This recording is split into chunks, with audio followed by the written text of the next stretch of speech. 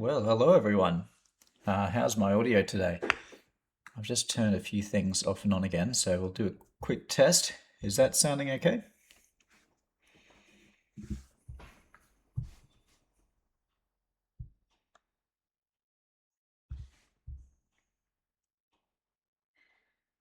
Seems good. Okay.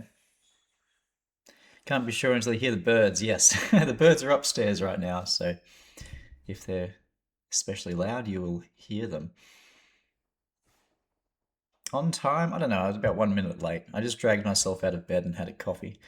We'll see how I'm going once that kicks in.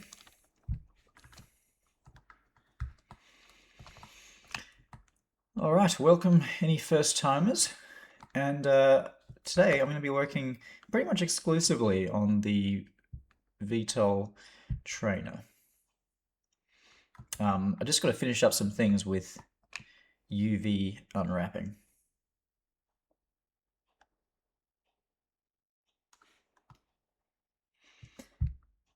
And UV unwrapping is where I take the mesh and project it onto a 2D image, like a blank image, so I can texture it later. I was just going to spread this across both screens, but I will not do that because you won't be able to see what I'm doing.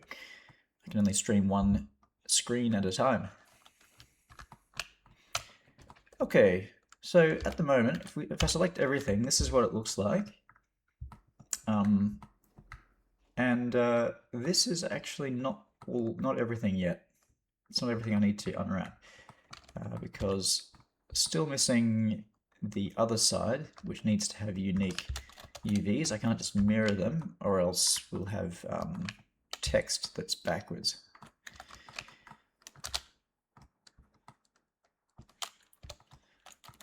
So I just got to select everything that needs to be mirrored over to the other side. Some things probably don't matter as much. If there's things that likely won't have text on them, then I probably will just mirror those things.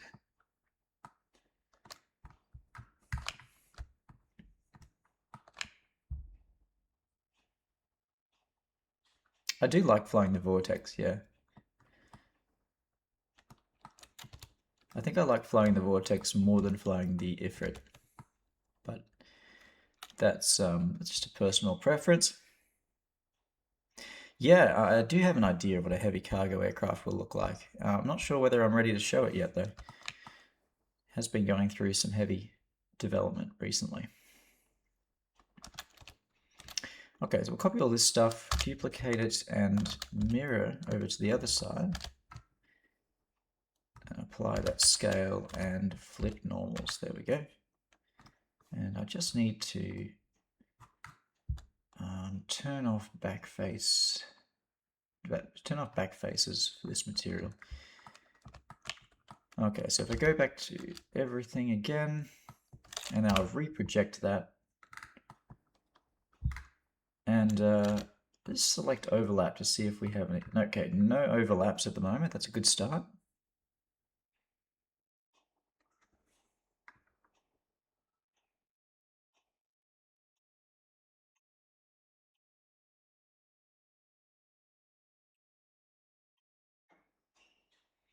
Gotta leave the pylons and gun pods separate from the aircraft. Well, in the livery template, you can just use L to select all the linked vertices, and then just move them if you want. Blenders, it's pretty easy to do that in Blender. Some people like having them like together for texturing because they might want to make a they might want to draw features between the objects, between the gun pod and the rest of the body. If you want to have like a blob of camo that spreads between the two. I don't really have words yet. Coffee hasn't activated my language center in the brain.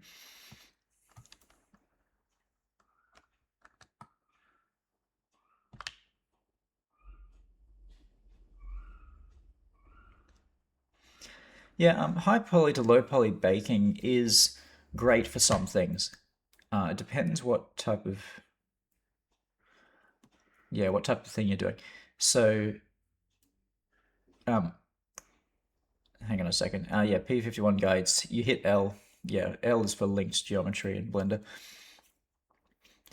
Yeah, high poly to low poly baking is great if you've got something that's quite like blob shaped. Like when I was at BeamNG, I did a lot of engines, and engines are very blobby, and they've got like a ton of detail in the high poly, and then you can just sort of make a loose form fitting low poly shape and bake the high poly to low poly, and it works great.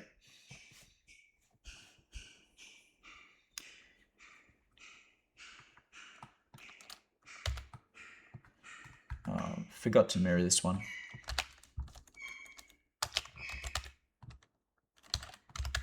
So flip that. Let's do a re-unwrap.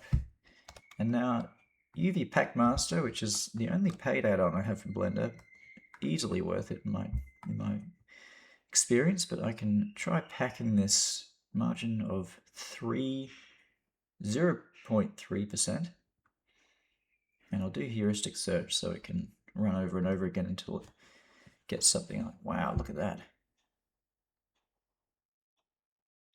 Hang on, this looks a bit stretched.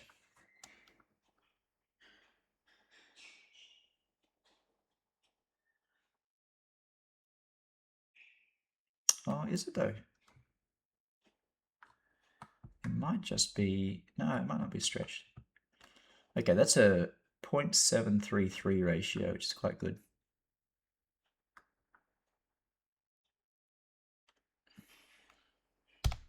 Okay, we'll leave it at that. And that should be ready to start creating bevels and other things for. So we want these islands packed really well because I use 2K textures on planes and nuclear option, and which is pretty low, but it's one of the reasons the game is only 2 gigabytes. So means I need to pack the UVs quite efficiently. Just remembered though, hold up, let's select overlap, no overlap. Why is this brighter than the rest? Fascinating.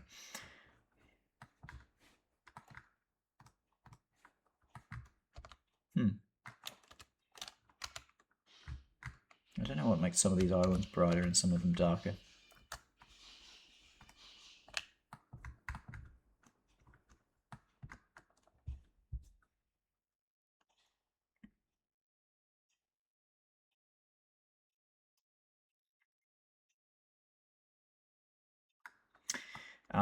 Oh yeah, you probably heard the finches just now, which is impressive because they're in a different room. They're yeah, upstairs.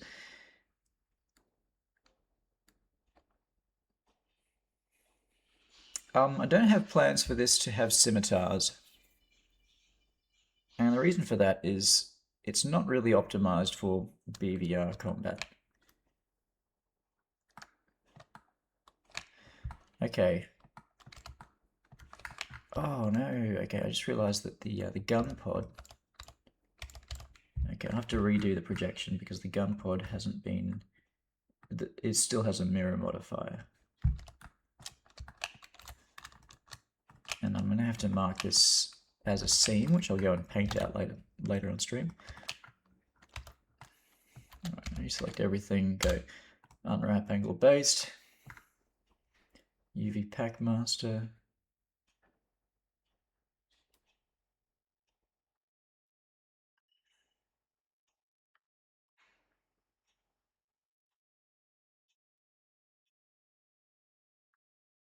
The radar is slightly less capable than the revokers.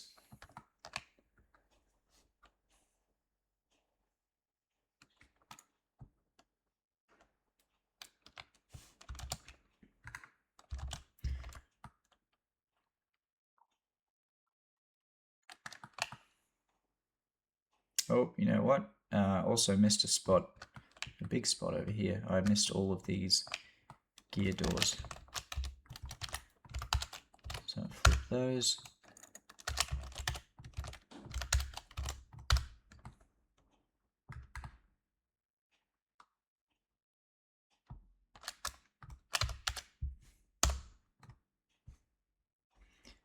This is really fun to fly this plane. In my experience, it's having switched back to a version of the game without it for um, the purposes of playing online. It is it's a real shame to me that this plane isn't available. I miss it. I miss it very much. So I think it's going to be a bit of a favorite, uh, if I may say so myself.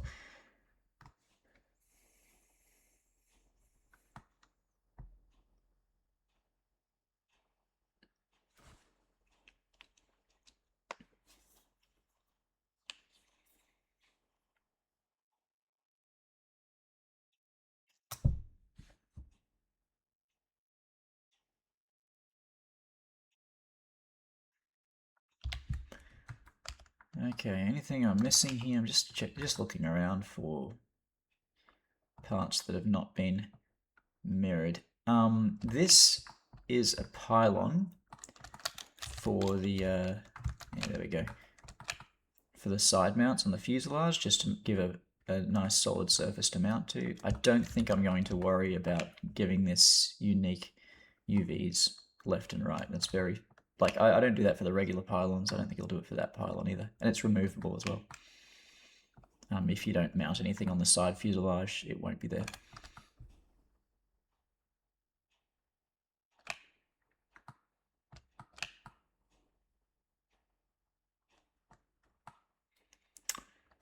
Okay, so let's go.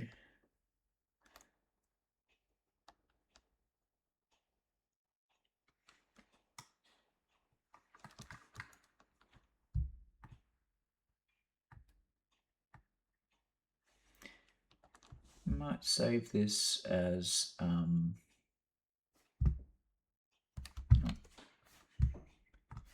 wait, we go image, export,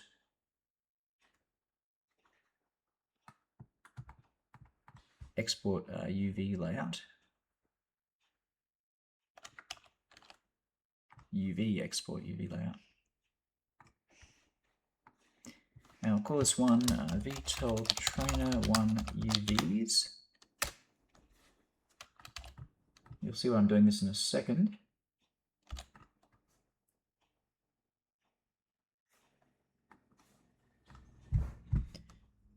And then we'll go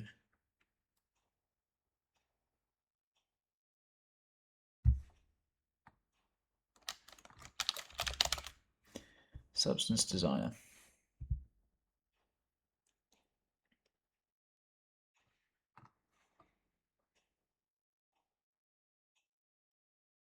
Yes, it has auxiliary intake doors, and it gives it about 10% extra thrust while hovering.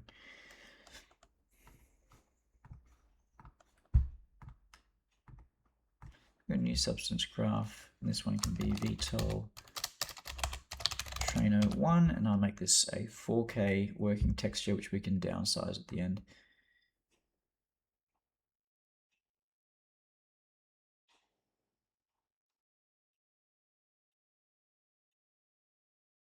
Yes, it does have puffers. However, it only has wingtip puffers. It doesn't have thrusters for pitch control. It's able to vary the balance of pitch between the rear nozzle and the front ones effectively enough to control pitch.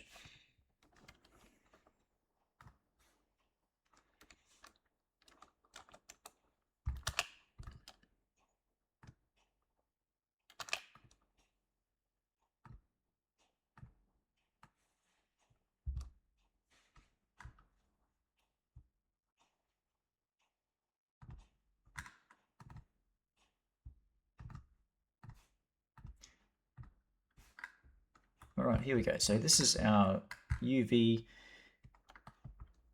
layout that we just exported. I just exported, and then I'll go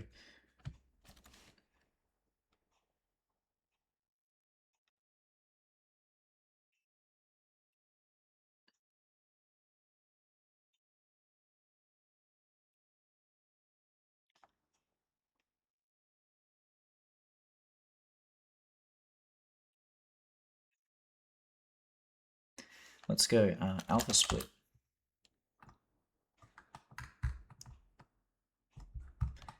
Yeah, I won't be able to answer all the questions, sorry. And then after alpha split, I'm going to do 2 blurs, blur HQ grayscale. I'll do a small one and a big one. Because I like to have the tight curvature at the edge of the panel, and then a more gradual edge distortion of the panel, and combine those two.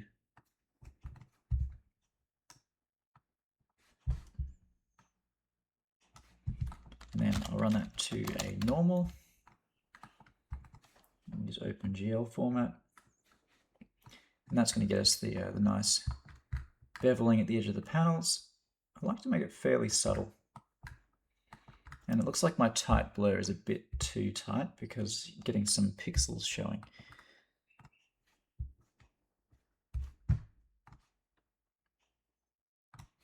So I'm going to double this radius. Actually, now it looks too blurry.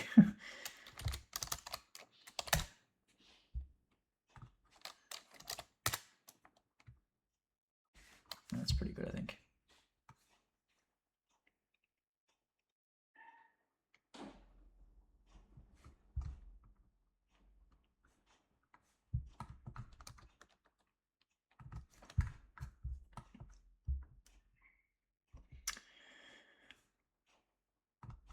So go and save this as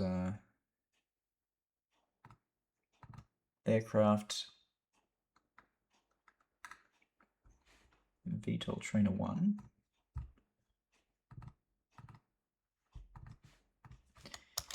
VTOL trainer 1 panels normal.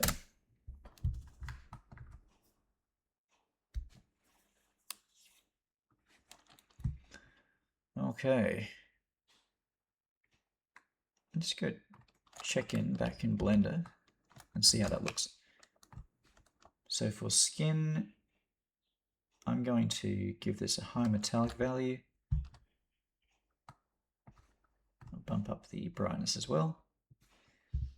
Keep the roughness, I move it roughness a bit lower. And then in the shader editor, I can use that texture I just made.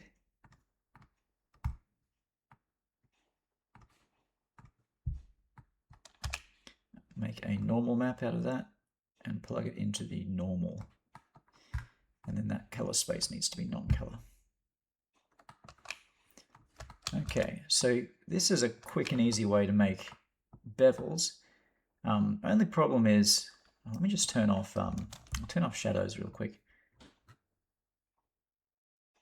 if I can.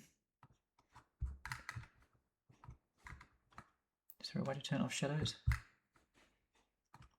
Turn off ray. There we go. Simplified view. Yeah, the only problem is this has more seams than I want. Like, I want to get rid of that seam in the middle.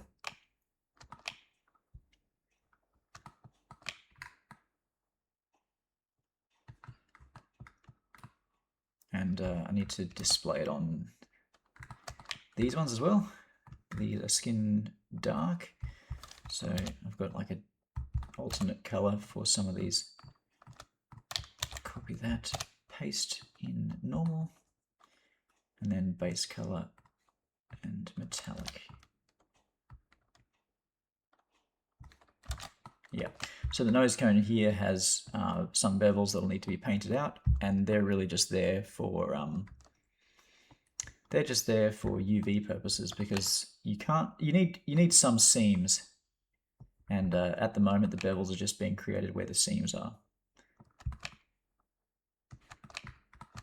You can see, for example, here there's a seam because in order to unwrap this cylindrical piece, it needs to be cut somewhere.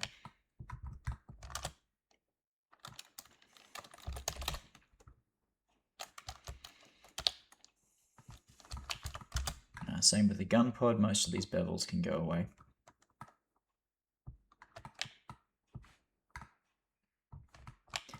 And this, hang on, Shift L object. Okay, there we go. I'll just check that this is not. There we go. So I need a UV warp. Oh, it's got one already. Good.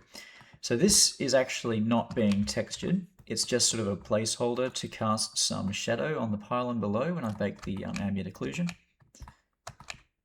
And it's just copying the geometry from this piece, which is being unwrapped and textured. So it's just sort of like a stand-in for shading purposes.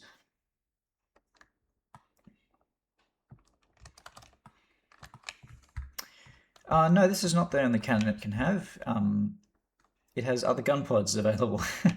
So using these side mounts on the fuselage, it could carry a 20mm small gun pod on either side. So you could have an asymmetric gun pod layout. So one gun here, and maybe a missile on the other side, or two AGMs, like in line with each other. So you've got some interesting loadout possibilities. You could also carry a small 20mm gun pod on each inner wing pylon, and then a nuke in the middle if you wanted to.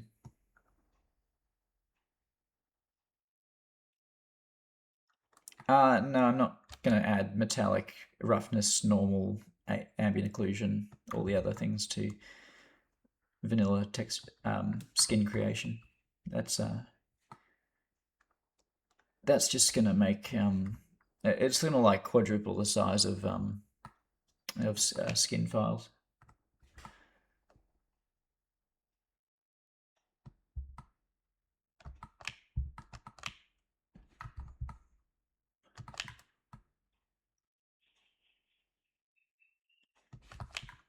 All right, just the thing I haven't done yet is shader editor for this exhaust material.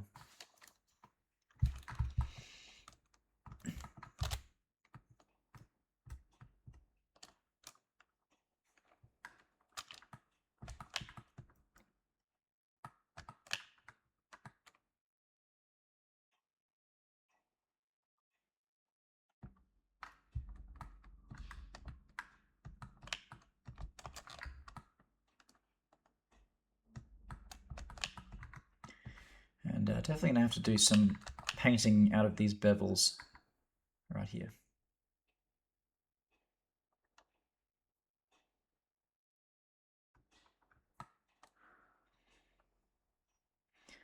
Okay, I think that's about done.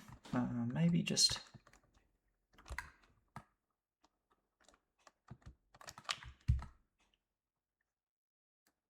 Maybe just need to... Oh, hang on. Okay, I've forgotten something. All right, we're going to have to do another unwrap, unfortunately. And what I wanted to do is I want to make all of the canopy elements about 1.2 times size. I'm going to break all the UVs here and have to redo it, but that's okay.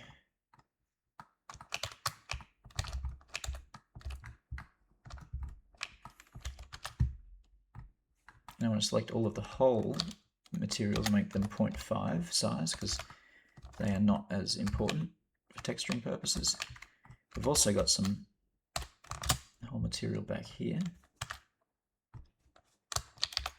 Scale it down to 0.5, and I think there's some on the tail.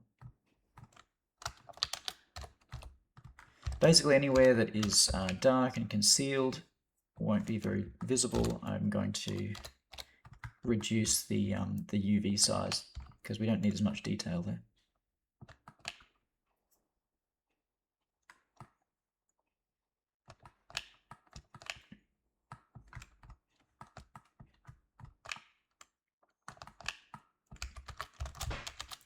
And then slime light, I think we'll make slime lights 1.2 because they are interesting.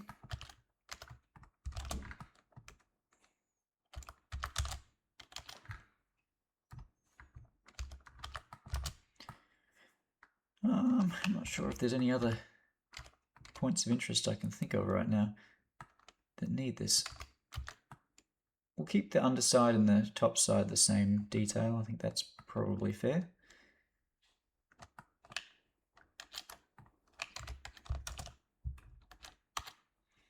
And then just need to repack all of this.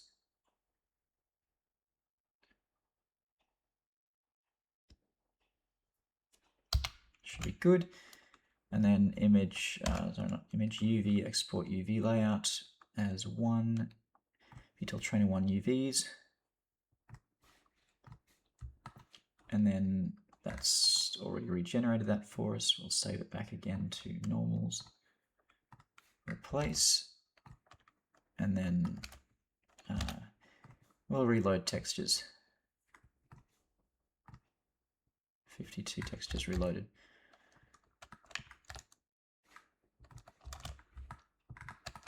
Okay, so this will give us a bit more texture resolution in the cockpit area.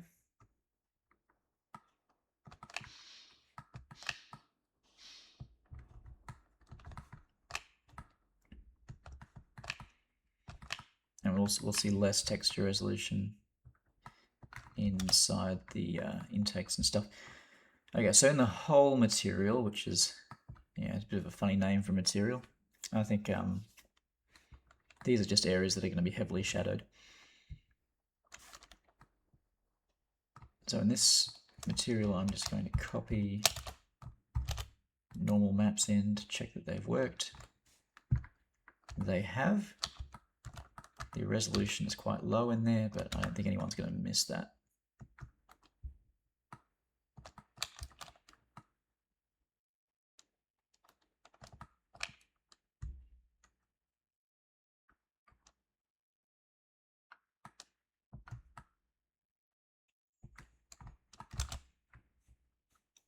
Okay, slime line. I'm also going to give this the bevel treatment.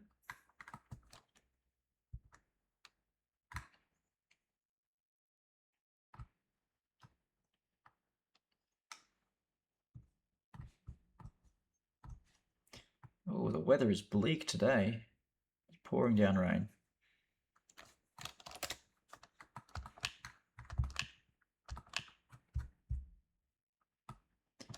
Okay.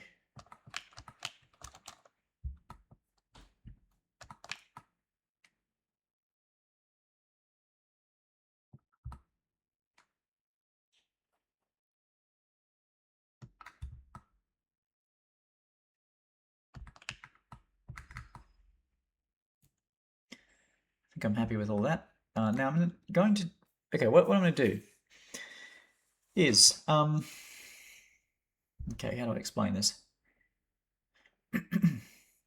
I need to paint out a lot of these bevels. So for example, that bevel there, that one, the one at the tip of the nose, everything down the center line pretty much is all unwanted. I'm going to paint those bevels out, but in order to do that, I'll need to make a substance painter file specifically for doing that. And the reason I want to do that is if I change these UVs at any time, if I discover that I've forgotten about some bit that's mirrored and I want to reproject the whole thing, I don't want to have to start the paint over from scratch. So I don't want to be painting on the texture, I want to be painting on the model. And to do that, I need to be working in Substance Painter.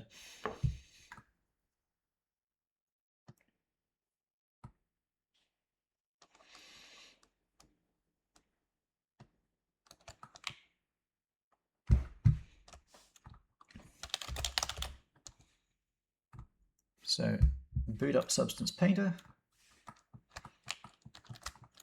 And I want to merge everything. So I'm just going to copy everything I've made, convert it to a mesh, which should apply any modifiers, and join. And then I'm going to apply all transforms, remove all of the materials except the first one, and then export as an FBX.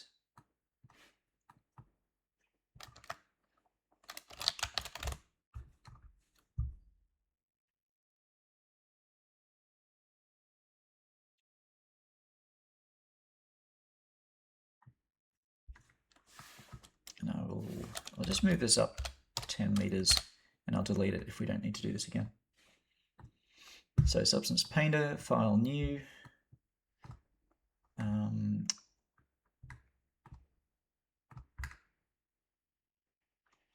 don't think we need a template.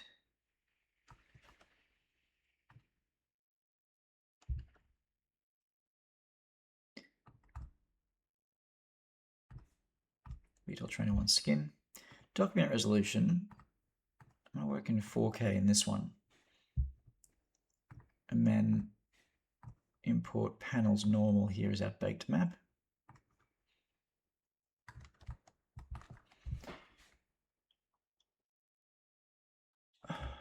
Oh. Well, that's annoying. It's come with a lot of textures.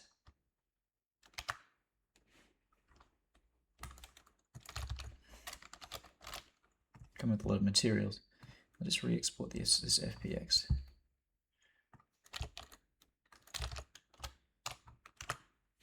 And it's re-import mesh.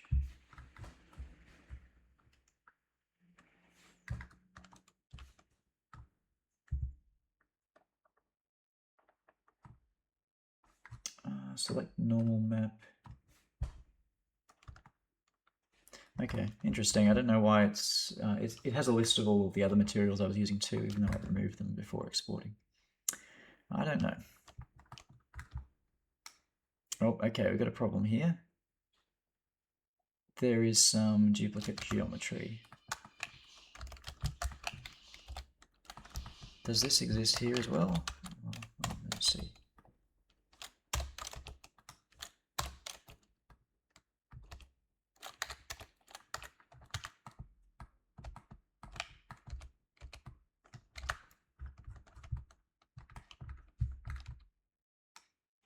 Looks like the whole thing is kind of mirrored.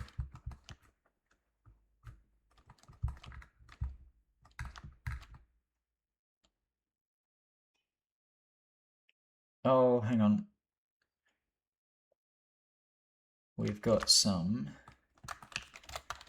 Is that happening here too? Right. Got some modifiers that I didn't apply or remove. So this one has a solidify modifier, which I need to get rid of.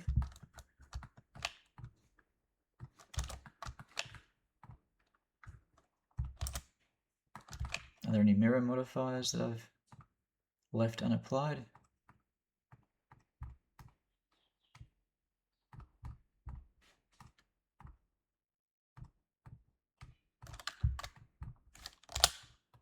Convert to mesh. Move it up 10. Remove all of the materials except that one. Export as FB. Shopfront assets. Yep.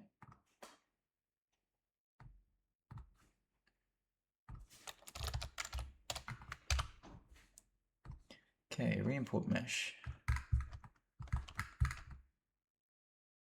Okay, I don't see any shimmering effects now. I think that means we're all good.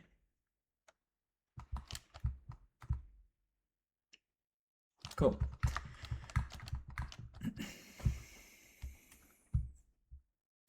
Okay, so I'll get rid of the normal map and I'm going to add it back as a layer that's paintable. So this layer can be normal, and it will have a normal map of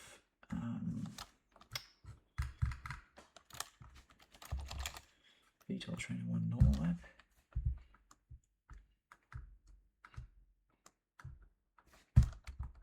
That's inverted though. Those normals are inverted. It doesn't look any good. I wonder why. Texture settings.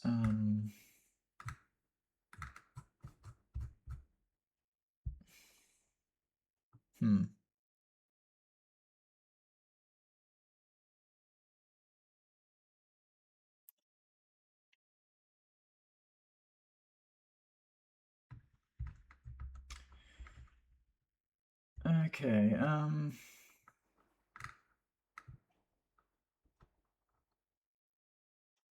maybe I won't do it via normal map.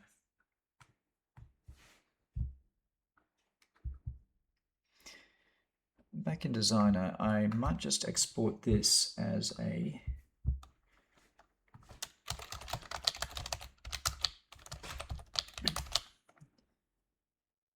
UV's height, file import resources, UV's height as a texture.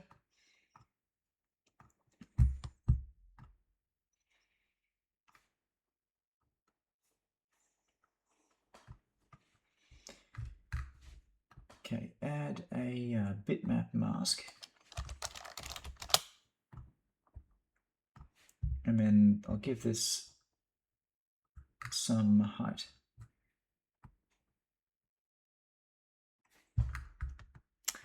Okay, that doesn't look great either.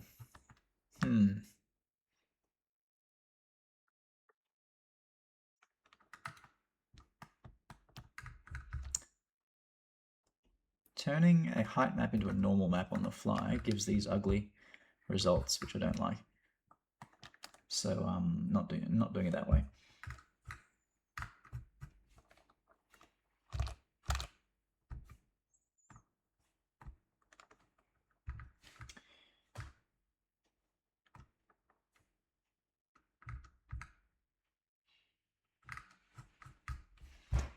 Okay, what's our normal mode?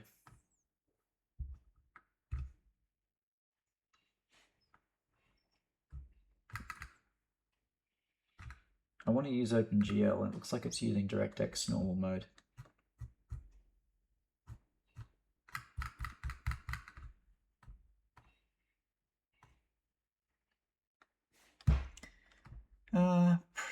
Project configuration.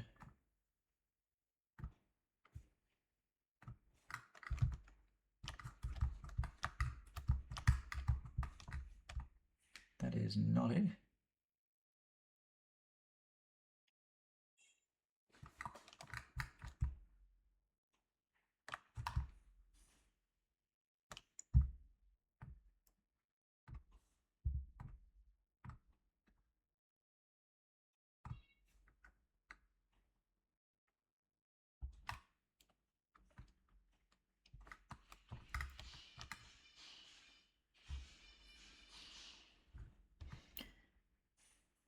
This plane's always had big intakes because it basically needs the airflow for VTOLing.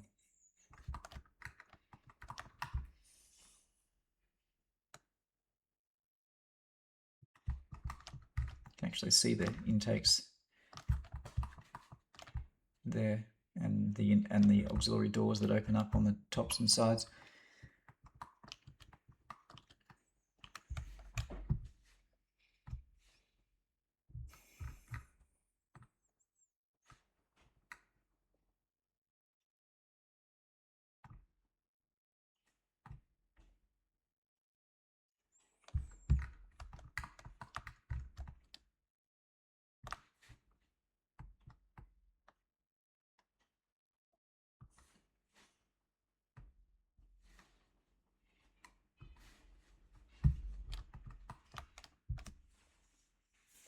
Thank you, Fires That Burn, for the subscription.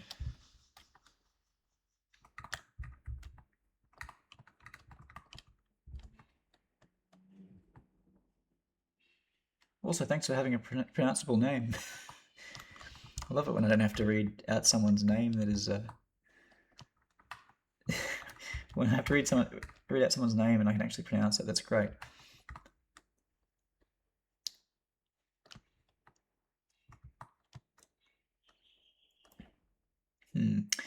Okay, back to what I was doing, which I am still struggling with.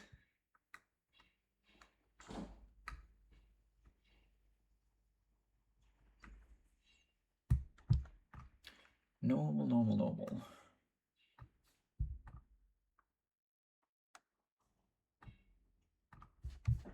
I don't get why this is inverted.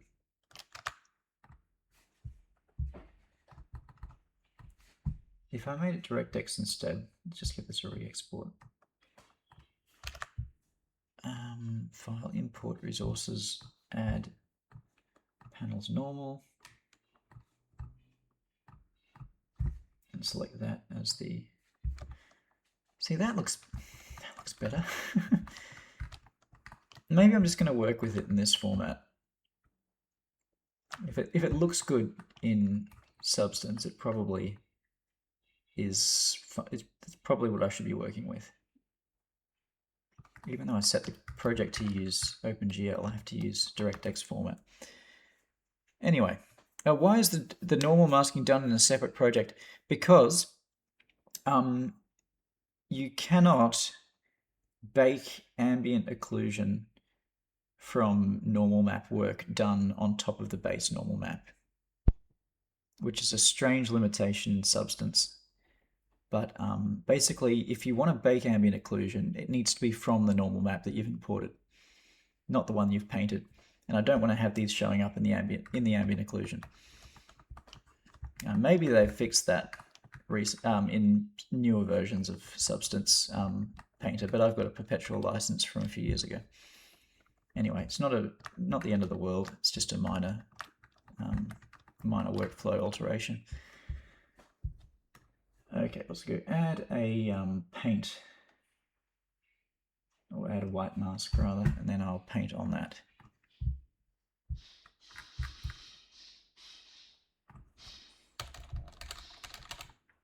There we go. Okay, so this is going to let me paint out seams that I don't want. Mostly. This is a bit of a process that might upset some people. If you have OCD, you might not want to watch the next half an hour, because it's not really possible to perfectly paint out normal seams. You got to try your best.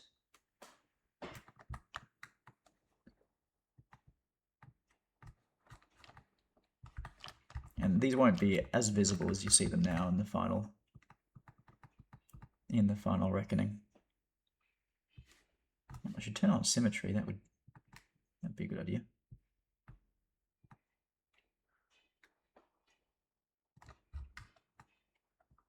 It would not.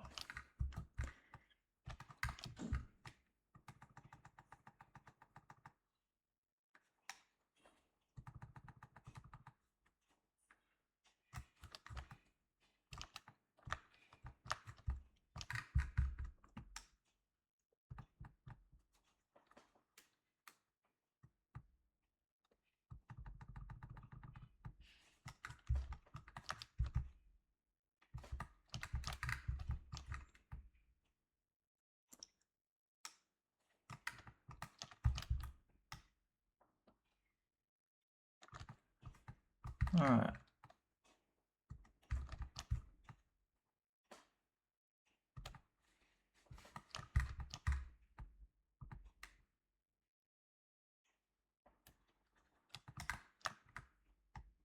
How maneuverable is this plane going to be? I think you could compare it to the compass.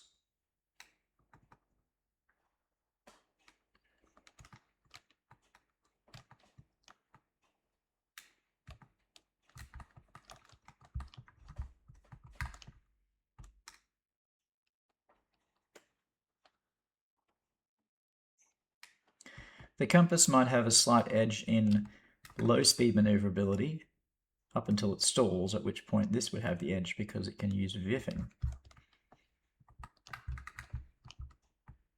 Compass has bigger wings than this, which is good for turn fighting.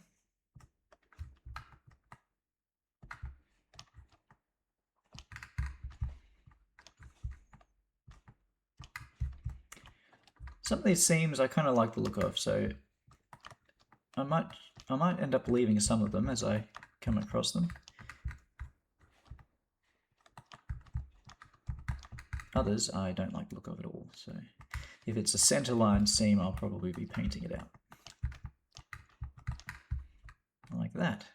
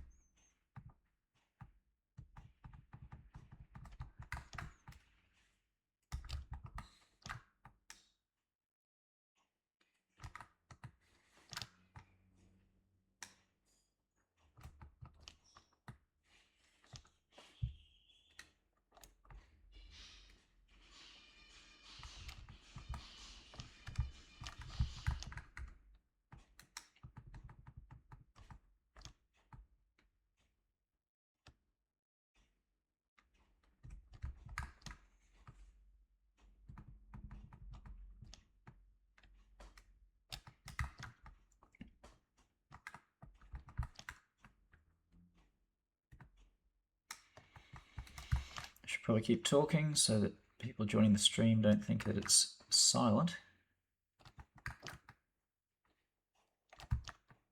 These seams here, as I mentioned before, are all created by the UV unwrapping process. And I've automated the edges of the UV islands to become bevels. But in fact, not all of the UV islands are wanted as bevels. Some of them are just there for the necessity of getting a nice unwrap. These ones, for example, are needed, but not wanted. Thanks very much, Backup Carrie. Thanks for supporting the game. And yeah, we love making the game as fun as possible. And it's honestly a dream come true for me to develop this game. It's something I've been wanting to do for decades. Specifically, like this game, I've wanted to make for a long time.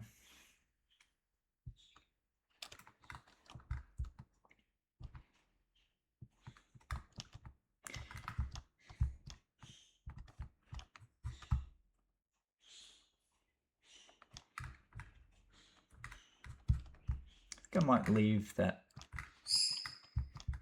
bevel on the top there.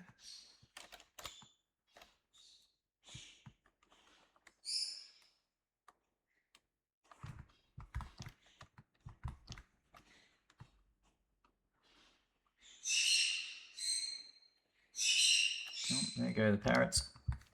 Hello, Opal and Midnight. Good morning.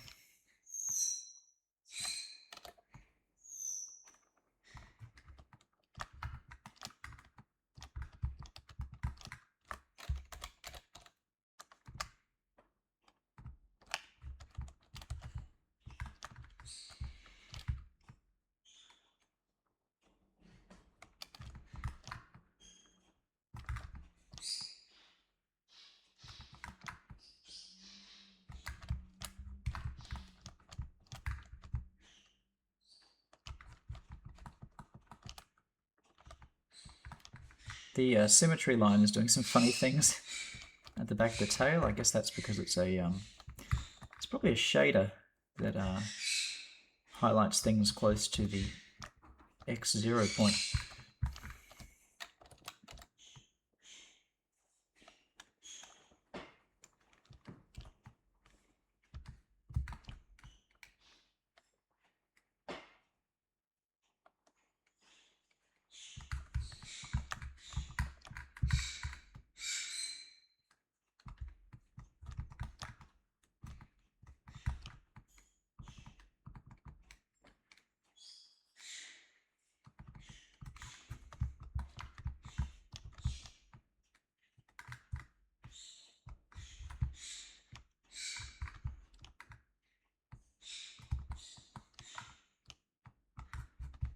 That's the landing cam for VTOL, by the way. That little blister there.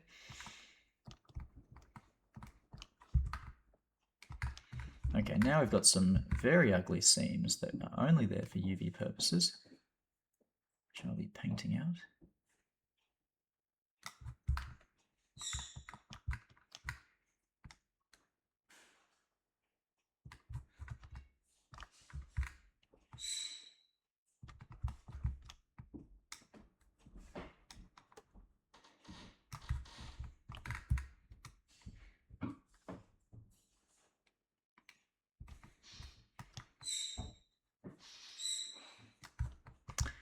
That's satisfying. It's like filling a gap and sanding it out.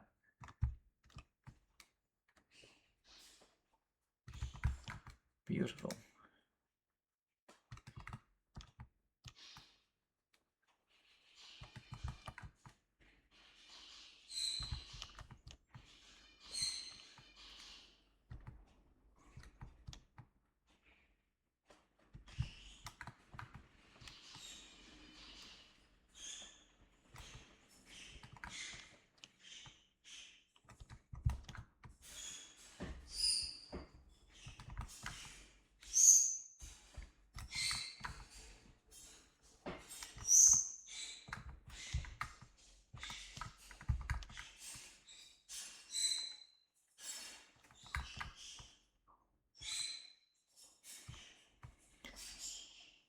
Now I'm going to be focusing on the texturing process of this aircraft today.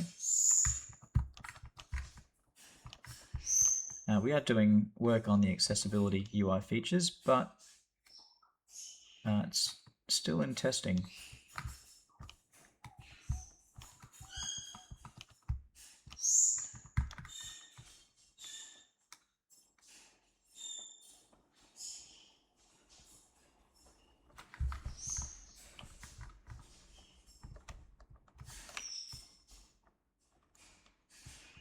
This is the flare dispenser.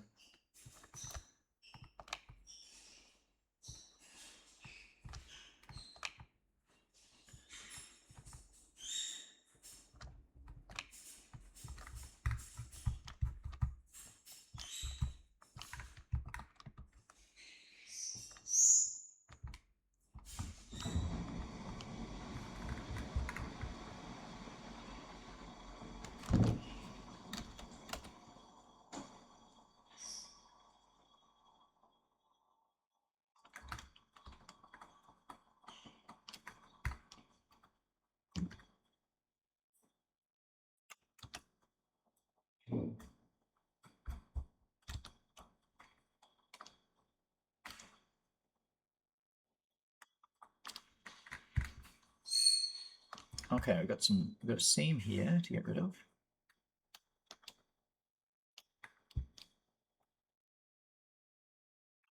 And one over here.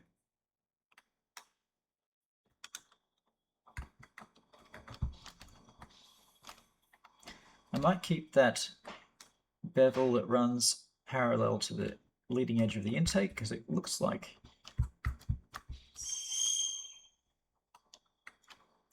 a nice little capping material or capping trim. I like it, yes. So I'll just leave that one there.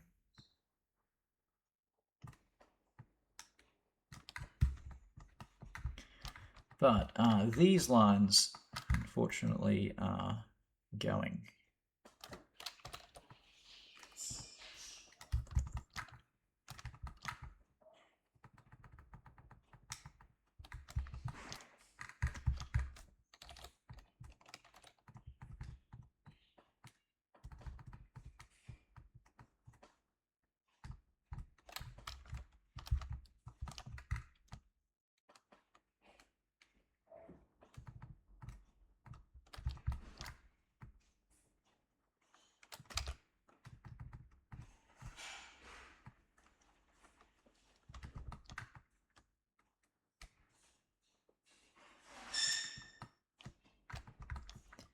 Thanks, John Blue. I'll see you later. John has done our official merch. Amazing stuff. You'll probably see the merch link show up in an automated message from time to time. So stick around for that. If you haven't checked out the merch, that is.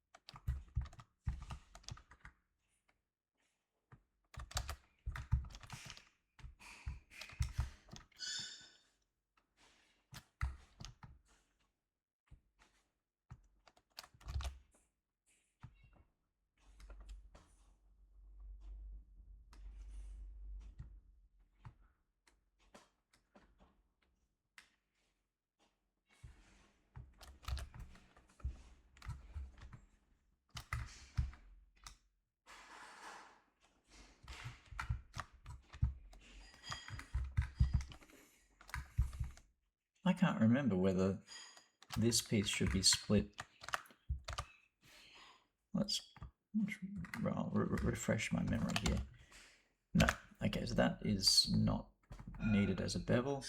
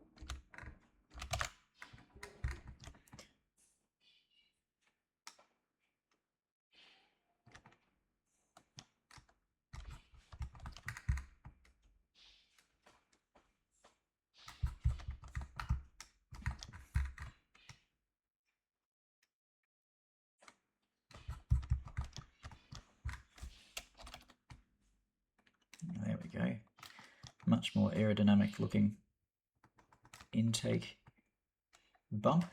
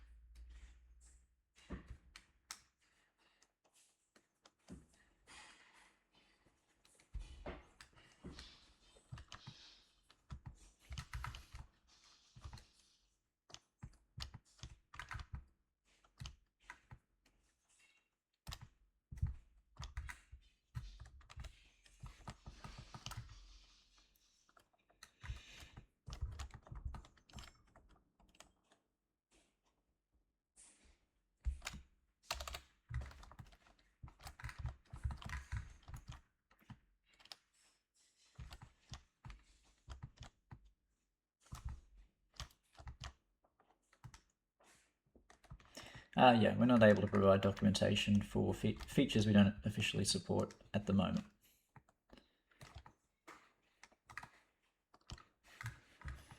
Thank you, Lord Bongus, for 6 months of subscription.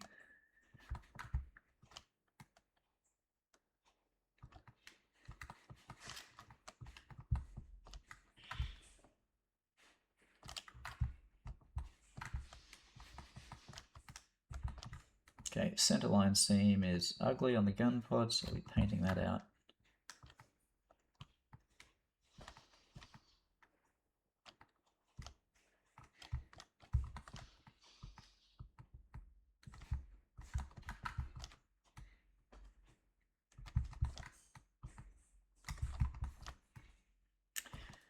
I think I'm mostly done with the seam painting. I think there's just maybe 5 or 10 minutes more of this to go, and then move on to more interesting stuff.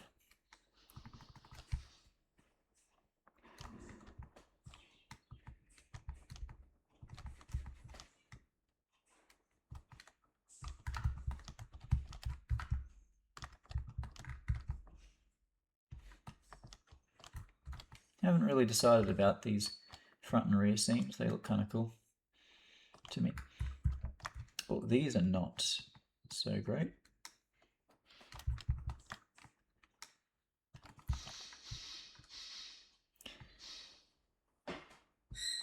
If I remember correctly, there's 680 rounds in that gun pod of 20mm. So more than the Vortex, less than the Revoker.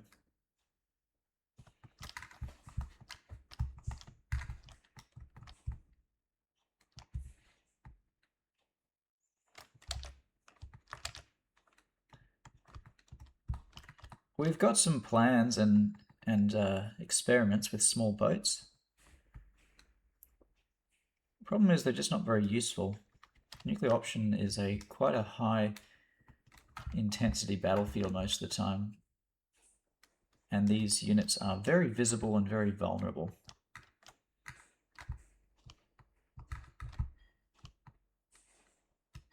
Unless they have sophisticated systems on board, which kind of calls for a larger boat.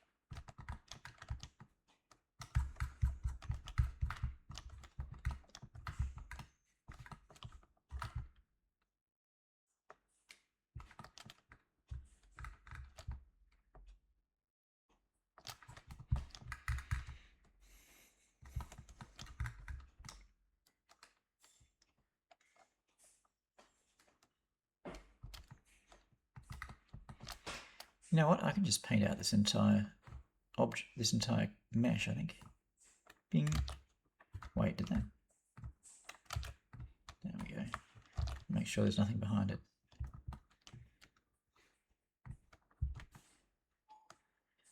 Yep, I like that.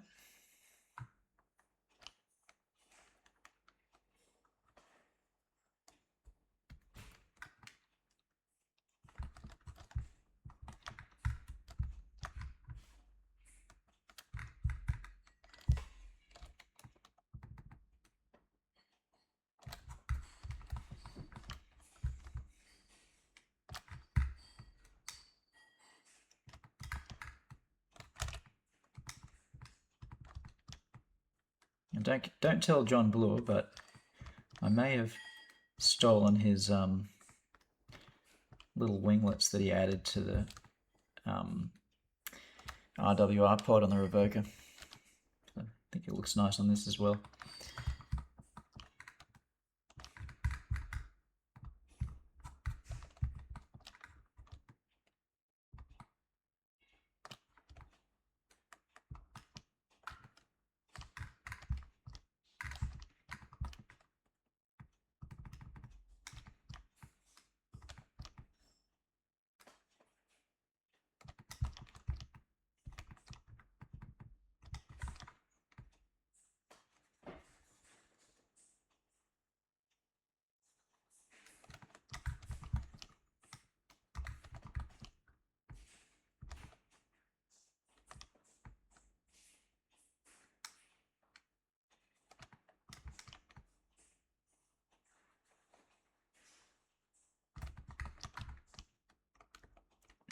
Yeah, there would be some lineage. That's why I thought it would be appropriate, because these are the same faction aircraft.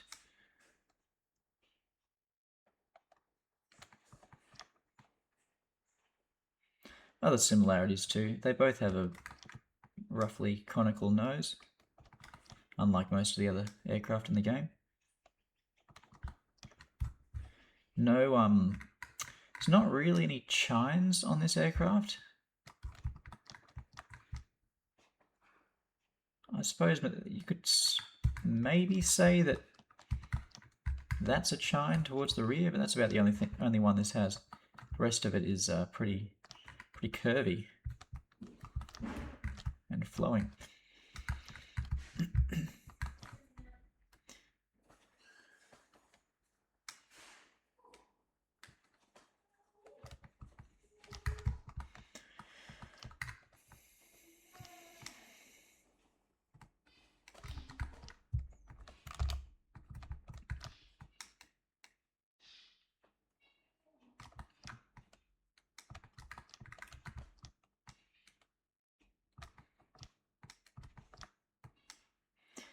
Yeah, curvy planes are nice. Not very stealthy, but that's okay. You don't need to be stealthy when you're curvy. If you're good to look at, there's no need to hide.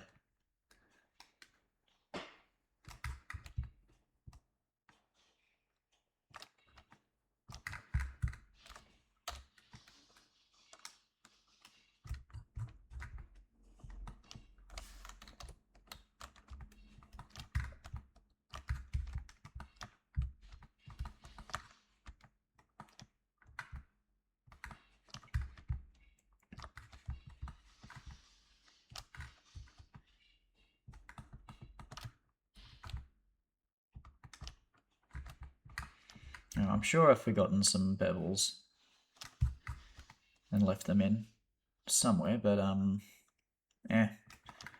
just have to come back to that later. Wait a minute. Oh, interesting. Okay, I'll just leave that one there, I suppose. Unless I can half paint it out. Oh, I might just have to do it like that. It's not usually how I do things, but I'll give it a try. Because that bevel kind of fixes the shading on that sharp edge, but it overdoes it. pretty nice. Happy with that. Oh, better save this.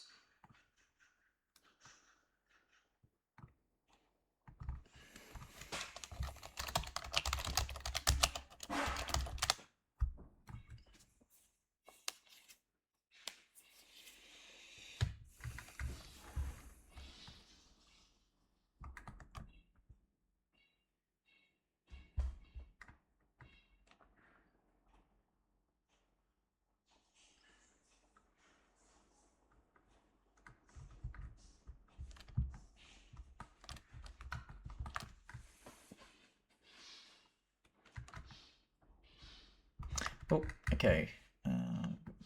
Opacity to that. I need to turn off the symmetry so I can see better.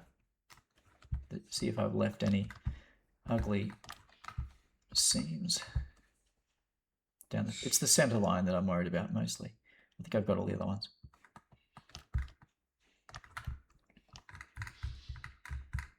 That's a bit annoying. It's just very, very visible. It won't be that visible once the rest of it's textured. Maybe I can go like, yeah, lower opacity, just to give that little bit of help. There's only so much I can do.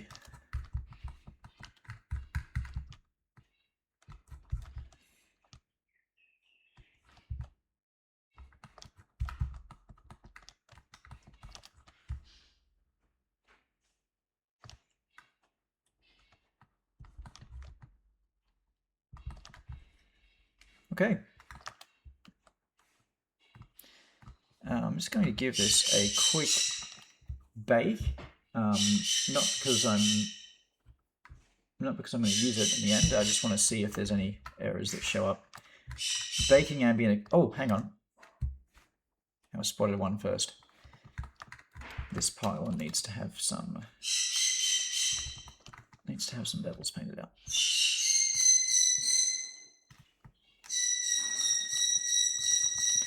Ah, there goes Opal with the morning yapping.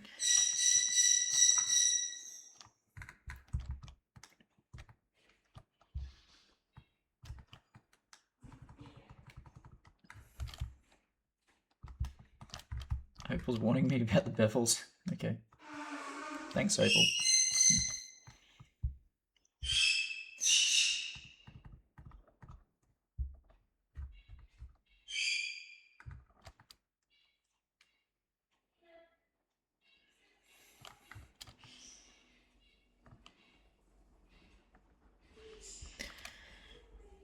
All right. So this, I think this one turned out all right. This is like this wing fence, stall fence here, doesn't need anything painted out. Oh, actually, that's the original one up there. Down there is just a copy.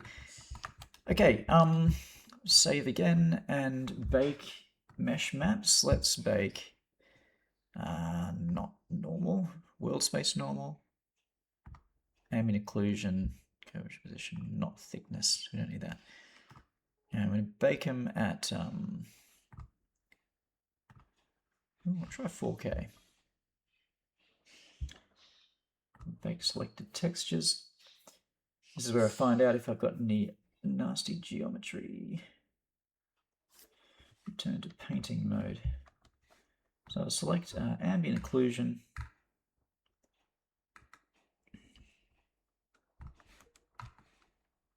Something funny has happened down here. It's like it's using the ambient occlusion from this part.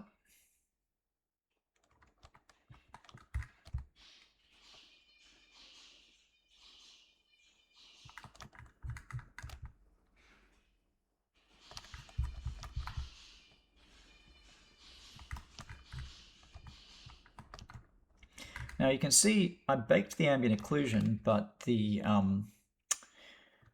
bevels don't show up in the ambient occlusion map, and that's because I didn't import them as the base normal map for the project. That's why I need it. That's why I need to do this bevel painting in a separate project to the main one. Okay, so why is it using? Let's go UV editor select overlap.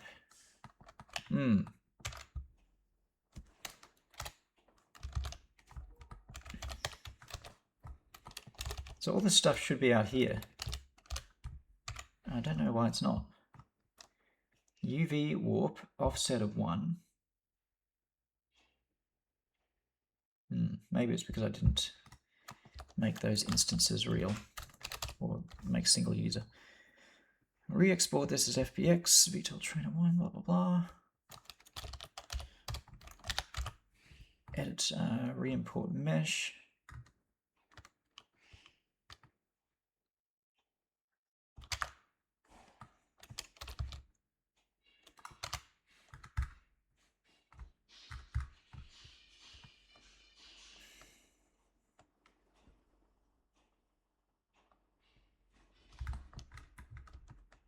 I'll try baking the mesh maps again.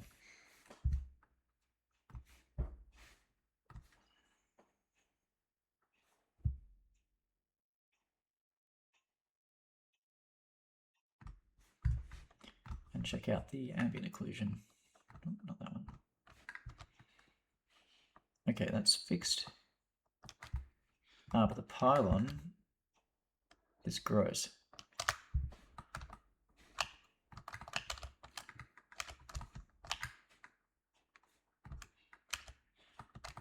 Oh, okay, so I accidentally moved the pylon over to the outside the main texture space as well. Move that one back. Export as FBX. Re-import. Bake mesh maps.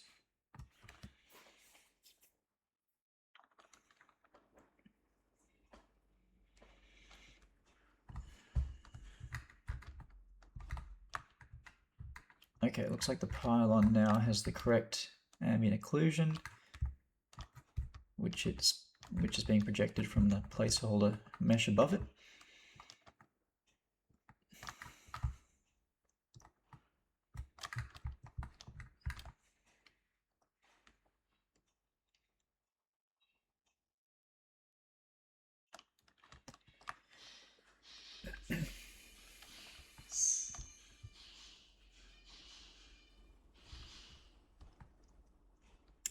There's some ambient occlusion burn-in on the place where the stabulator meets the tail, but I'm actually doing this deliberately because I've seen some photos of stabilators, not stabilators, what do you call them? Yeah, stabilators. I've seen some photos of stabilators being taken off for maintenance, and there's always this like patch of dirt where at their rest position where they haven't been cleaned. So I'm going to leave that there because I think it's an authentic detail.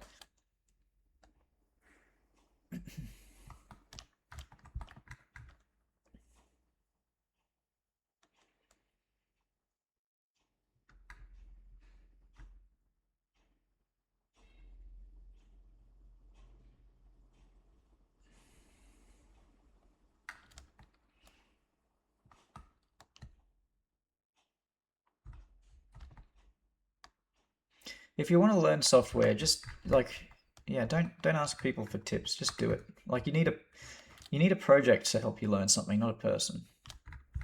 It's like if you're trying to learn something just for the sake of learning it, that's not going to work out well. You gotta be using it for some purpose with some end goal in mind.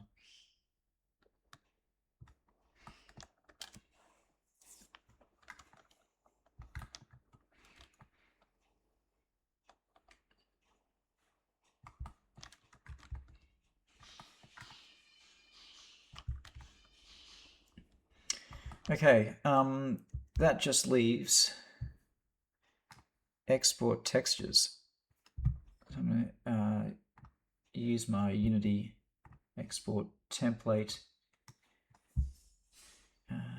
Unity URP.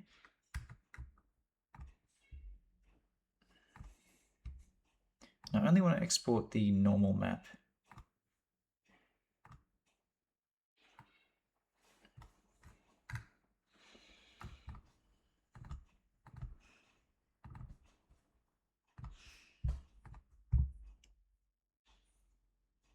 So list of exports will be skin n.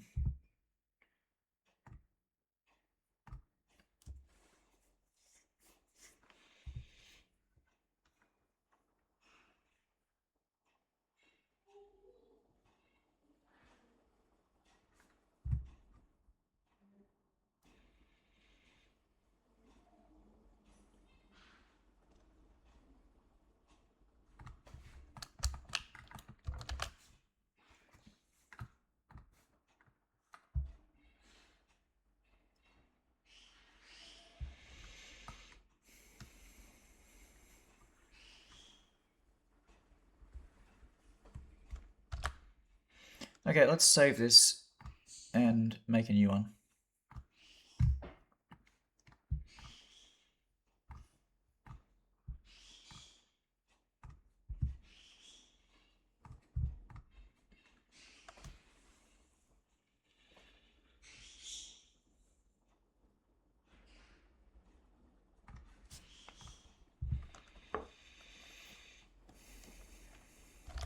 Maybe I'll bake a... Just hide this for a second, or maybe delete it. I want to bake an ID map.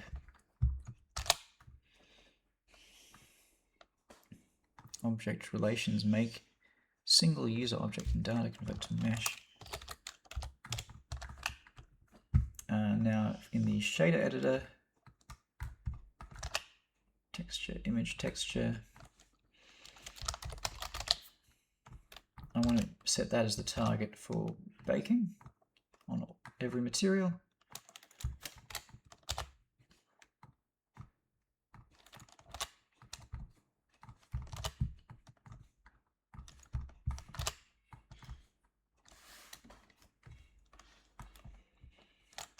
Wait a minute, where's CAS1 skin being used? Nowhere? Remove.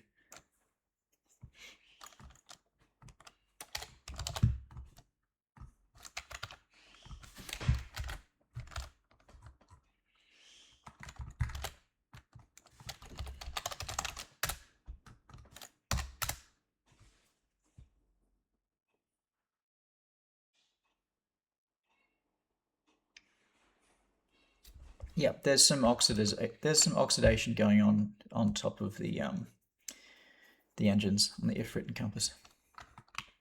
You'll see that sort of thing happen on aircraft after a bit of use, even if they're not made of steel.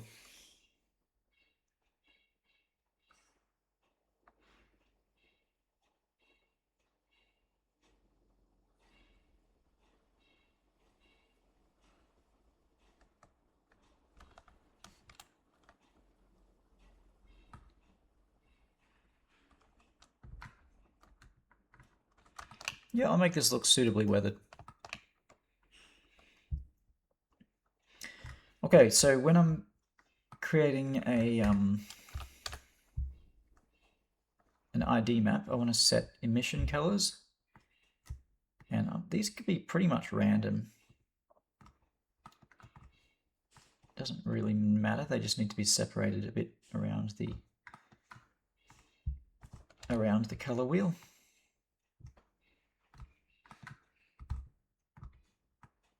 So I'm just going to go around the color wheel counterclockwise.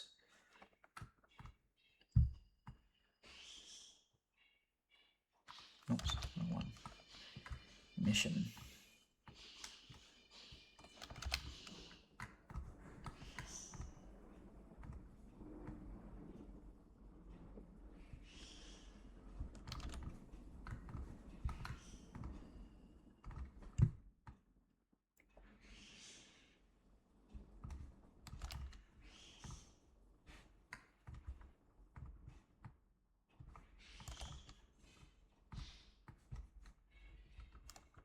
Okay, so now when I go to UV editor and bake, I will bake the emission, which should give me a color-coded representation of which materials are where.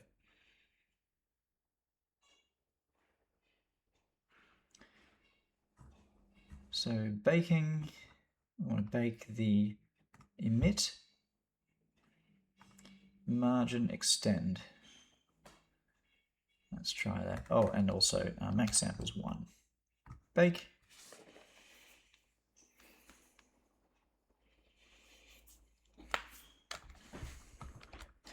All right, so there's our color-coded ID map.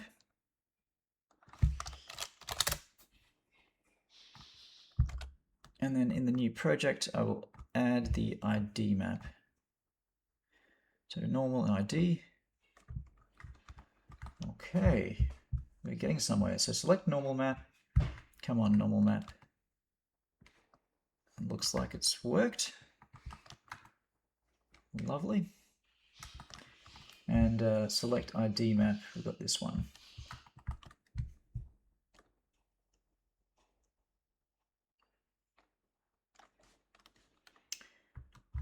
Okay, bake mesh maps. Bake them at 4K just for the, so we don't get any artifacts. We want to bake world space normal, ambient occlusion, curvature position, and not thickness. No need to do that. I'll hit the bake button.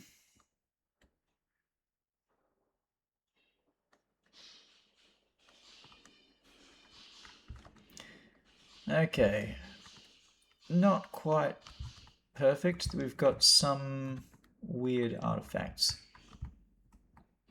That's a strange one.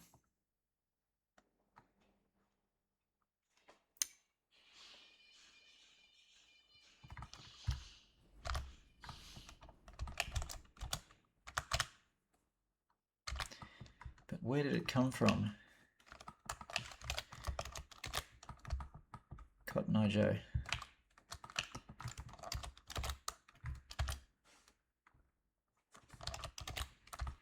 Some of these polygons that have too many sides might be the culprit. Actually, why am I doing it on this one? I should do it on the original.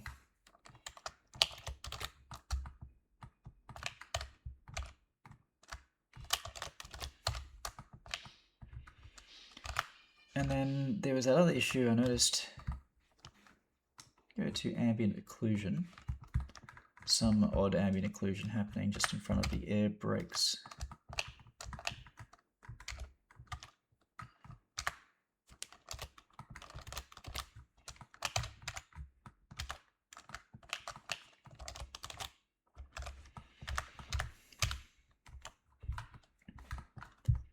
Any other problem points? It's good to spot these. That's one. Okay, so just inboard of the underside of the stall fence.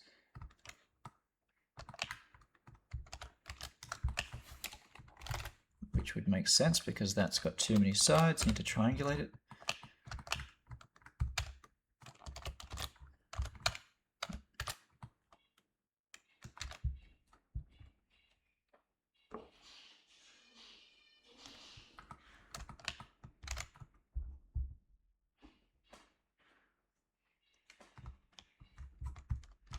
Okay, more hunting for ugly spots. Okay, that is inside of the rear gear door.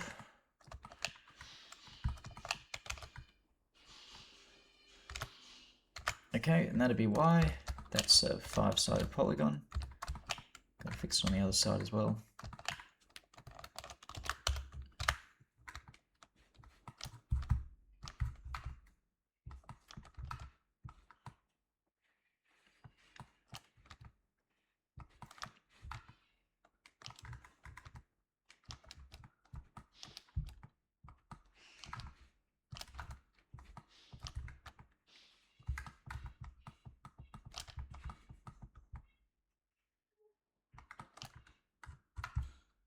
I don't see any others.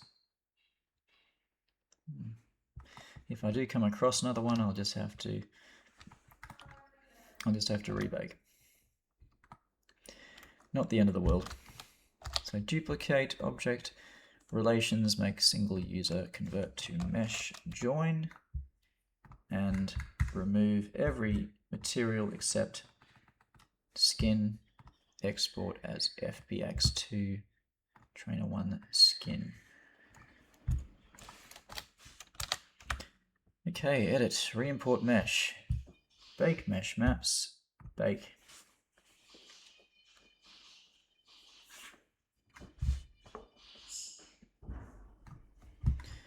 Okay, did it fix those things? It fixed that. Fixed the one in front of the air brakes. I think... Oh, okay, we've got a new one now. It's like whack-a-mole here. The big one on the underside of the wings.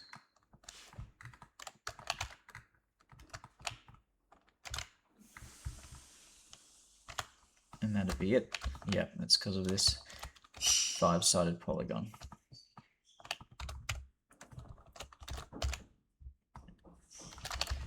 Alright, see the whole thing again. Object relations, single user, convert to mesh, remove other materials, export as FBX, and delete, re-import mesh, bake mesh maps.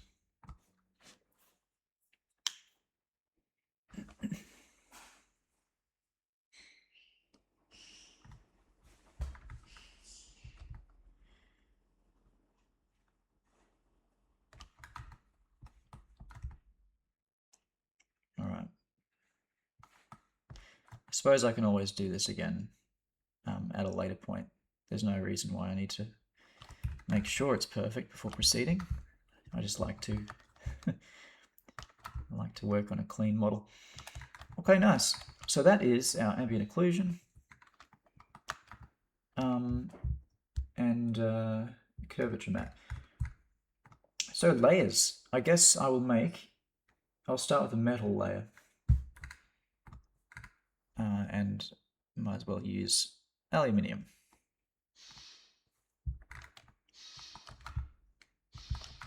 Now, it probably wouldn't be chrome like that.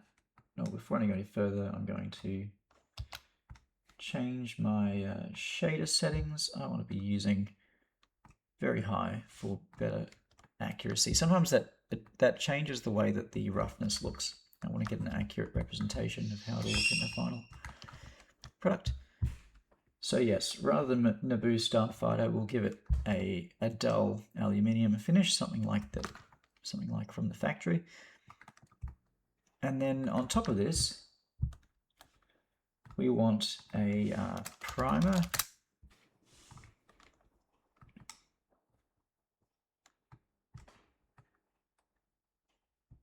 And the primer can be fairly rough, maybe like 50% roughness. And then I'll give it a generator for metal edge wear.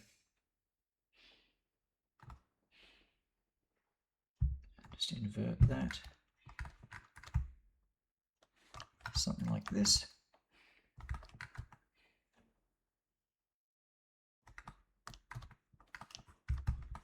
And then for the grunge, we'll use triplanar blending.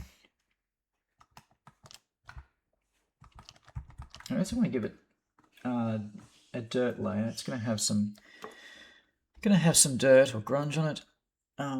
This will be dust. We'll call it dust.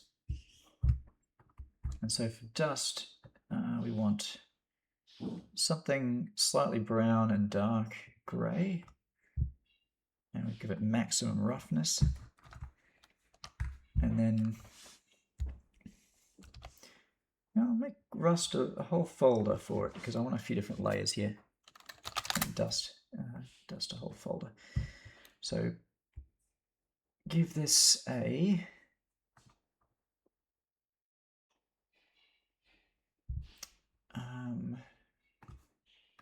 generator, which will be dirt.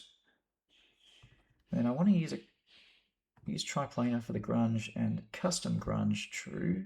Custom grunge will be my favorite, which is leaks small. This one always looks great. Brilliant texture included in Substance Painter. And then the grunge scale, I'll make that quite big. This is just a bit... my only problem with this dust effect is it's always too strong. I want it to be more uniform than it is. So actually I might turn the grunge down or off. Turn the contrast all the way down.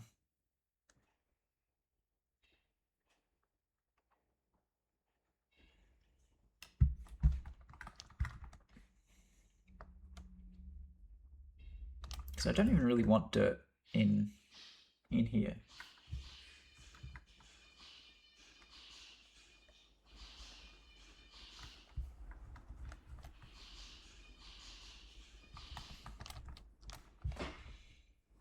Can I add a levels?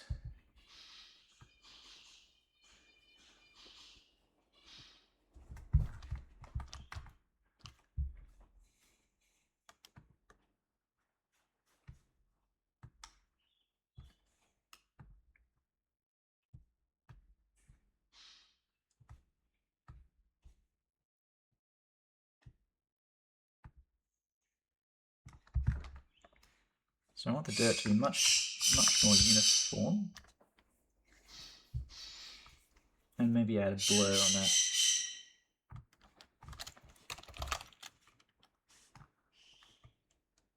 Very low intensity blur.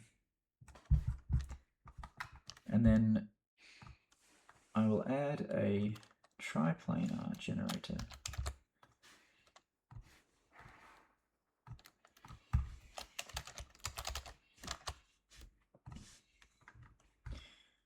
The triplanar generator can use image mask of grunge leak.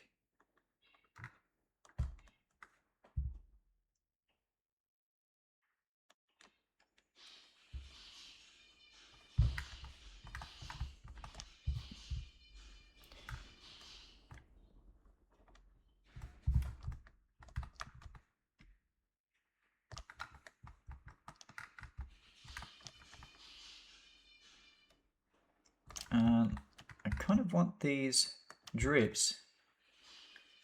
I'm not sure now. Should these drips be vertical, or like would these drips happen while flying or while on the ground? Probably more while on the ground. I might just leave them vertical like that.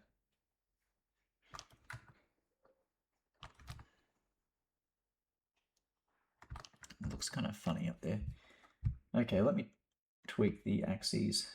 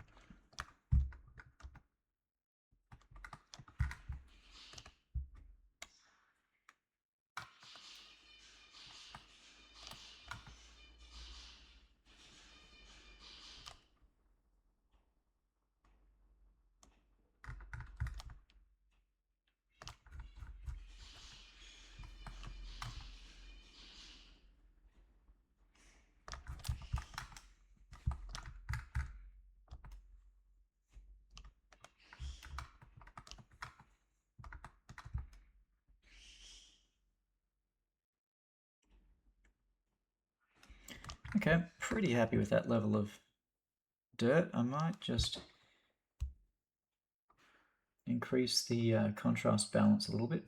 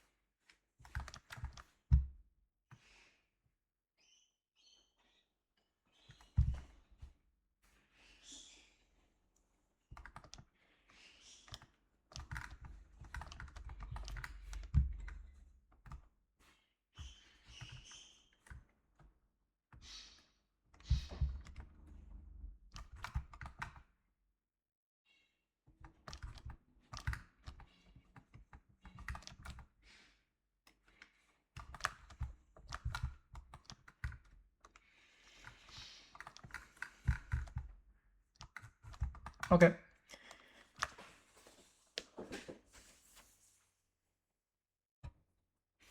Well, I haven't even added the paint layer yet. This is just a primer.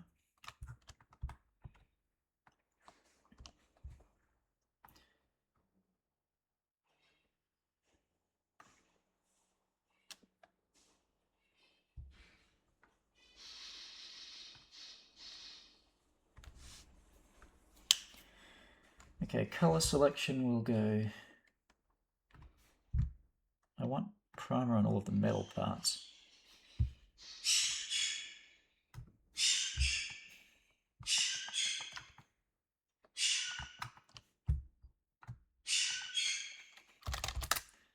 Metal, add a mask with color selector. Once again, I want metal on the metal parts, obviously. And then there's going to be parts that are not metal. They're like some kind of carbon fiber or something like the nose.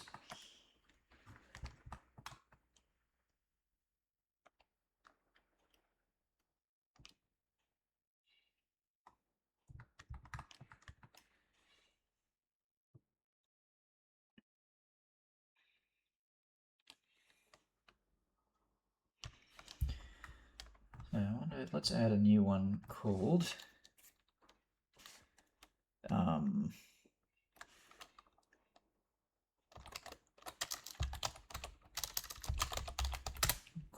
a new one called fiber.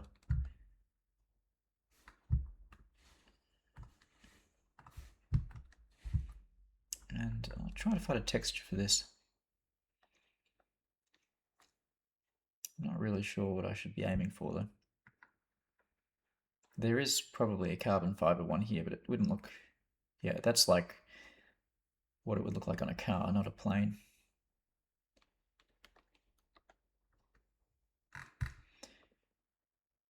What's this? Aluminium insulator. Probably not.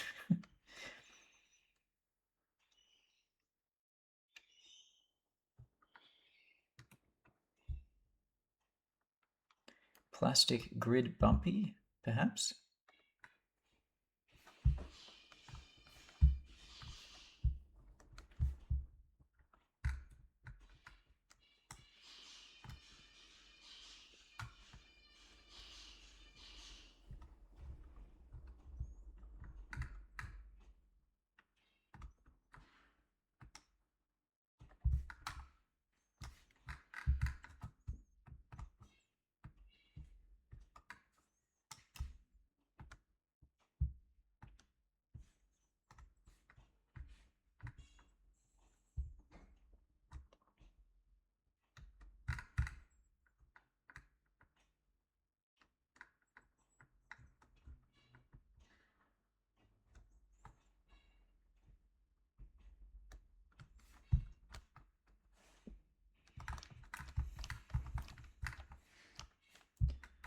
I think that'll do. This is all a bit pedantic anyway, because it'll mostly be covered by paint.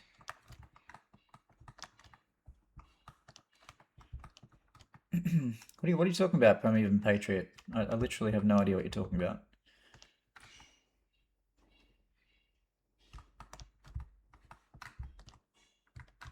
Oh, the skin texture, skin material. Oh, you don't want to see that. Maybe you do.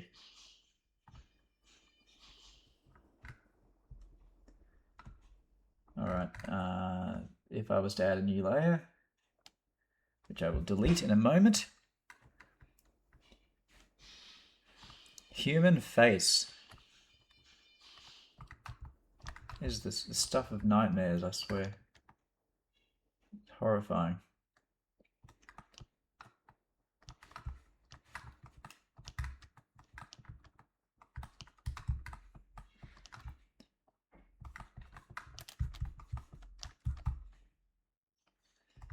For if you really, really want like nostril hairs on your plane.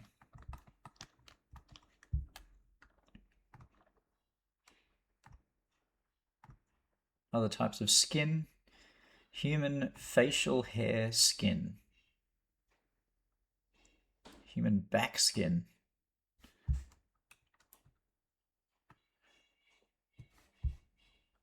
Human belly skin. bumpy. Forehead. Okay, mouth skin. What does that mean? Ugh.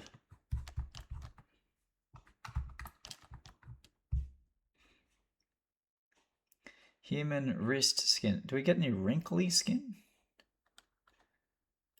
Neck. Leg. Yeah, I don't know.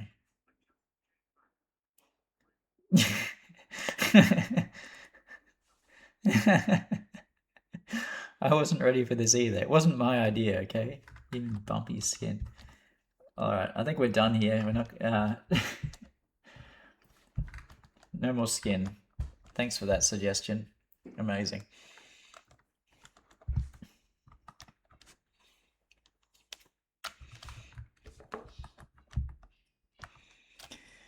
Thanks for the subscription, Zakian. Zacian? Zacian or Zakian? 2000.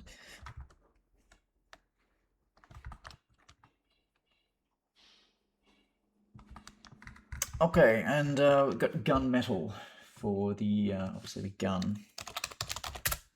Gunmetal, I think that's pretty much just steel, rust, and wear. Add mask with color selection. This one, there we go. That'll be a gunmetal. I'll buy another copy of Nuclear Option if I never show that again. But if I never show it again, you'll never buy another copy. Thanks Under the Brim for subscription. Amazing. Oh, you've got competition, I'm afraid, Minecraft Tyler. Your offer has been counted.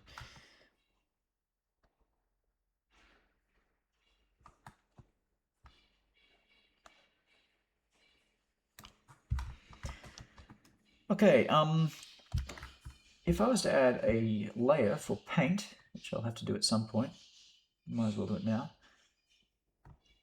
it would be like this. A new folder called paint, which you guys can't see my folder structure, unfortunately. It's on a different screen. So for everything in the paint folder, we want to give it a white mask with a color selector. We want everything that's red and everything that is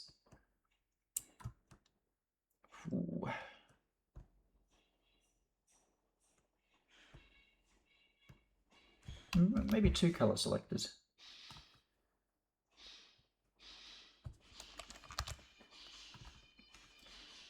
Add a color selector. I want them different opacities, so maybe the, yeah, there we go.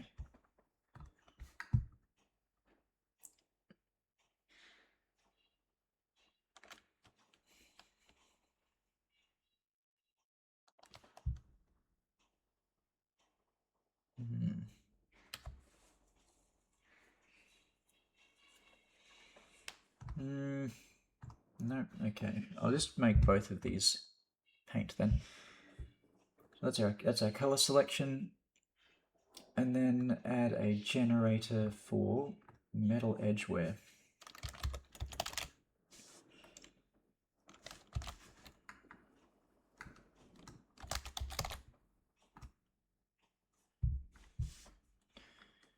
And we want to invert it. Okay, so you're starting to see what the paint will look like, and for our base color, I'm just going to call this one gray. And that's very aggressive wear on that, so we'll reduce that, of course. So metal edgeware, we want the wear level to be much lower. In fact, I want the curvature to not mean as much. Where contrast can come down. Grunge amount can bump that up. We want it to be fairly random from like chips and things. You don't want the wear to look predictable, because otherwise it looks like the paint is just generally low quality.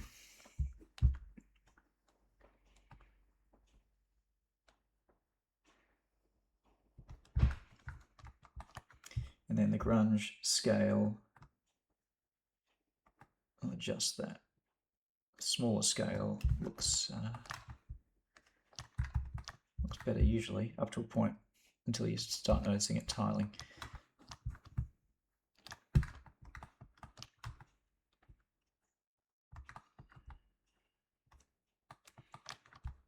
And by default, I would like I'd like the darker. I'd like the carbon fiber areas to be slightly darker.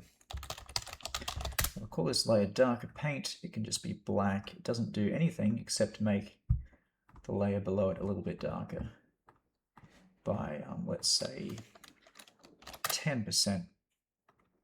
Add a black mask and we'll paint that into add mask with color selection, pick color, pink stuff. There we go. So it's very subtle. Just made the nose slightly darker than the rest of it.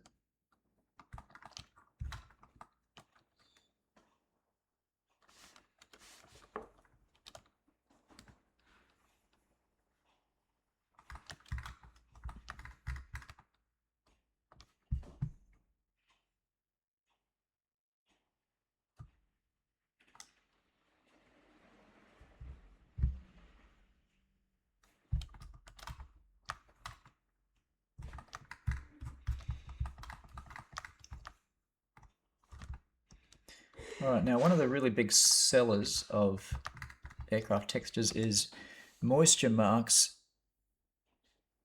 for the panel gaps.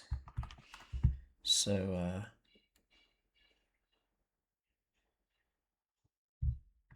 I'll go let's go paint dust. There we go. New layer, call this one moisture.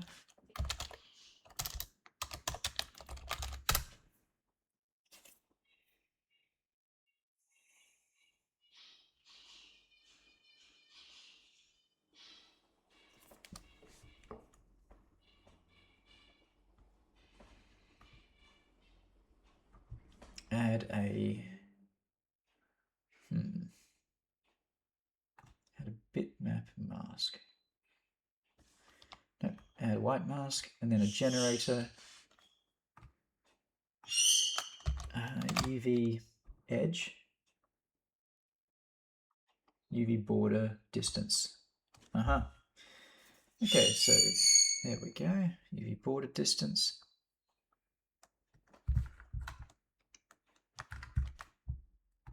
And I'll make moisture dark with high roughness. And that'll be all. It won't have any effect on the height, normal, or metallic.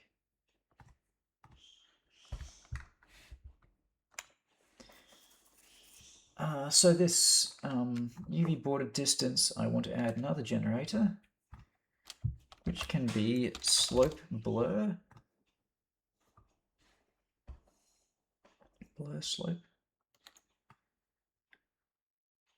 For some reason that's made UV border distance disappear.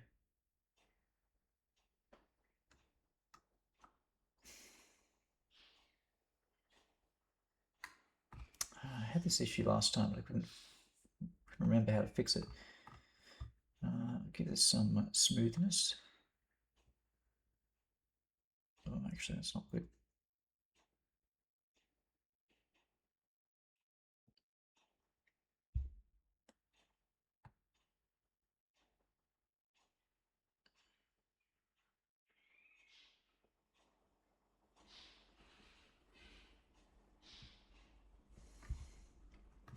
Maybe add a levels.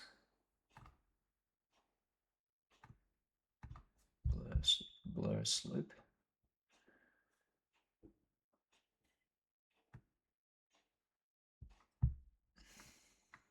Do we do pass through? No, that doesn't do anything.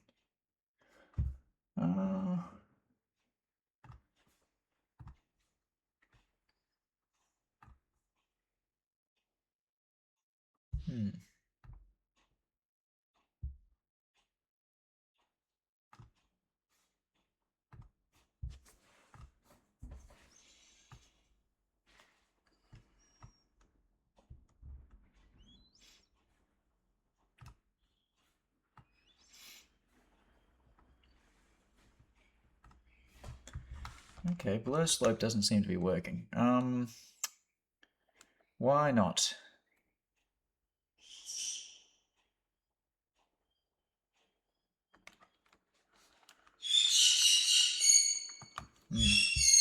Thanks, Opal. Very cool.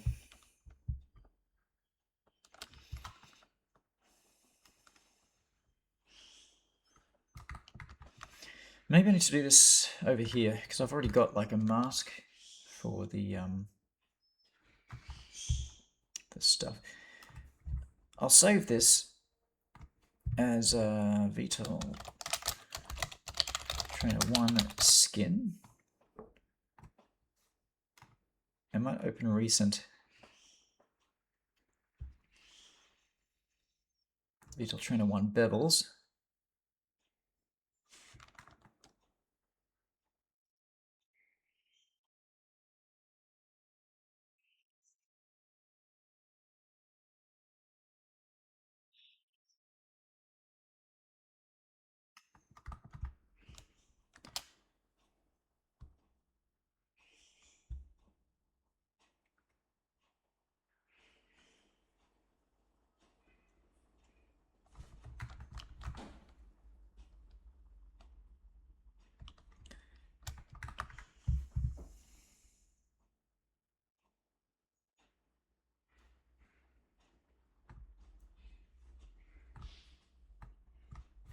I'm going to try a sneaky thing here where I go back.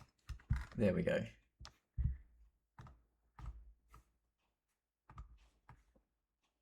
Huh. That's inverted. Why is it inverted?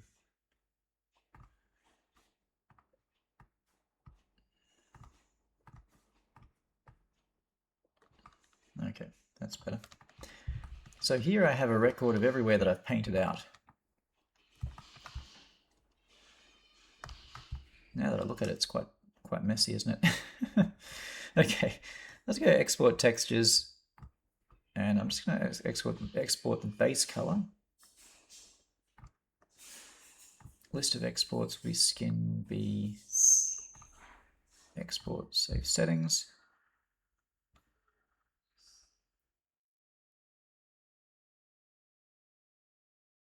And then I think I can use that to assemble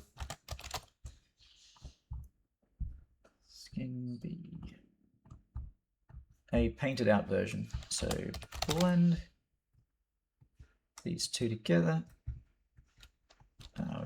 Grayscale, convert that. And I'm going to use add. Ah, shut up, people. And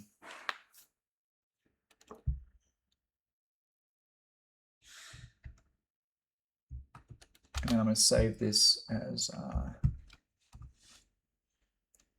VTOL Trainer 1 Bevel Islands.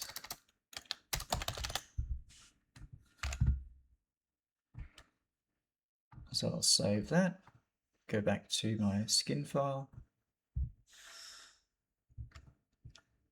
import resources, Bevel Islands as a texture. Okay, moisture. I'm still using UV border distance. I might add a bitmap of Bevel Islands and then invert that.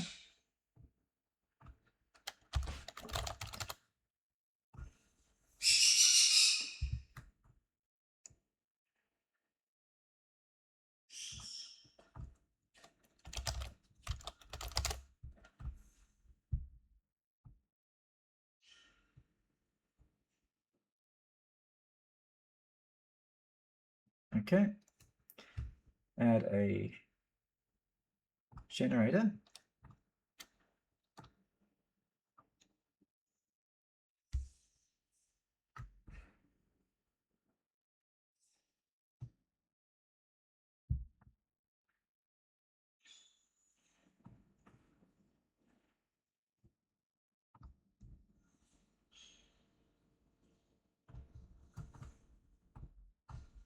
There we go. Okay, so getting some results now.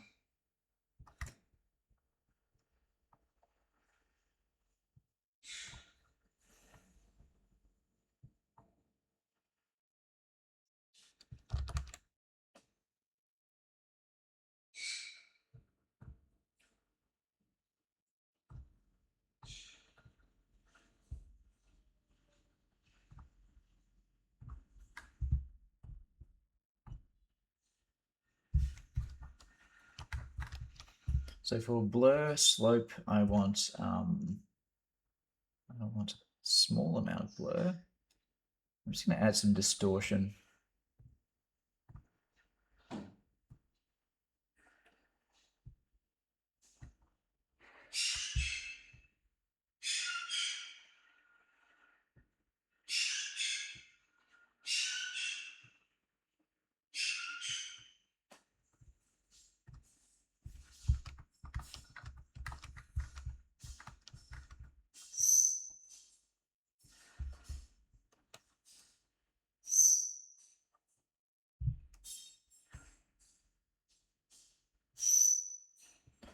Okay, and the moisture effect should be lower.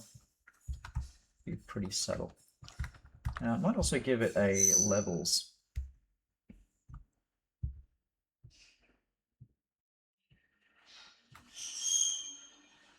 Because I don't want it to be as strong.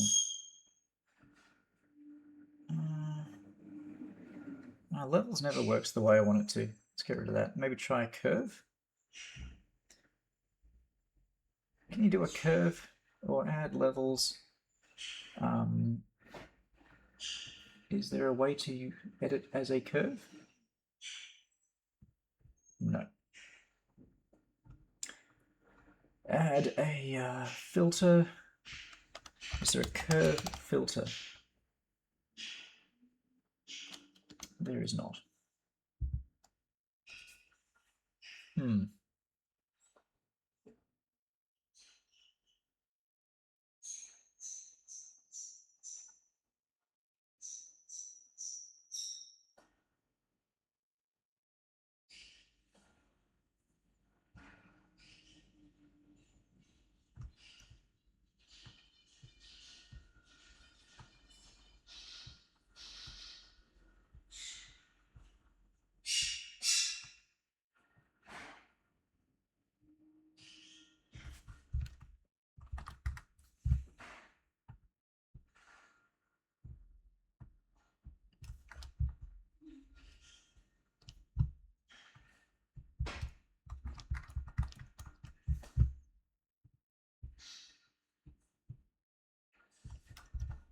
I think that'll do. Looks pretty good. And it has avoided this unwanted seams, which is great. Very useful. Now I think I've got some paint on the slime lights, unfortunately.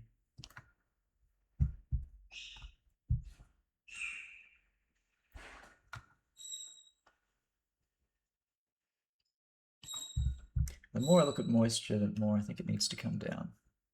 Be more subtle. Subtlety is beauty. And then what's the roughness value on our grey paint? It's 0.3. That seems too low. I'm going to put it on to 0.5. Seems a bit more reasonable.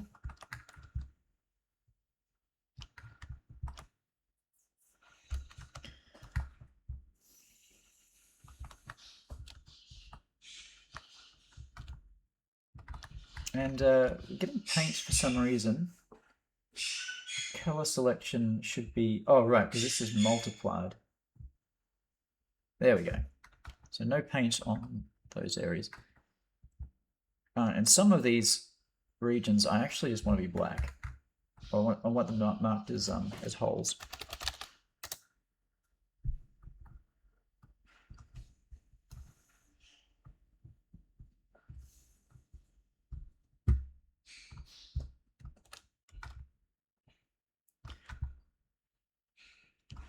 Not sure about that one. Maybe I won't do color selection. I'll just do manual paint. So let's go.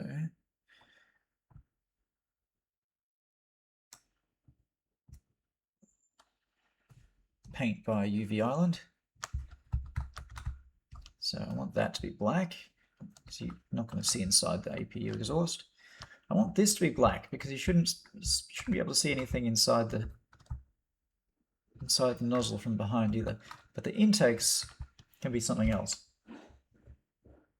So I'll add a paint on top of this.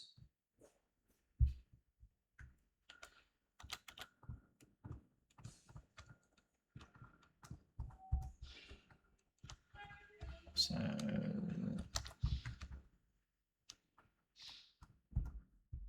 yep. Okay, so that's all getting painted. Nice. Back to hole again. This is actually the fan. That's where the fan sits there, so I do want that to be black. I'm just doing this because from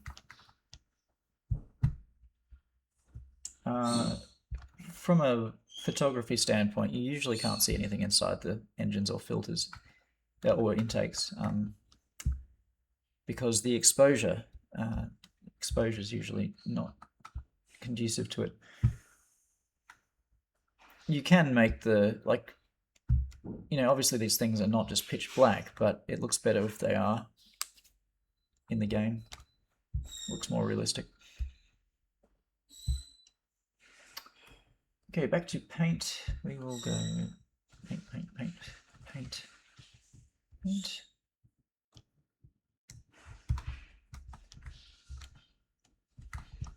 All right, now the slime lights are uncovered and I can give them a material. Slime light, and I'll use a basis for this in maybe plastic grid bumpy with a very high pattern tile. Like that. And then a rotation of ooh, I'm gonna sneeze.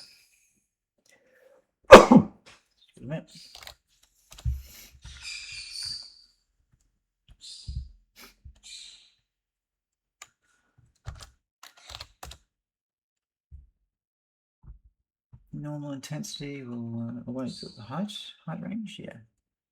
Reduce that. Add mask with color selection. And then slime light color will make that what it should be.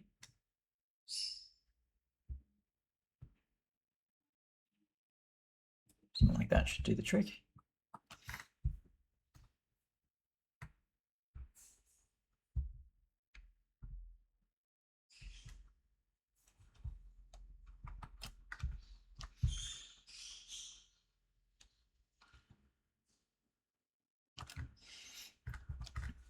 We've got other lights here as well. The navigation lights are on the intakes because we can't put them on the wingtips. That's where missiles go. Let's do nav light red. So I'll do L and R. That makes more sense. Let's do the red nav light. Do it low roughness. Make it pretty dark as well. Add a mask with color selection. Not color selection. I think I'll just pick these manually.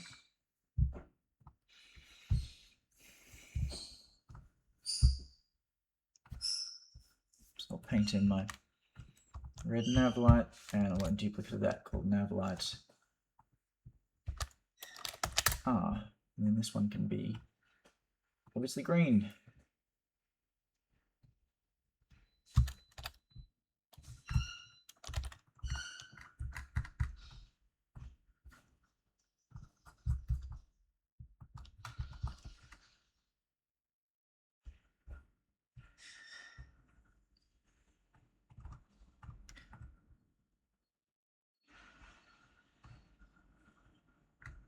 Okay, I missed a message here asking something relevant.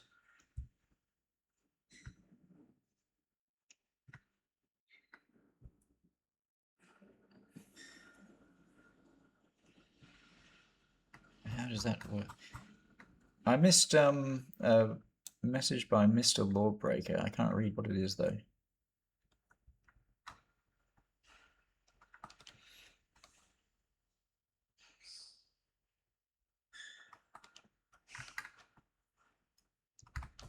Yeah, the streams are now being uploaded to YouTube afterward.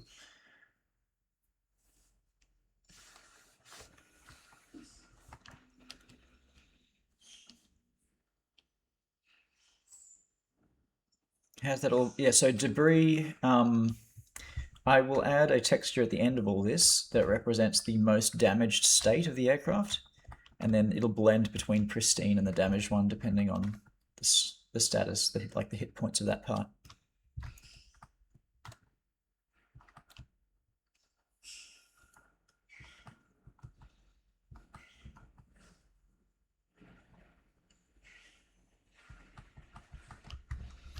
Okay, exhaust. This is going to be interesting. I want to make an exhaust. Pardon my grammar. An exhaust material. So for exhaust, I usually do something like steel, rust, and wear. And then I can make it kind of like a reddish brown. Like that. And then add a mask with color selection. So this is the exhaust material.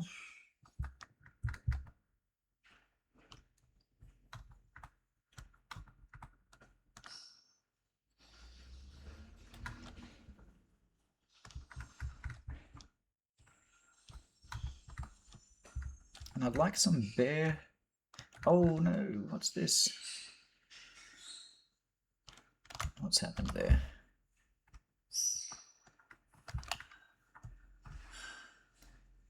Ah, that's annoying. I still have the mirror modifier applied to this one.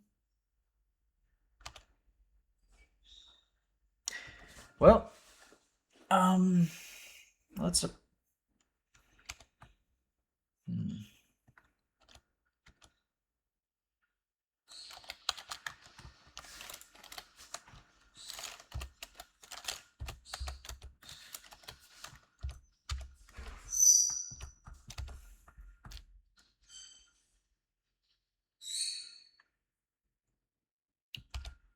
No, I guess we just got to do this. Apply the mirror modifier. It's alright, this is why I have that separate project for painting out bevels.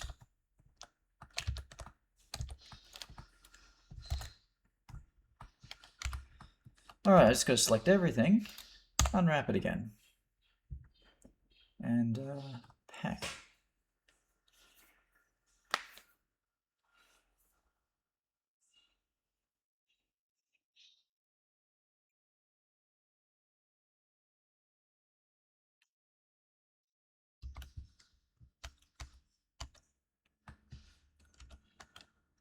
UV export UV layout to VTOL Trainer 1 UVs.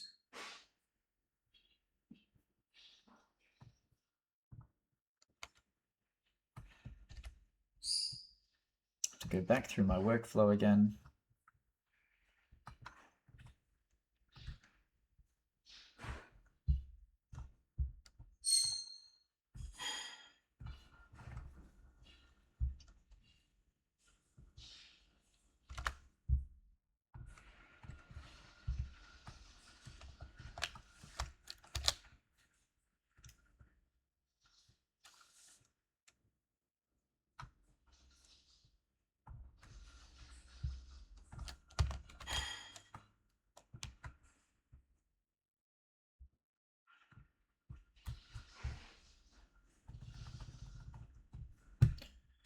Export is FBX, VTOL Trainer skin.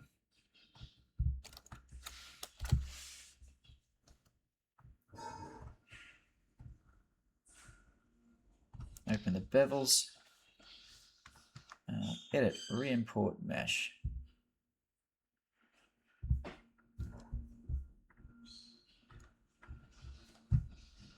Import resources. I gotta add the panels normal.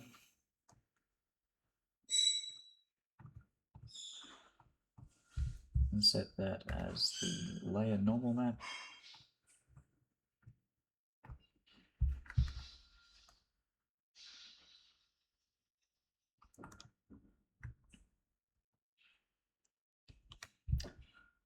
Texture settings, bake mesh maps. Let's do all this again.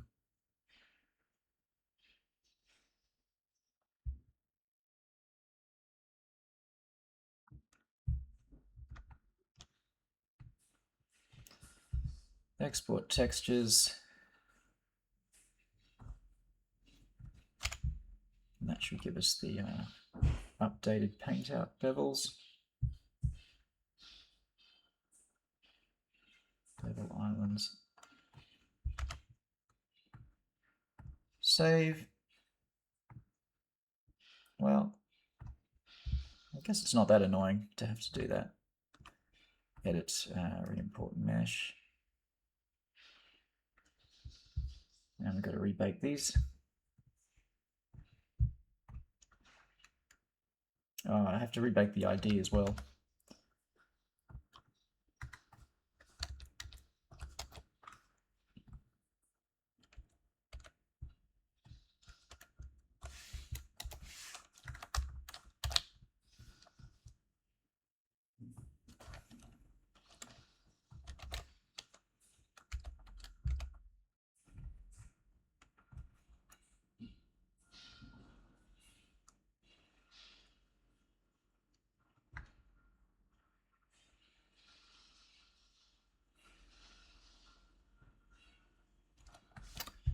Okay, no, that didn't work.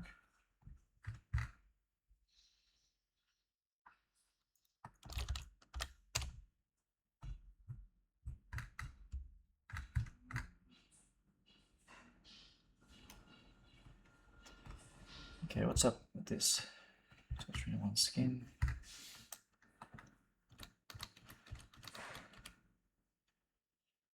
Okay, remove unused materials. Let's try again.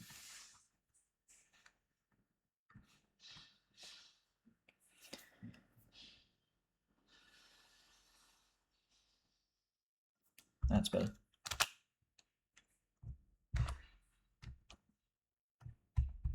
Okay, ID and skin N.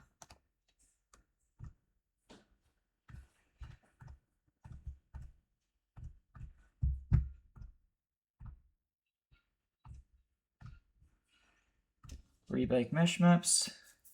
Go. Oh, something didn't work. Hang on. Cancel bake. Cancel bake. Cancel. Cancel. Cancel. Cancel.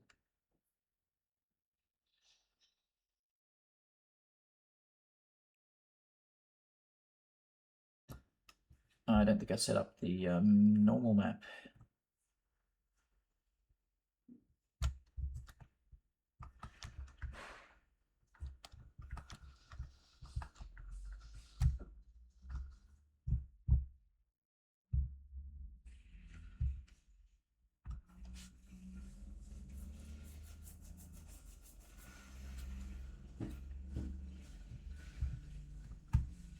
Normal map is still not quite working.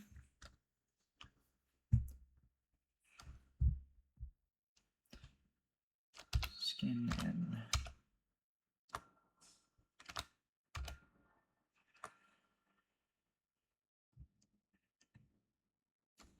Oh, it's because I didn't re-export properly.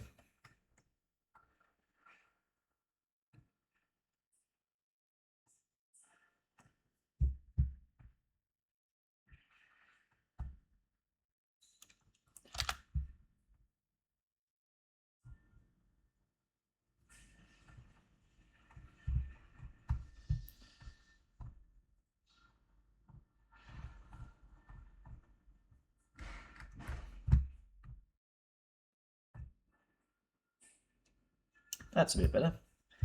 So now if I bake mesh maps, I think we'll be back on track. That was a nice little detour, having to go back and fix the part of the plane I hadn't unwrapped properly.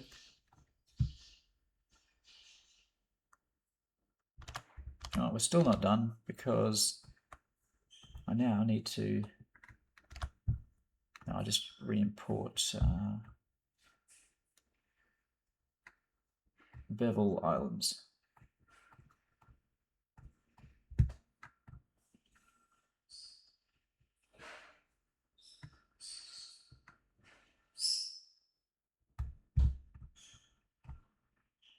There we go. All right, now I really forgot about that bevel there because it's new.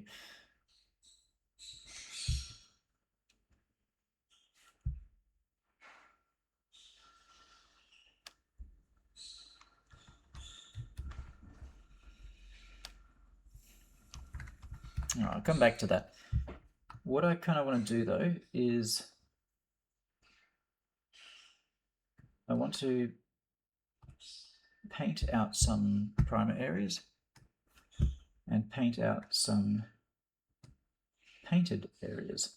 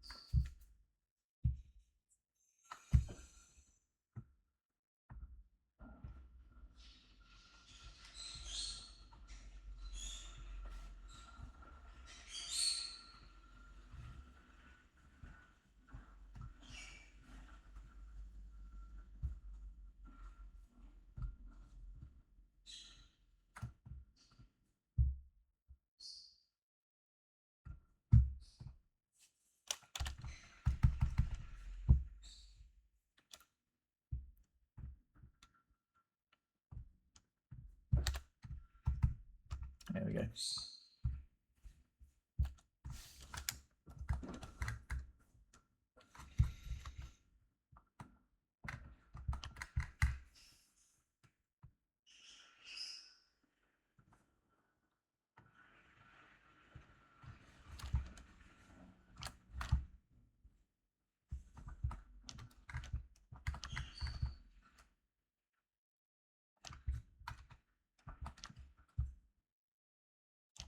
Okay, that bevel's bugging me too much. I'm just going to have to go back and fix it.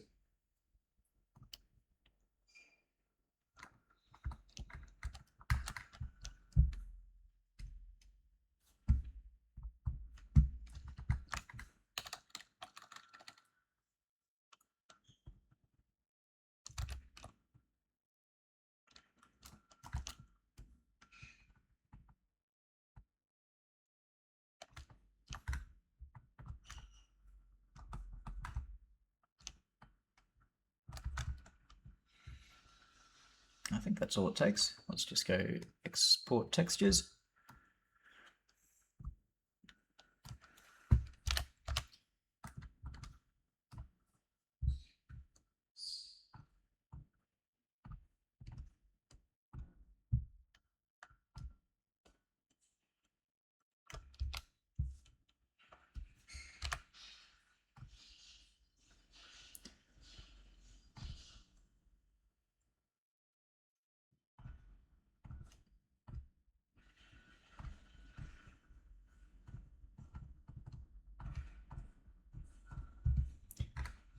And let's get that normal map updated.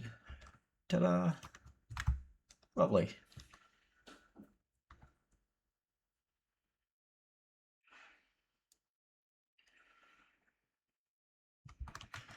Okay, now I would like some details in the paint. I'd like some white lines around some of the panels, the edges of some of the panels. Not gonna do the new map today. I haven't actually done any more work on the new map since I last showed it because I'm focusing on 0.34 content.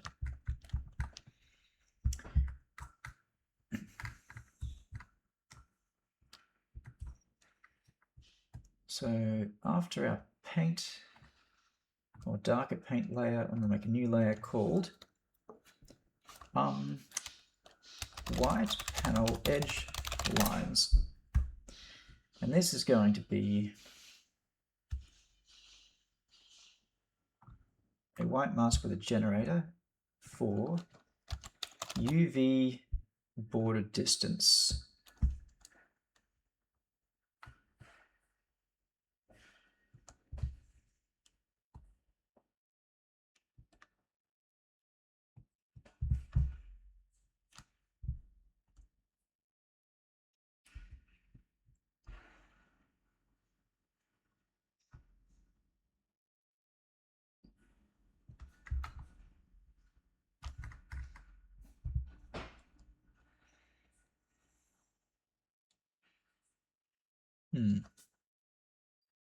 I can't remember how I did this. I want to make a line, like an edge detect. Is there an edge detect generator?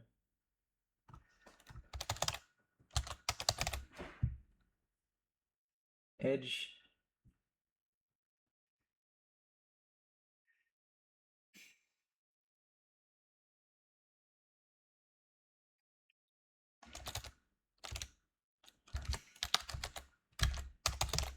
It doesn't look like there is an edge detect generator. There's another way to do this though.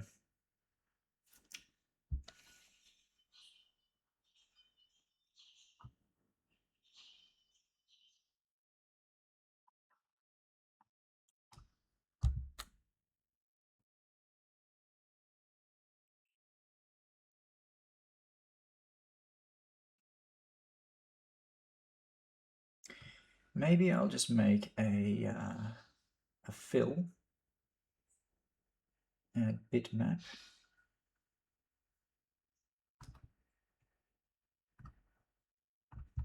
And the bitmap can be this one. And then I'll add a generator for bevel.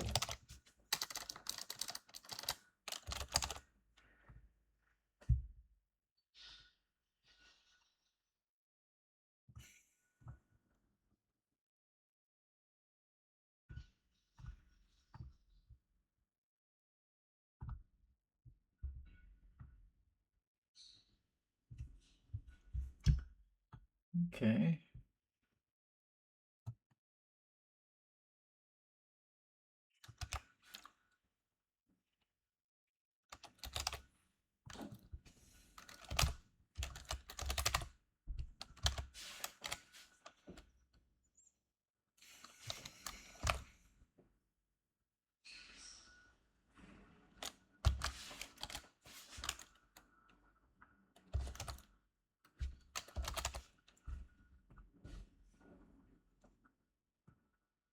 Okay, that's what I want, yep.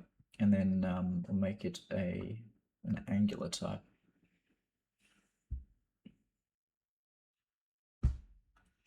Okay, now add levels.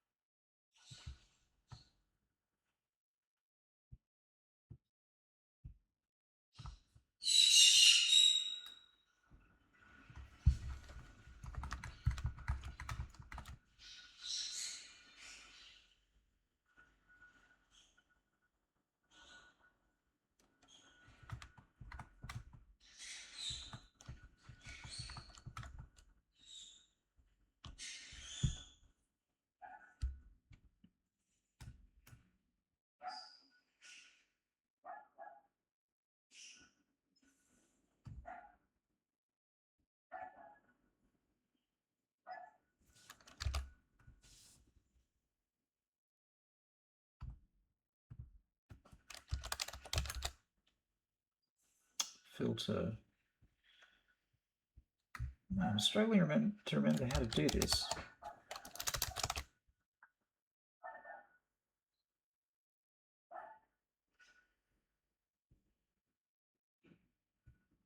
You know, I might have to. I can't believe I don't remember how to do this. Let's save this and open. What's Fastbomber 1 skin to remember? Dementia hits, yeah.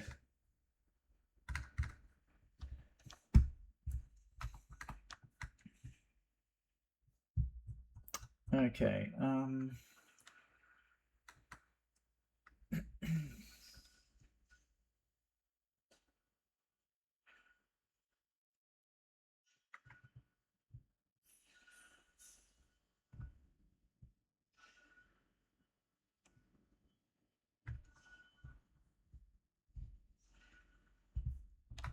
So how did I do these borders?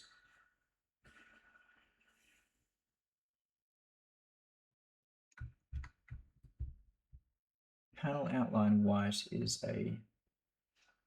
You know what? I think I just did it in Substance, in Substance Designer, which is a bit slack.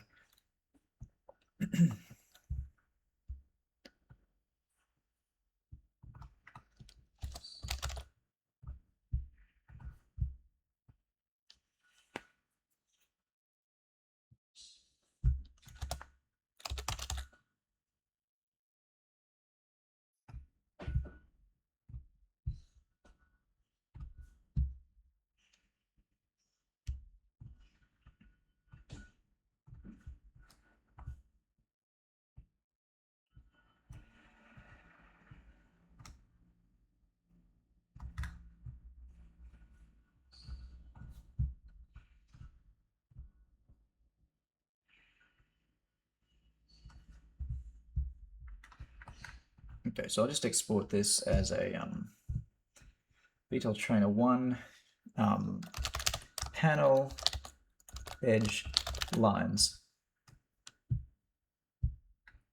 Holy moly, Spookston is here. Thank you so much for, well, how many was that? 50 gifted subs. Insane. Thank you so much, Spookston. And thanks for that amazing video that you did yesterday on nuclear option. Really appreciate the coverage. So good to have you around. Thank you. Awesome. All right, check out Spookston's YouTube channel, guys, because he's just given us some really nice coverage.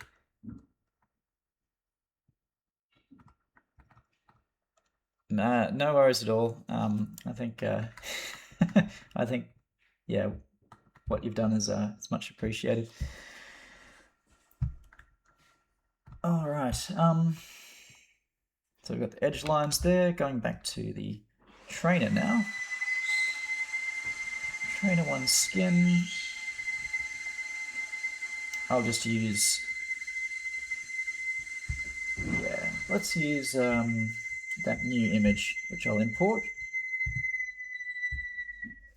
So add resources. Go panel edge lines as a texture.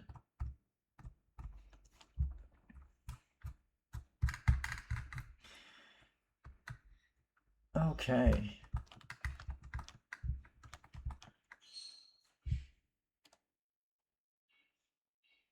Ah, yeah, that was the robo vacuum in the background. That wasn't my PC. Okay, so we've got the white panel edge lines. I'm just going to get rid of my temps for this and use that image I imported. So add a bitmap. There we go. That's looking a lot nicer. Oh, there goes the vacuum again. Sorry, everyone. It'll just be a sec. So we don't want to do this everywhere. I'm just going to add a paint. Ooh. Let's go multiply. Nope. Normal. I want it black everywhere.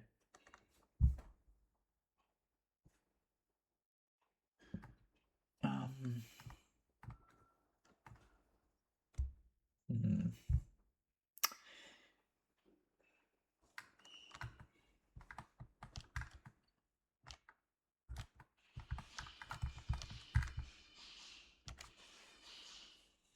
like it off by default, and so I can paint this.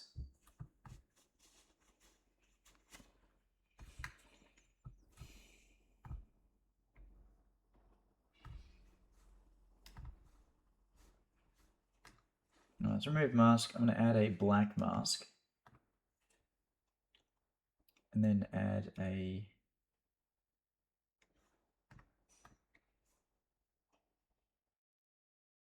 bitmap,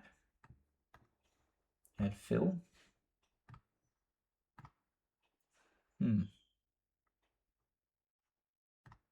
Multiply, add paint. I think this is the way we do it. Okay, so painting in areas that I want to have these panel lines. There we go. That's nice.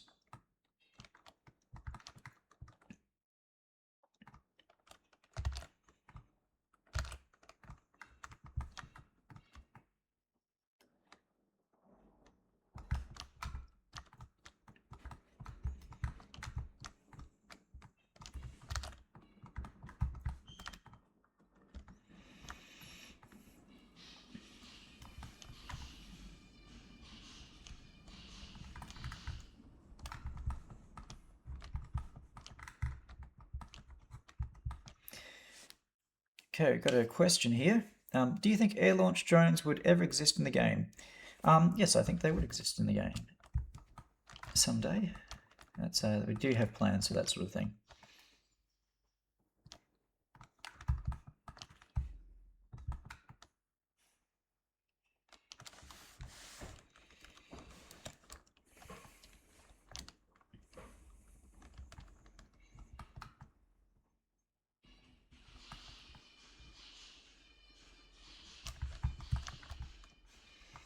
Okay, should we add some flavor text? What about like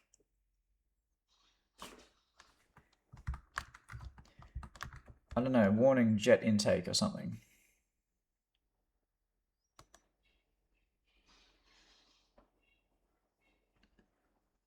Kind of hard to know where to put something like that, because you've got the nav light here and the doors which will be open.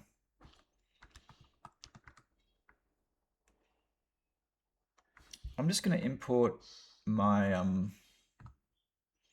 my aircraft common detail masks. I'm going to import these as alphas, I think. Yeah.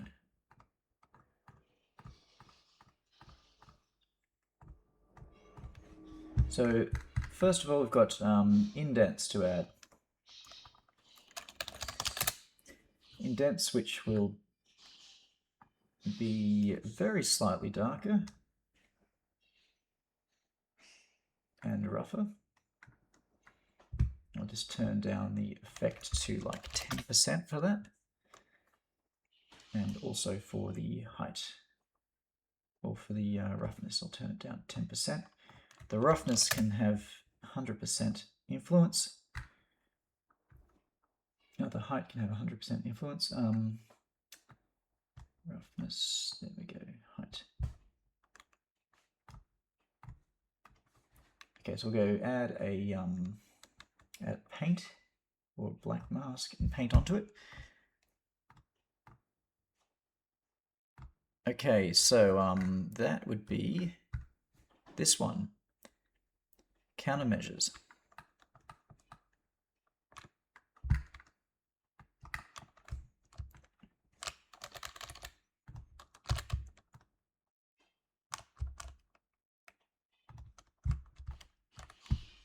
And I'll just make that a little bit less strong. It's kind of insane.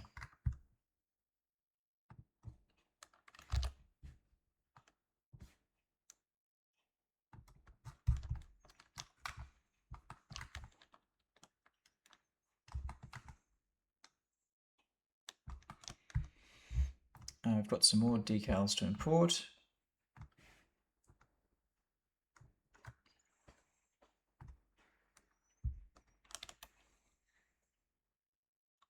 Now, Well, it's a bit of a challenge to remember where these came from.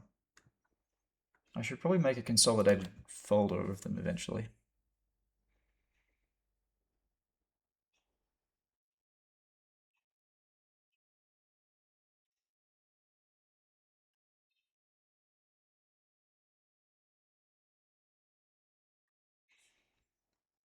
I think the Alkion got dropped before that, before it was released.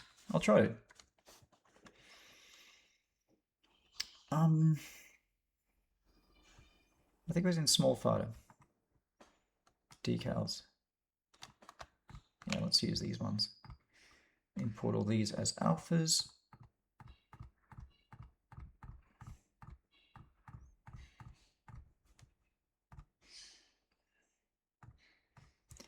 And then what I need to do is make a new mask called warning text.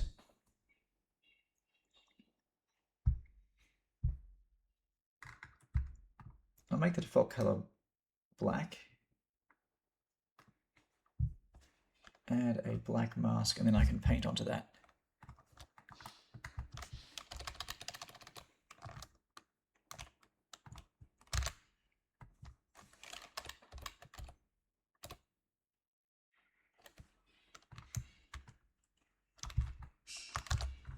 Not sure about that one.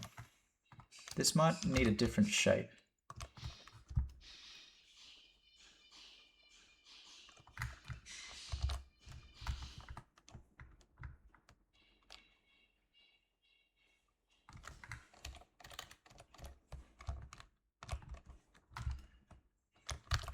Yeah, that's going to look funny.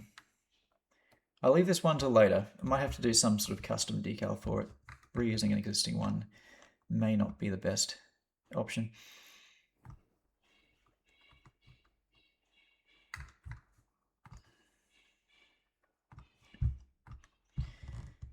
Clear option, aircraft, fast bomber. Decals. These are the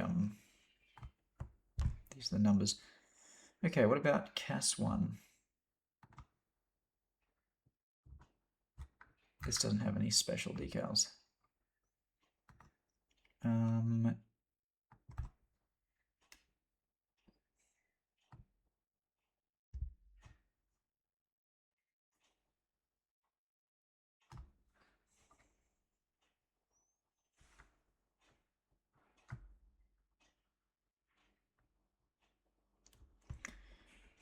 Okay, still looking here. I think I made a lot of decals for the, what's it called, tarantula. Yeah, slots here. Okay, so I'll import all of these. Look at all of them, there's like dozens.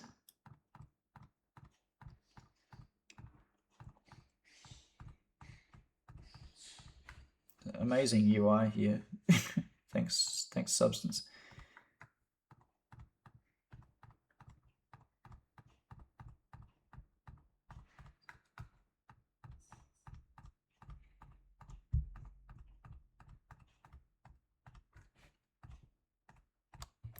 Okay.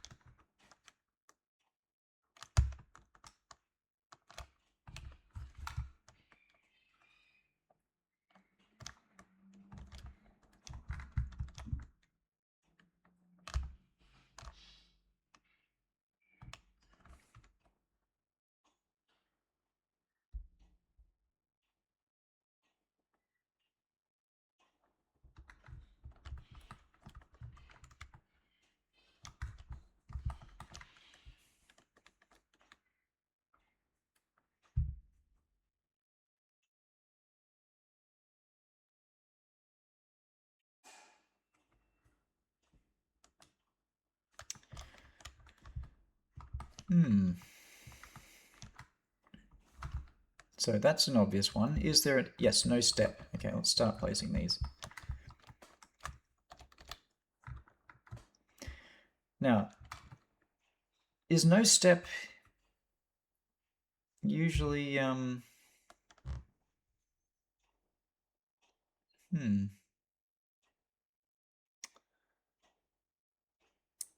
Hello, Soaring Griffin. Welcome. Is no step usually let's see. Which way is it face again? I can never remember this. Is it for like if you're stepping onto the flat from the wing, or is it if you're stepping onto the flat from the ladder?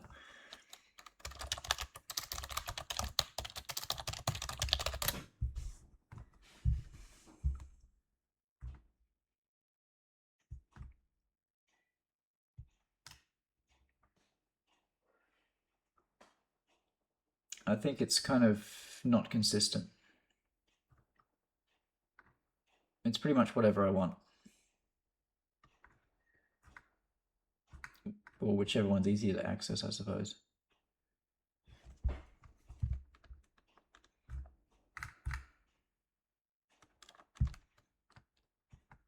Probably more common to have them facing forward like this.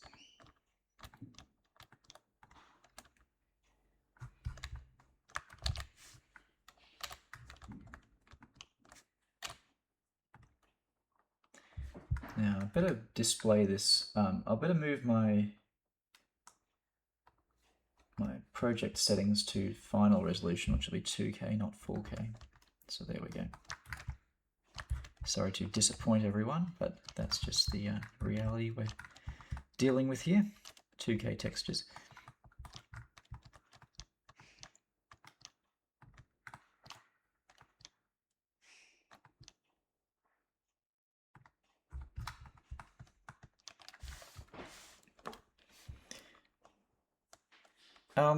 Thank you for the subscription. Interesting name.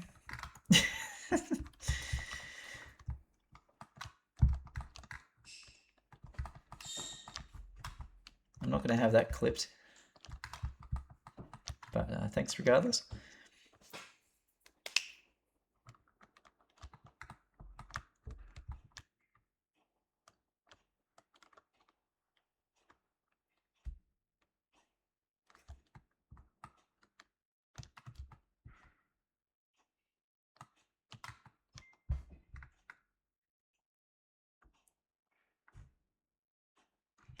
Thank you for all those subscriptions, Frozza. Amazing.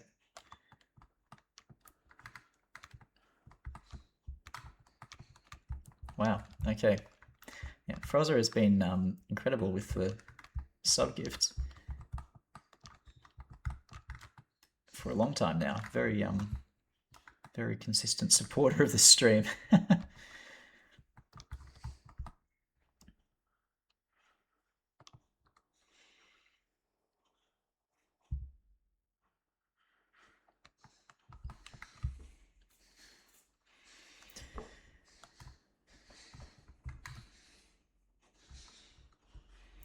Okay, now I'm looking for a fuel inspection port, which I think I have imported. I made one of those a while back.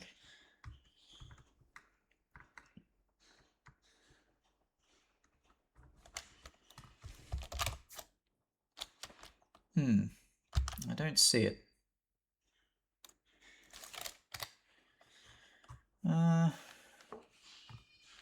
Import resources again. Aircraft, common, detail masks. Oh, inspection port, that's what it is. Inspection port. I've got two different types. I think these ones are pretty common. You sort of spam them all over the underside of the wings.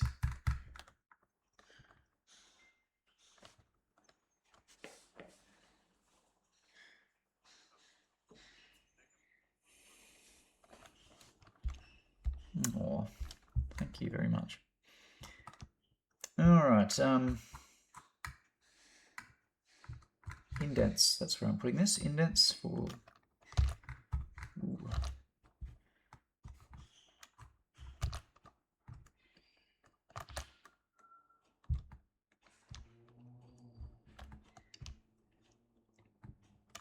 I I will mirror these ones because they're not text.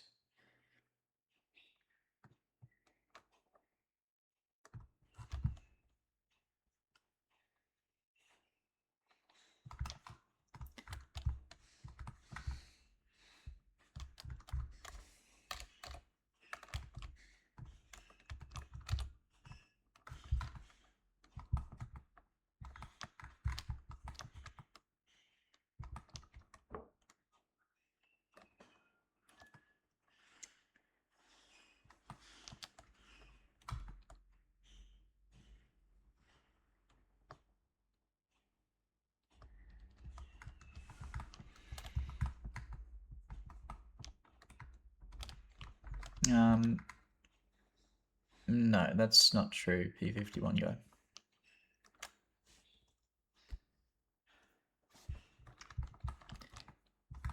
I know what I'm doing. I've been doing this for decades.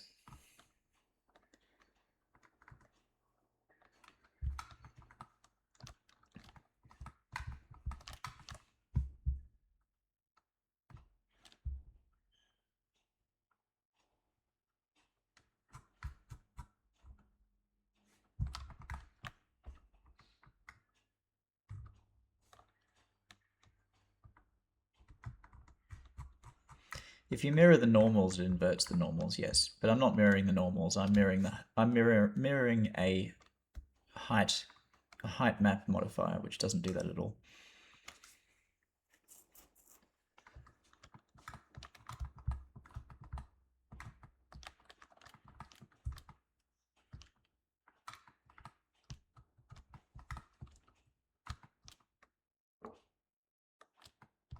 I'm 35.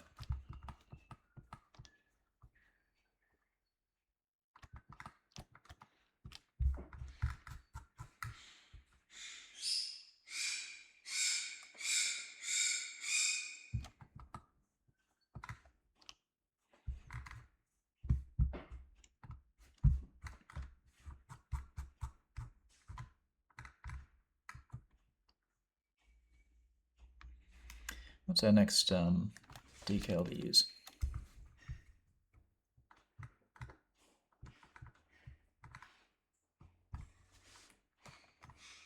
Danger jet intake, danger fan intake, danger ejection seat. Well, ejection seat is appropriate, right? We'll add that to warning text.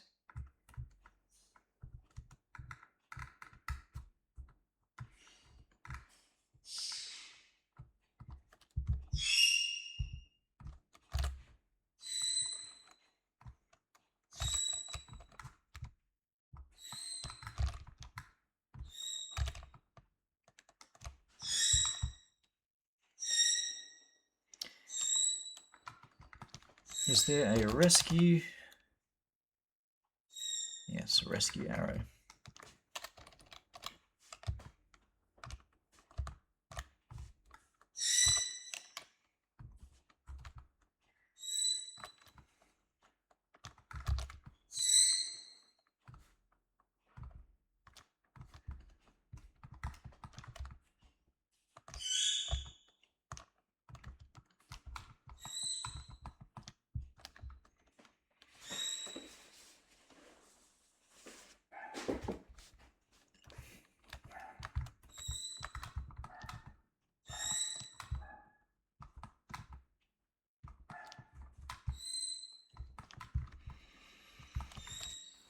Alright, I feel like I haven't really got into the swing of this yet.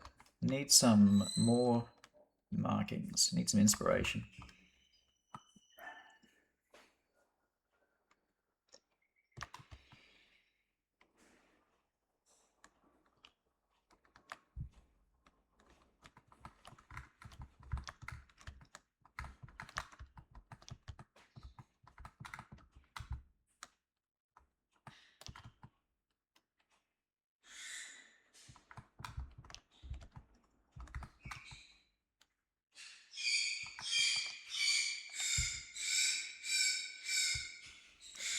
Okay, check no mic for inspiration, presumably.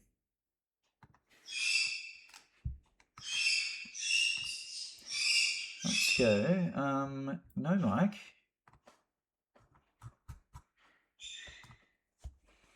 Ah, yeah, yeah. All Harry's, of course. You don't have to. It doesn't have to be Harry's.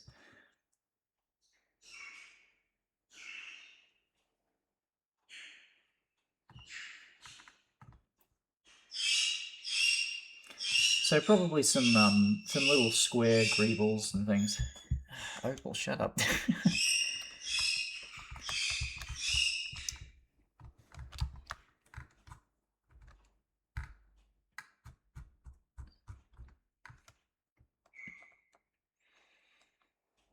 No handheld door jettison. No, we don't need that. That's for like helicopters. Fuel tank filler.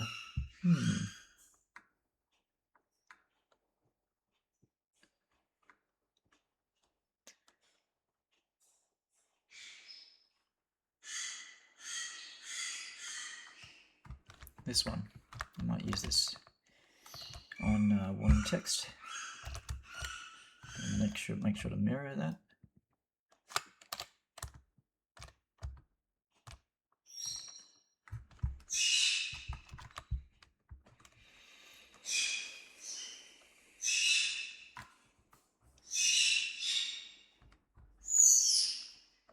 Details in common with the vortex, yes, but stealth aircraft tend to look quite different in the way that their markings are done.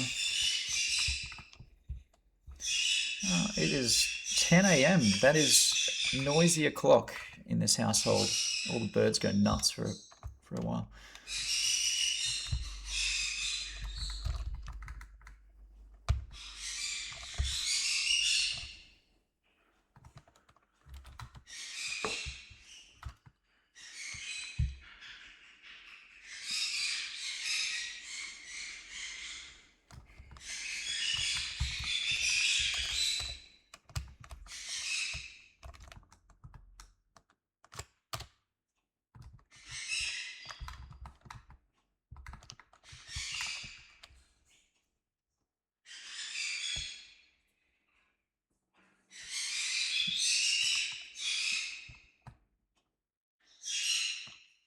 No step on the air brakes, you think?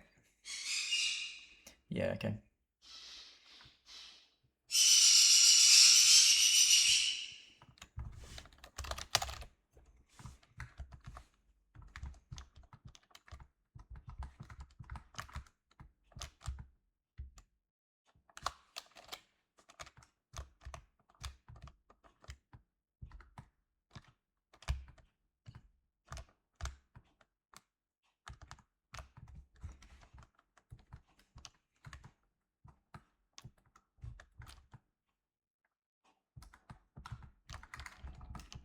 Do not insert cylinder into larger object.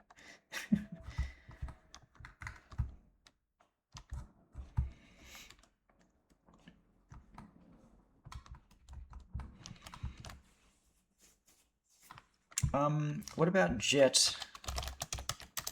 Beware of jet blast.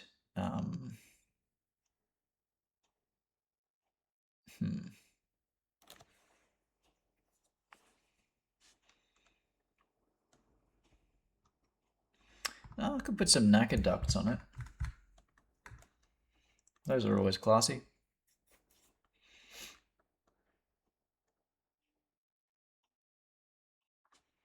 Yeah, I don't know if I have a jet blast one to use right now. I'll check again in a minute. Okay, so for indents, I'd like to put a knacker duct.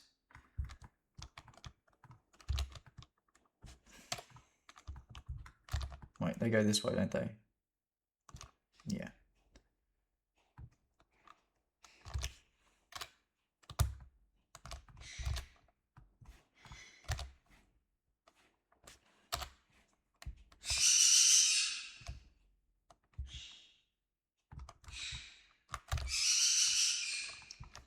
I think indents needs to be a bit stronger in the base color.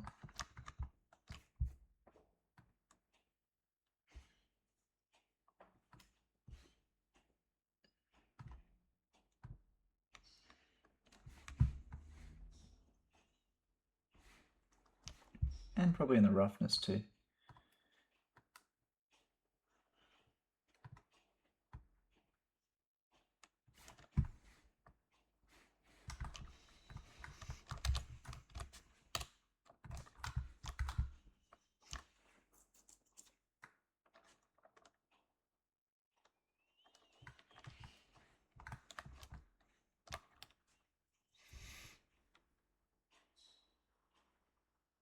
Where would the radar jammer technically be located, and shouldn't there be a panel for that?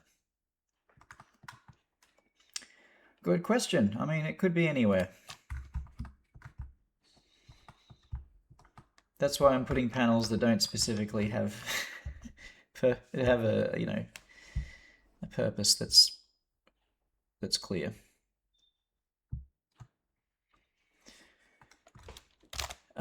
Jet exhaust. Fan exhaust? Nope. Danger?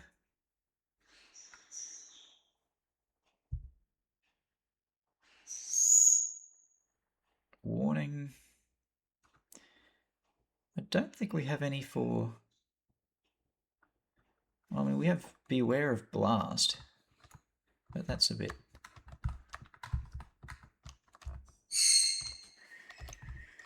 Oops, wrong layer. We need to put this in warning. Warning text.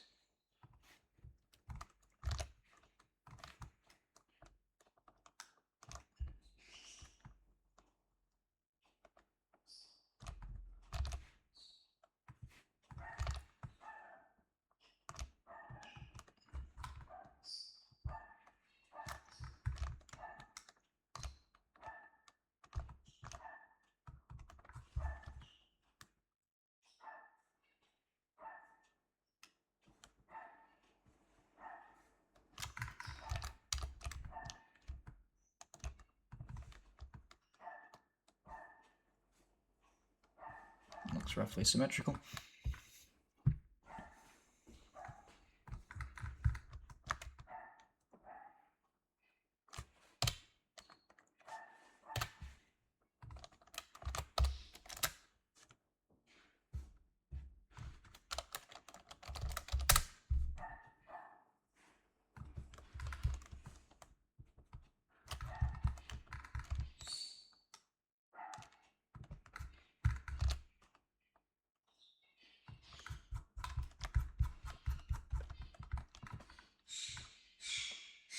Yes, I have neighbors.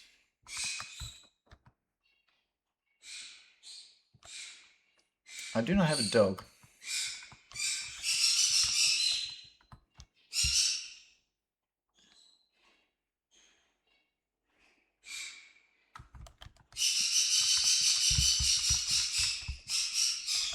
This is the completely unreadable text about what type of fuel you're supposed to use.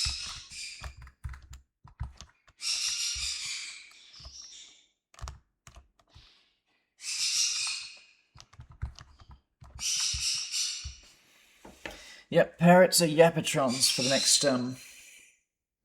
probably half an hour.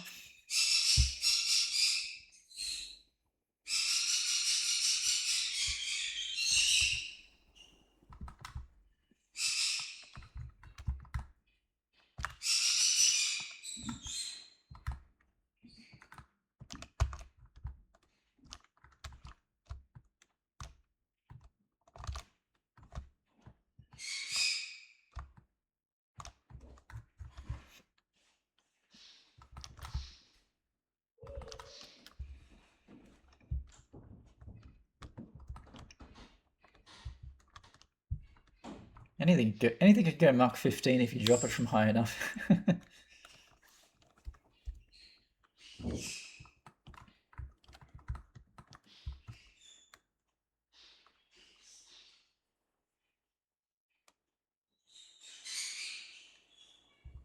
I'll get the parrots out before the end of the stream, before I wrap up.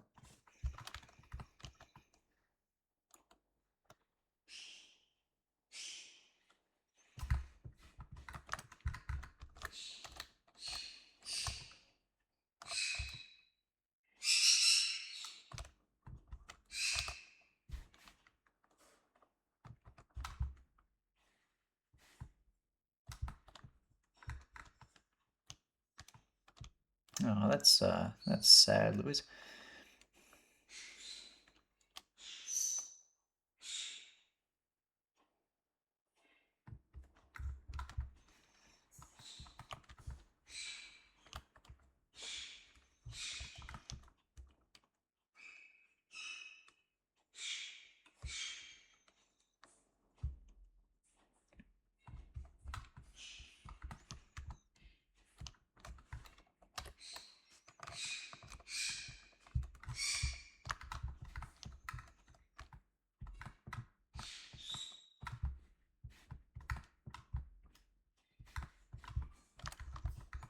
I like to put markings and numbers on intake doors, or not intake, on gear doors. That's that always looks nice. So I think I'll do that. Let's go.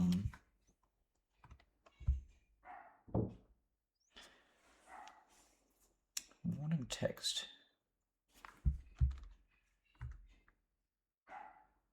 Oh, I haven't used this one yet.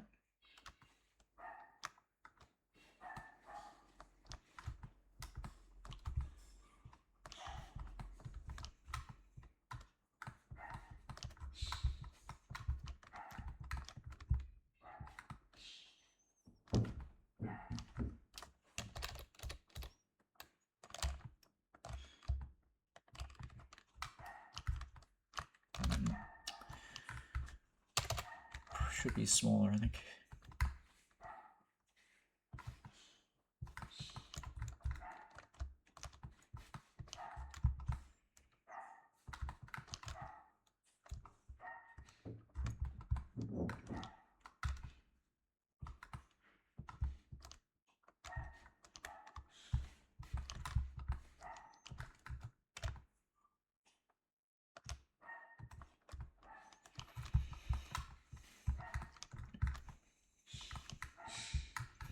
Okay, I haven't even used any of the substance base alphas yet.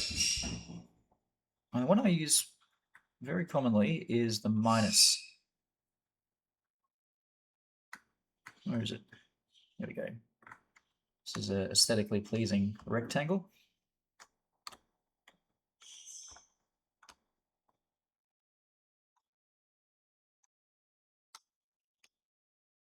Oh, I should use these for hinges.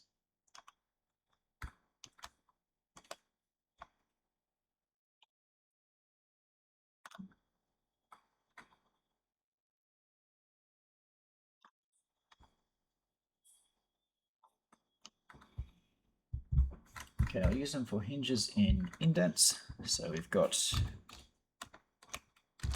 that's too strong.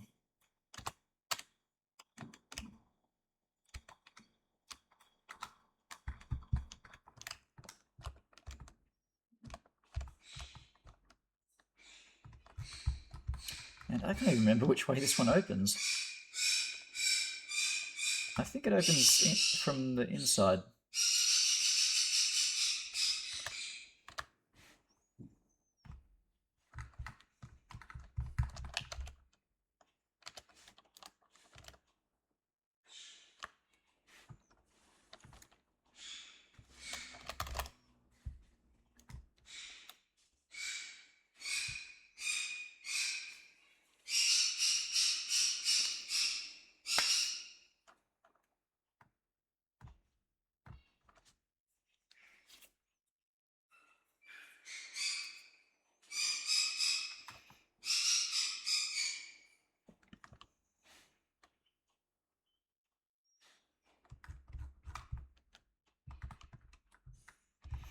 Oh, just remembered one thing.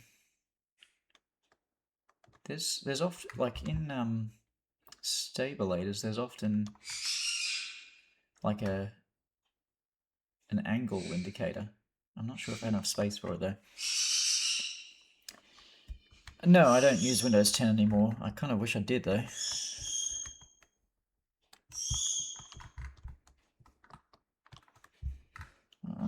While that's loading, I'll make a new layer for optics.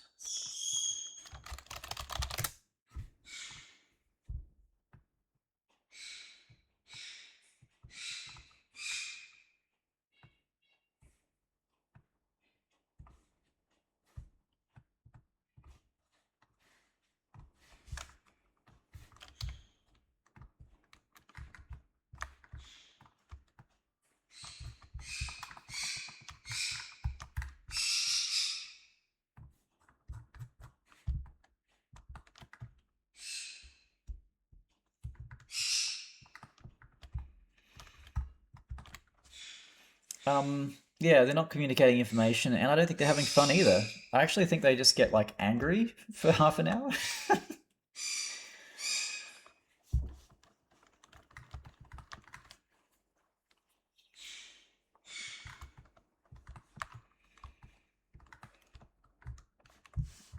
let's go and delete the paint from these areas that should be unpainted.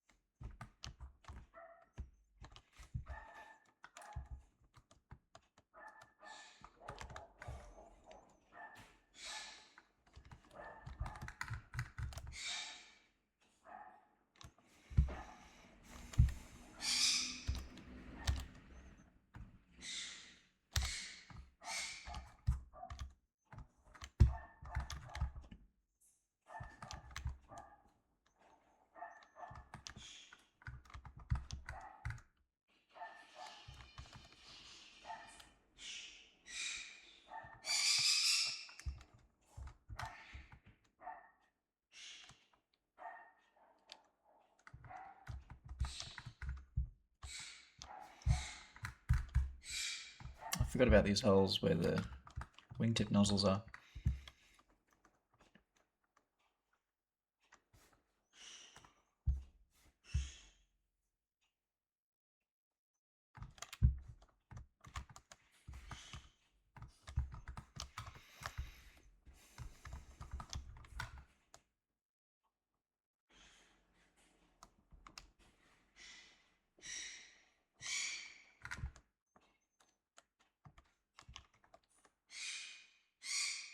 Yeah, I don't really know about wingtip nozzles.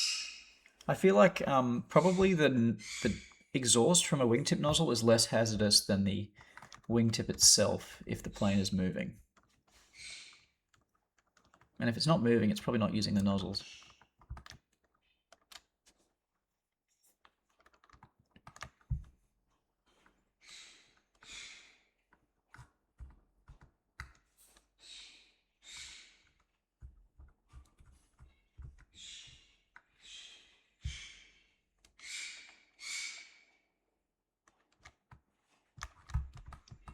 Well, there's plumbing that goes through the wing from the engines, and it directs some bleed air into the wingtips and then directs them up or down to provide roll control.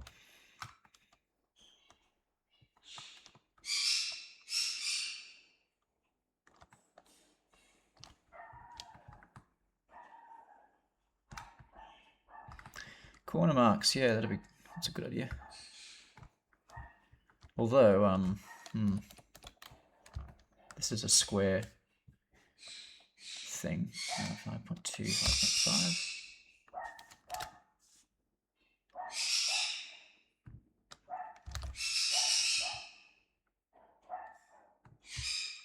So I'll have to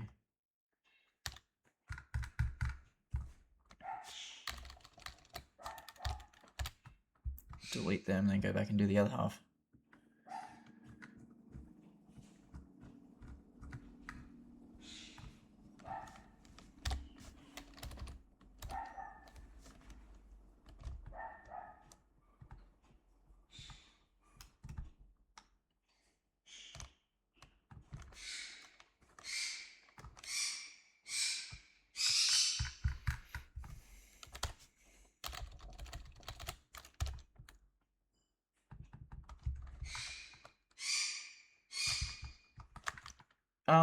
Not like super maneuverable in a hover. Think vortex, that sort of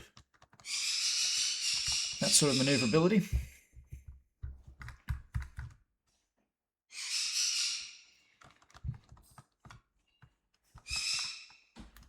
And actually, technically, it will be super maneuverable if we mean maneuverability beyond a stall. But I don't mean it like not like a chicane or anything.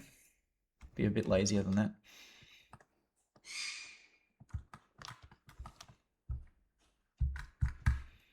Do more of these minus signs. They work well at the edges of panels.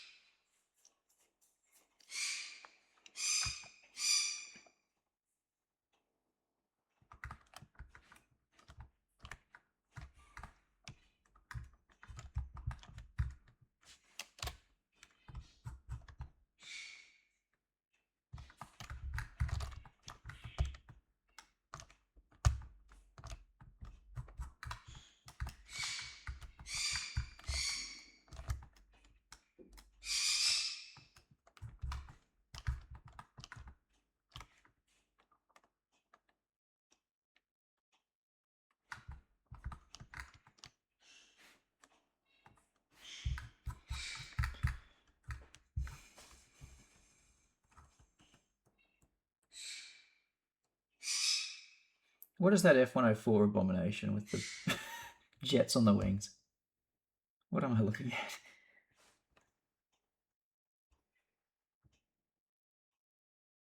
Who posted that? Yep, nice nice trainer references there. Thanks for those.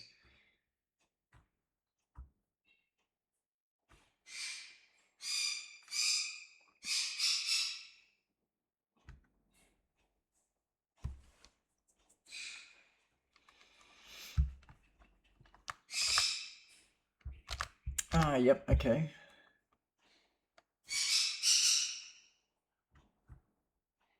I see those degree markings.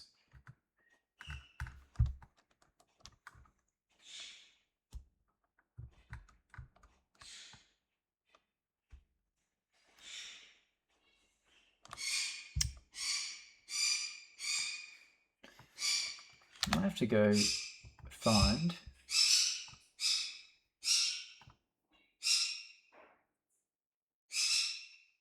aircraft common aircraft decals.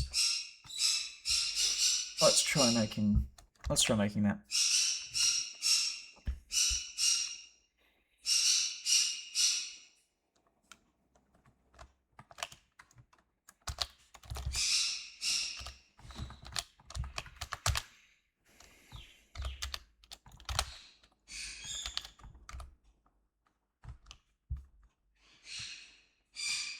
So they are in 10-degree increments.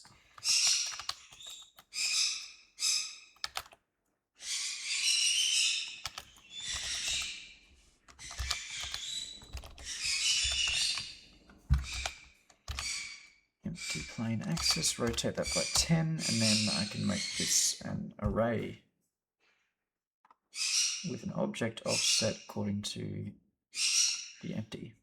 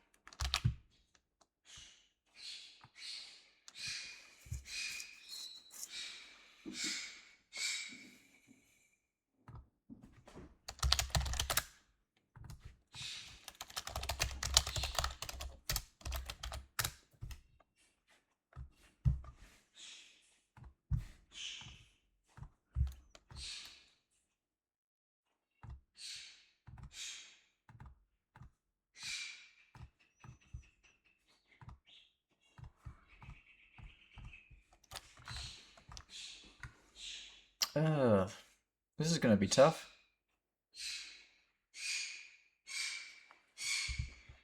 I can't actually place it here, I think. Because I need to place it on a surface.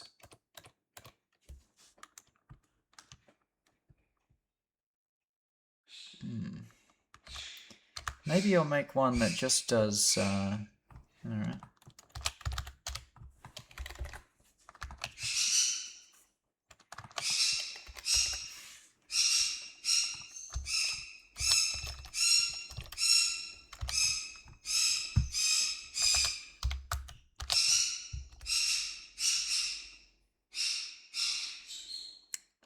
Rotate that 80 degrees.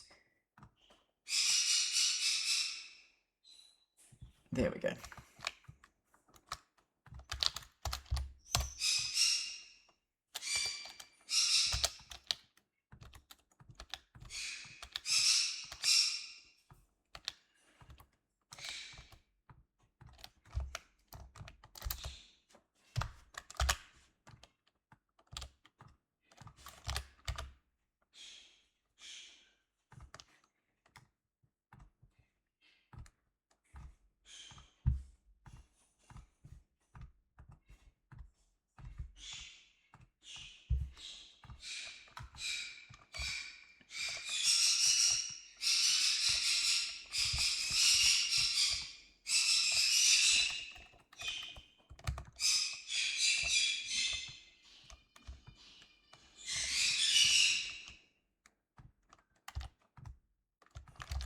This is still really awkward. It's just like a bad surface to place this on. It doesn't look like the Harriers, unfortunately. The surface is a very different shape.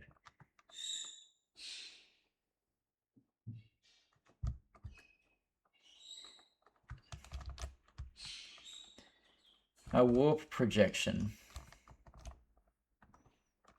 What is, hang on. Properties, paint. Alignment, tangent planar.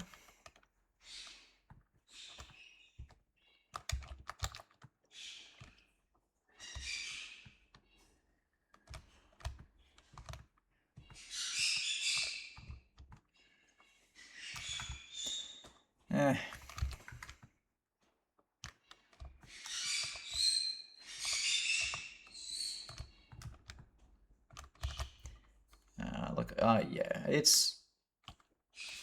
I don't think it's really practical to be doing this.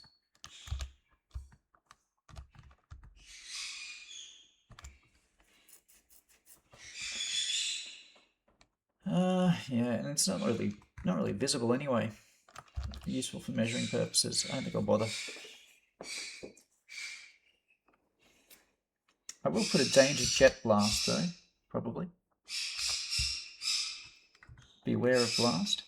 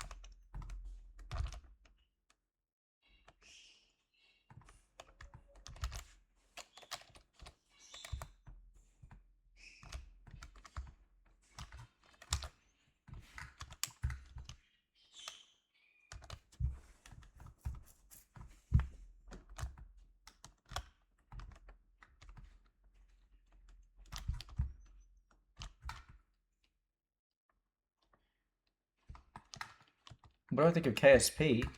It's probably my favorite game ever.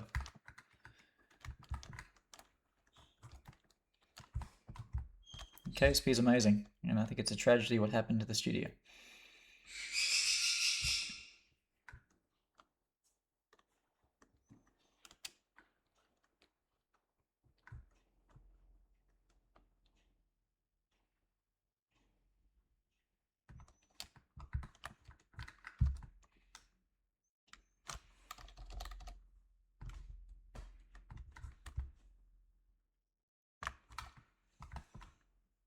Oh, this is where okay, that alignment was not amazing.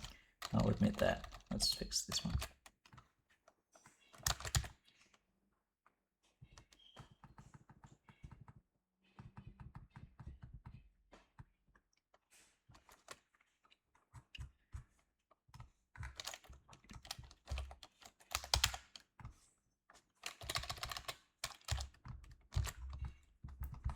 check my size is correct.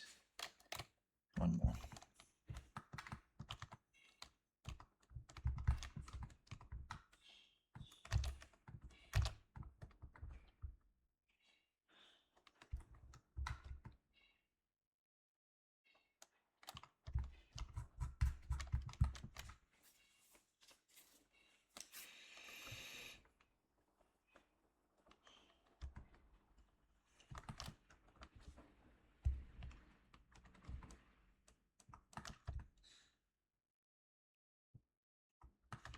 Now these pistons here don't need paint, so I'll just get rid of that.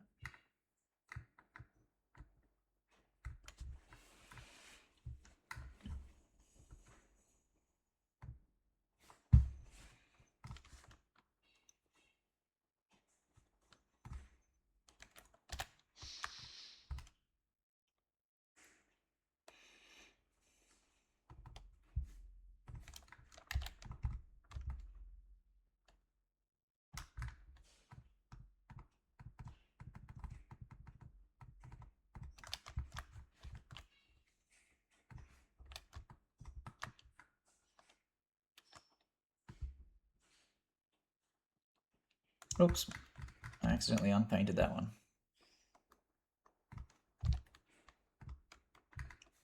That's better. I'm not going to comment on Boscali and Primeval politics right now. I think I've probably said too much already.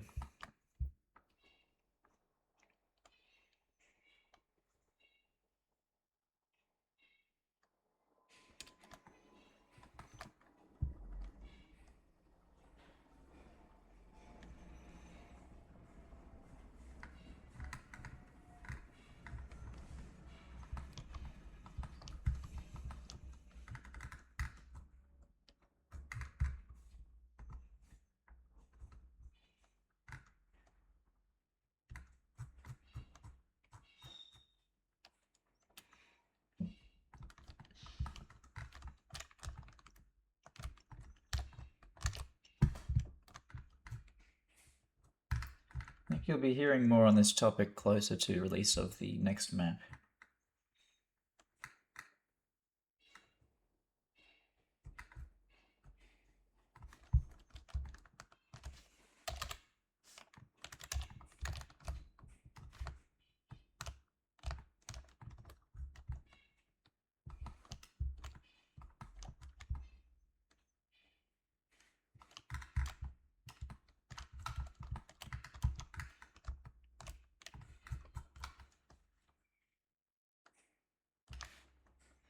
That's right, I was going to open up the project and check out VTOL Trainer 1.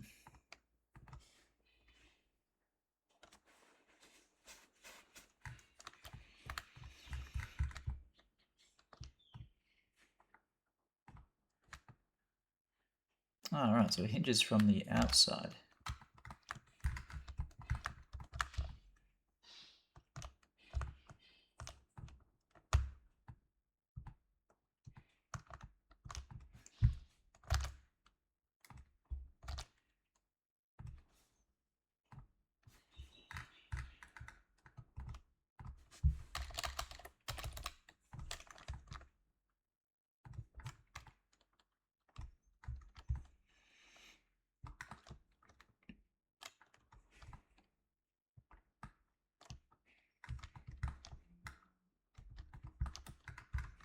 Because I don't feel like doing more throttle and stick designs. Rather be working on things that people care about in the game.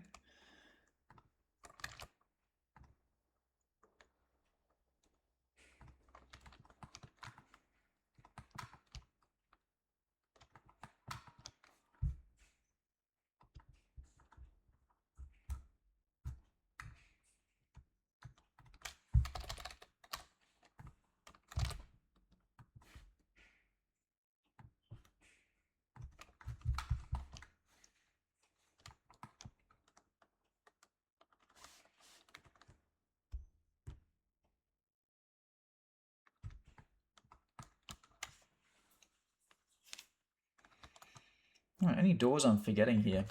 Moving parts.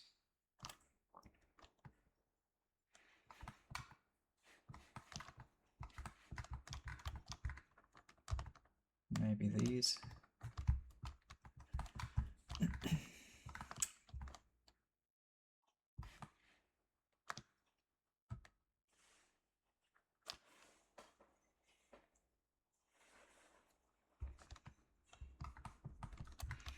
Yeah, that's right. The canopy does hinge.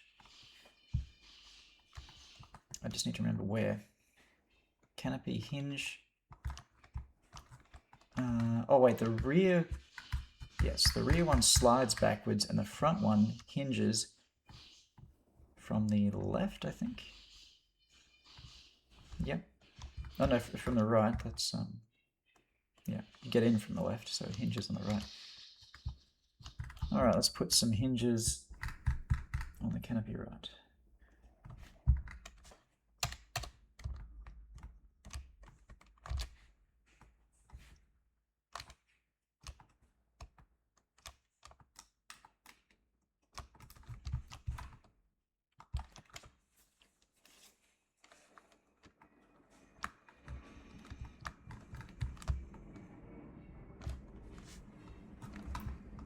Oops, they ended up on both sides. I didn't want that.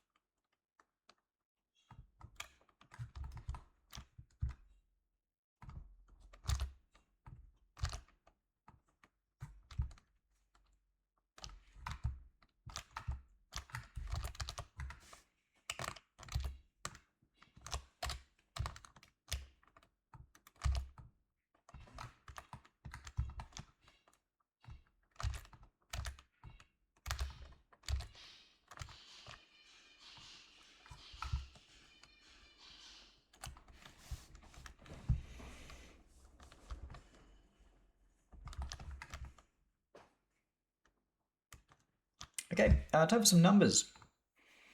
I would like 4-digit numbers that I can use as tail numberings. Oh, sorry, three-digit numbers this time.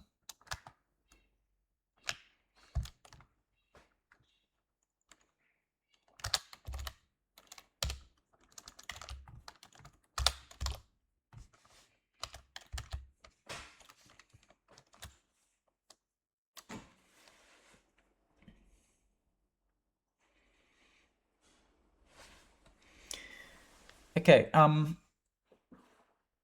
what does 118 mean?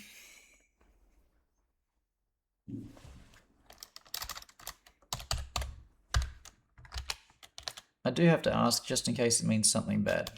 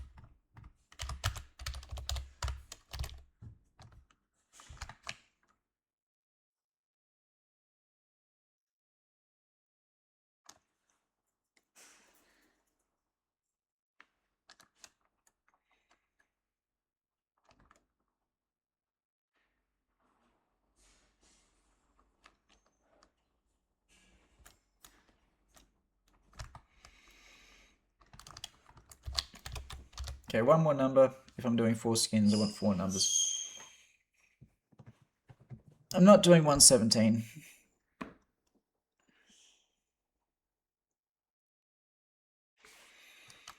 Okay, I'll do 118 then.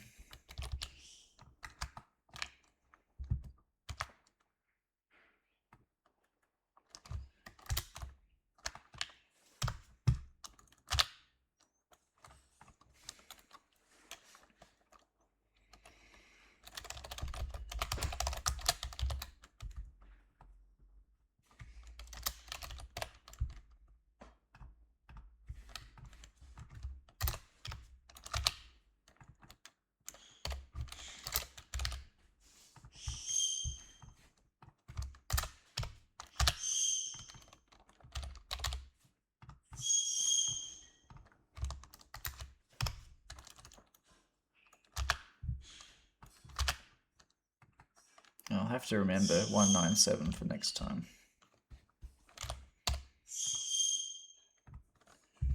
All right, let's import these to the project.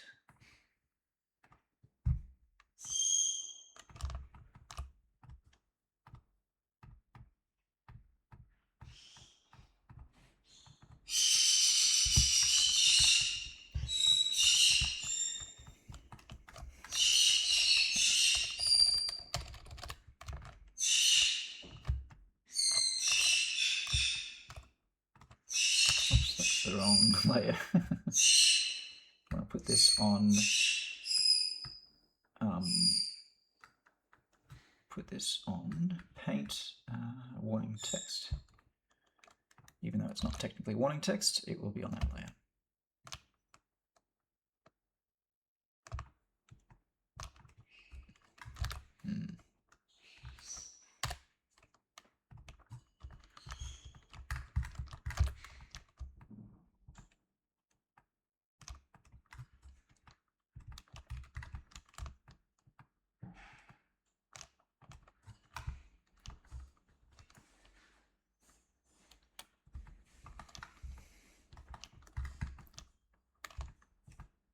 That's a good spot.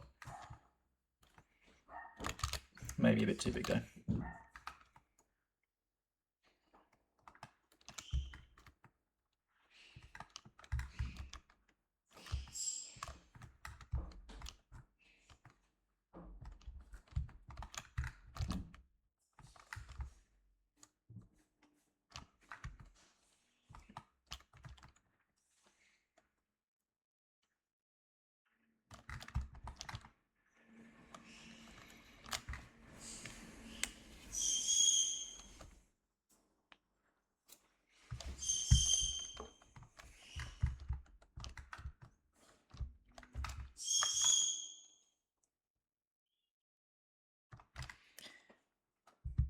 So I think we could probably do some accents here, like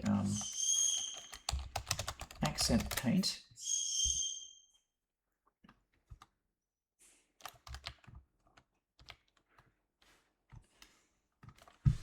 I'd like to give...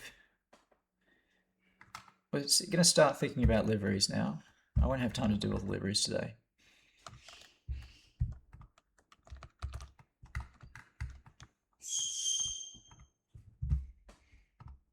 But if we did want to have some accent paint, maybe like... We think about dark blue, navy blue.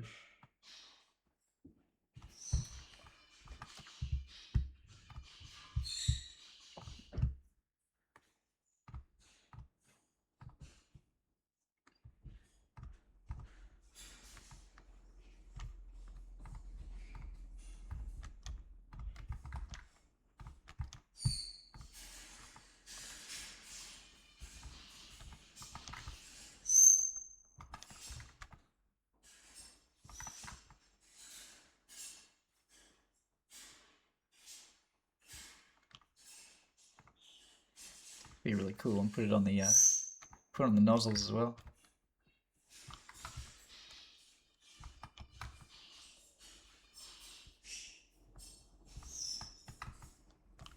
How about this? Oops. That's covering up covering up the warning. Maybe not that. Okay, undo that. Even if it's not covering up, it kind of is hard to read against.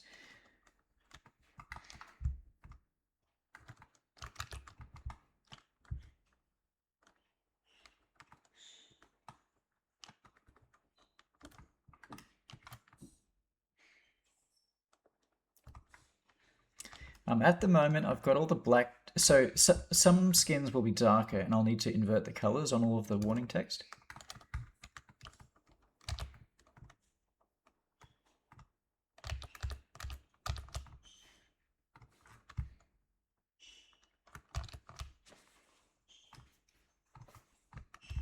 What do you think about that?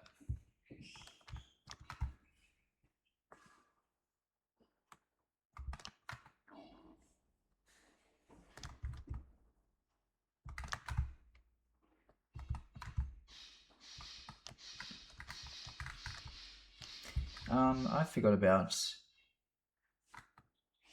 painting the, hang on. I wanted to leave this unpainted because it's like the exhaust.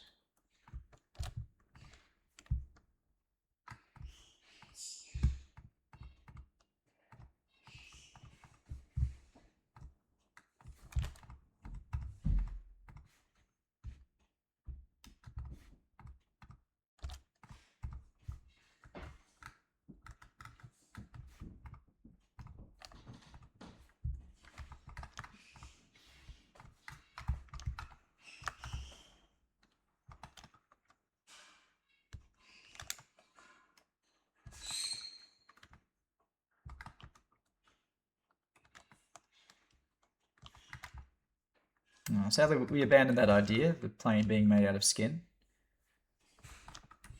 It's a nice concept, I just don't think the world's ready for it.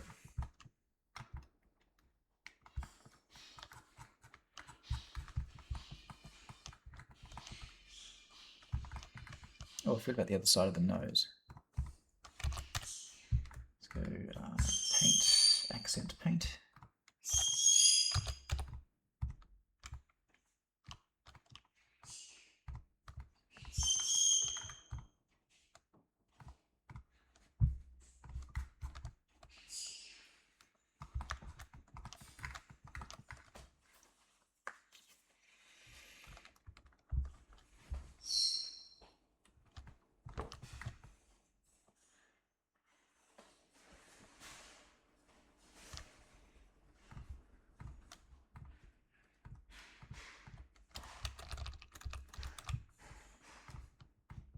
Nope, we don't want that.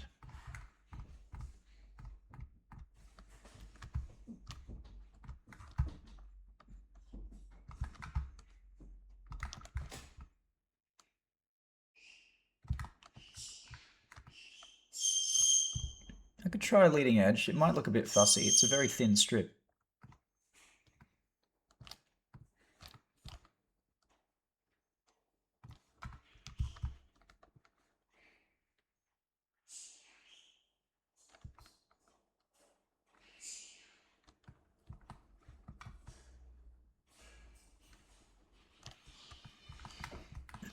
Yeah, let's get that other elevator.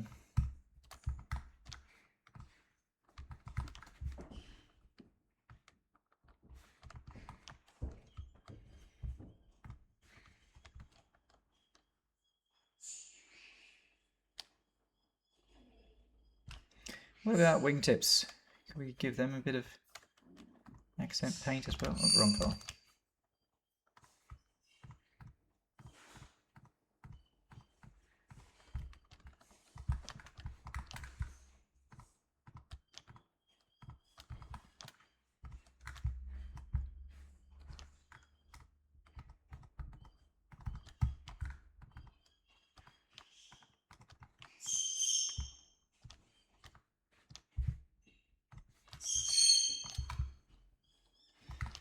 I might add it to this, the rest of this wing leading edge, even though it's not a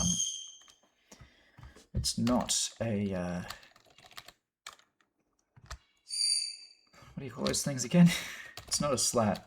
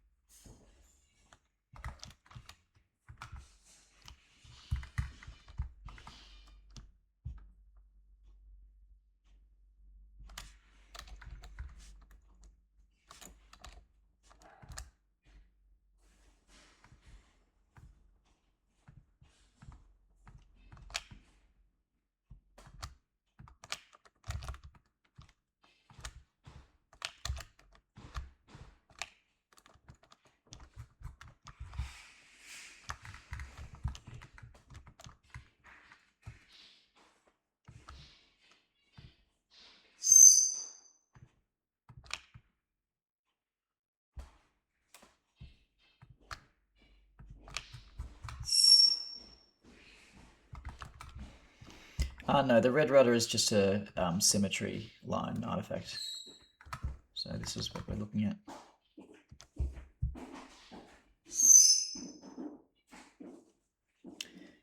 Okay, anything on the air brakes, you think?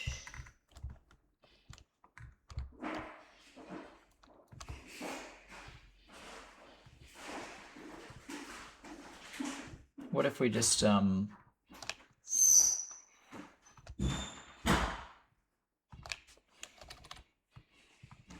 do this. Ah, don't have symmetry on. That's annoying.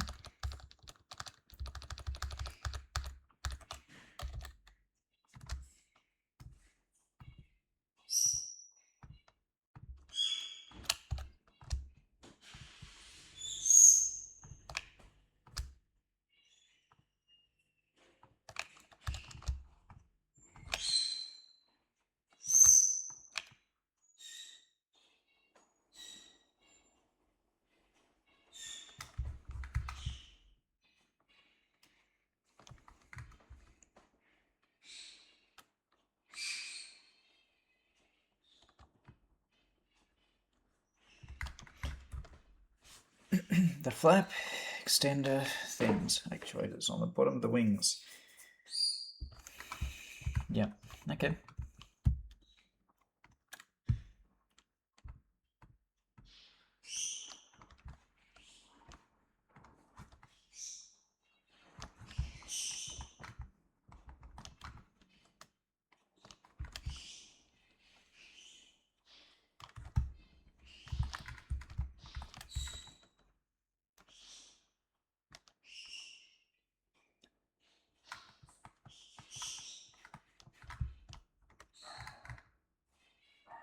What about this?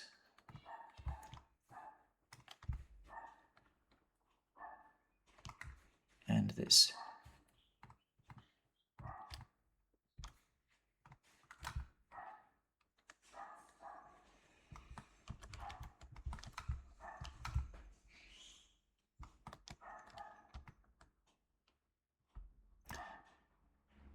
I'm not sure about the nose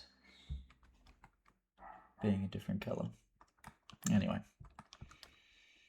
I can always tweak it later.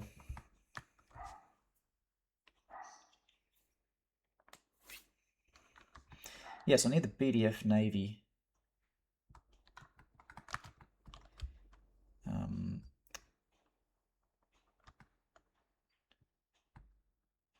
Somewhere. Maybe maybe just above that front slime light.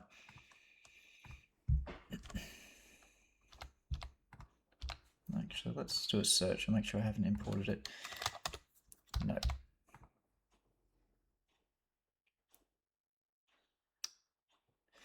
Oh, I think maybe might just be Orbitron. If it's the same style as the Medusa.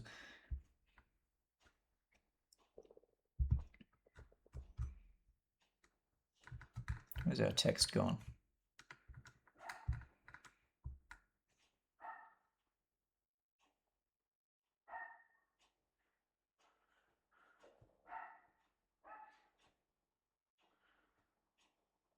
Orbitron.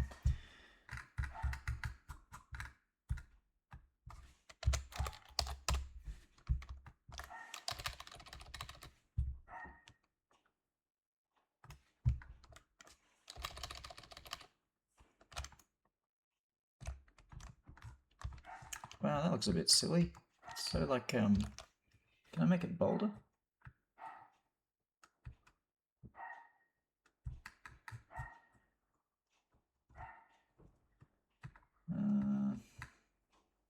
Type bold.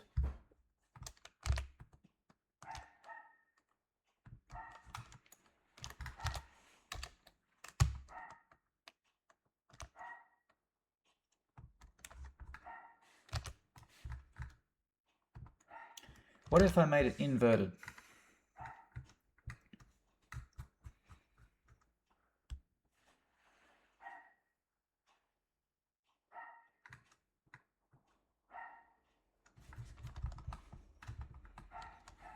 Well, the gun pod's not going to necessarily be on the plane, so I don't think it's a great place for text.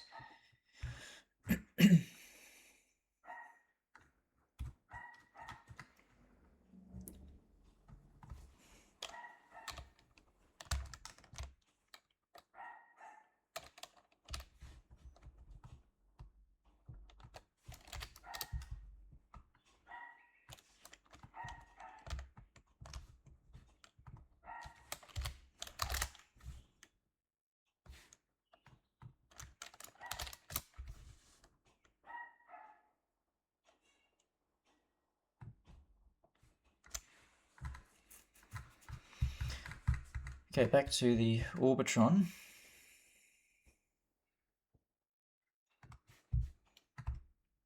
Orbitron bold.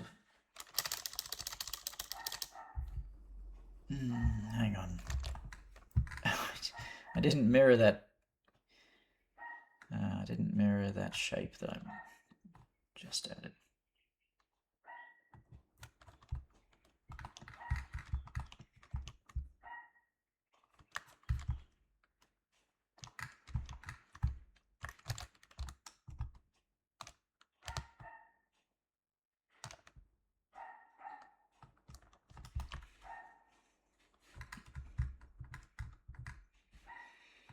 Okay, Orbitron, let's try again.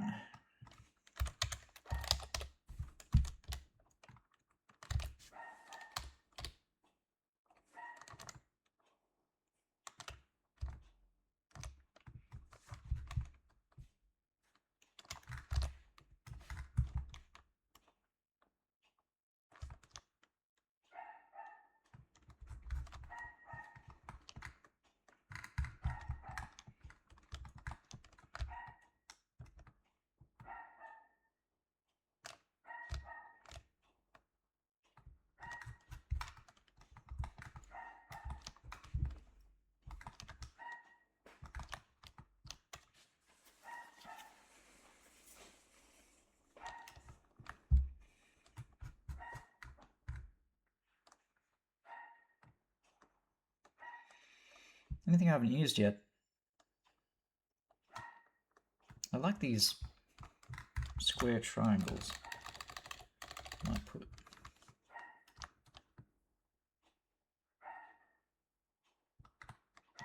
I could put navy on the RWR.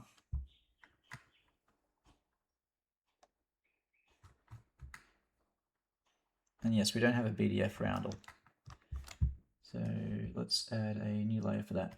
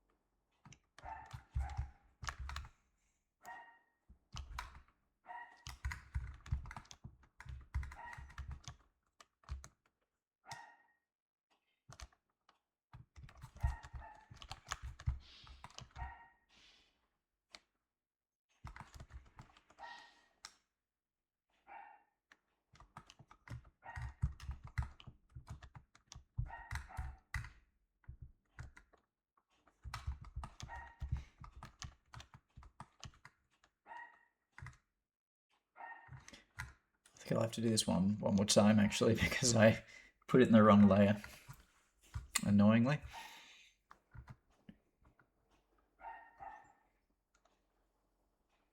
I could probably make it smaller. It's a bit outrageously big. or maybe I can just put BDF. Yeah, I'll put the BDF here instead of navy.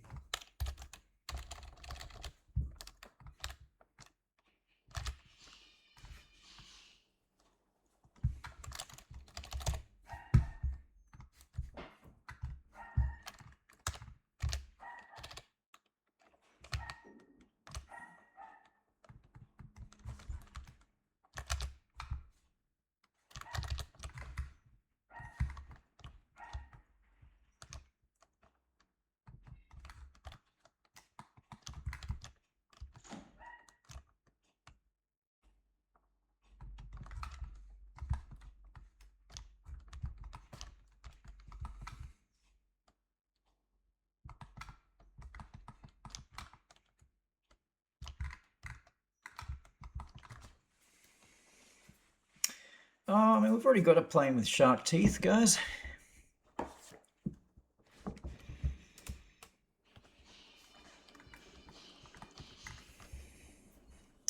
Yeah, that's an interesting thought. I probably wouldn't want to do them myself. I don't know, if John Blaw's willing, I could maybe get him to do some designs for squadrons or air wing markings.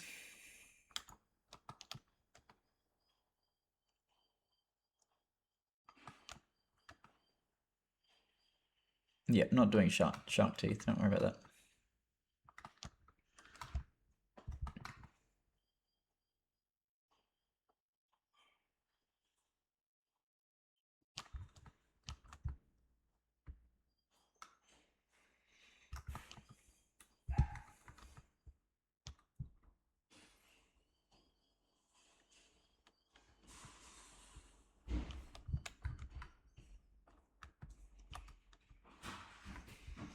I'm going to go back to my references and see if there's anything.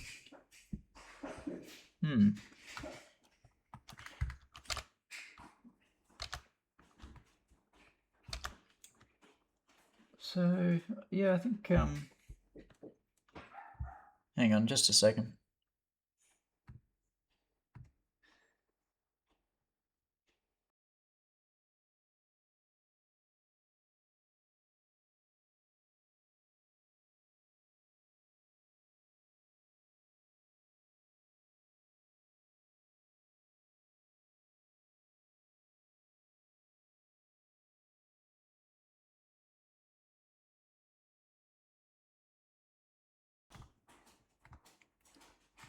All right, and I'm back. I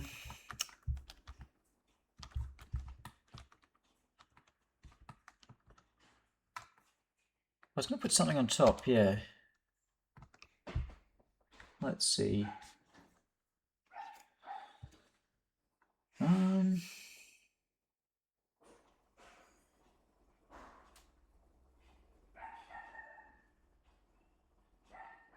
That dog's annoying today.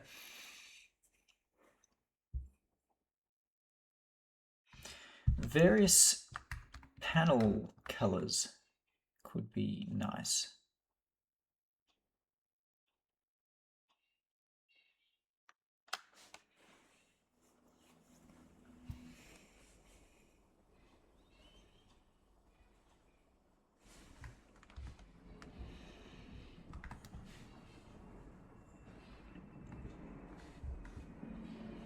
Go back to Substance Designer and maybe generate that with a flood fill.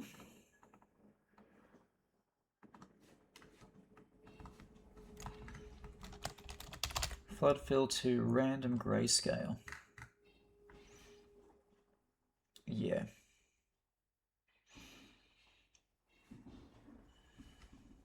Then I'll export that as trainer 1, caps lock, Navy Islands random, import resources.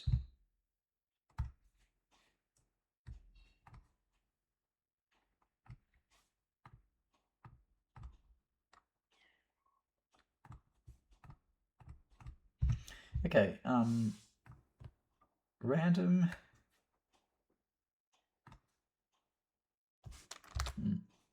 How do I do this? Maybe just a regular layer.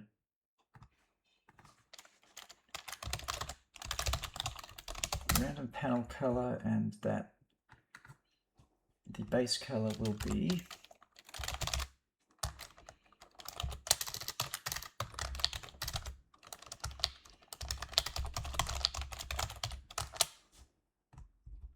this, I think.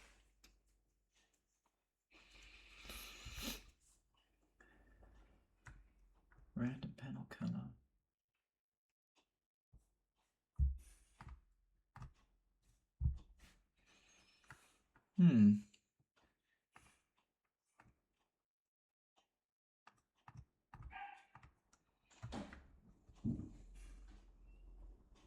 Yeah, that's strange.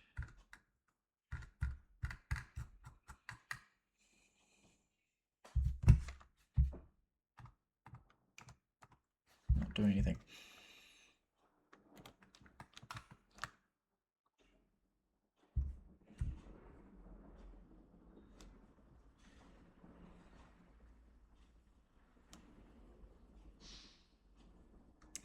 I think that the Revoker actually has a higher thrust to weight ratio than the Ifrit.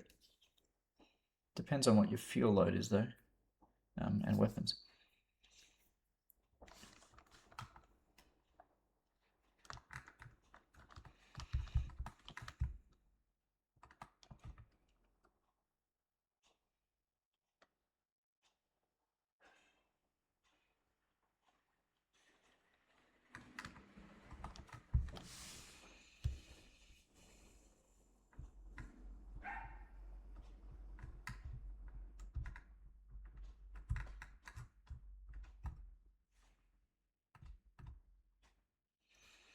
Okay, I might have got this wrong.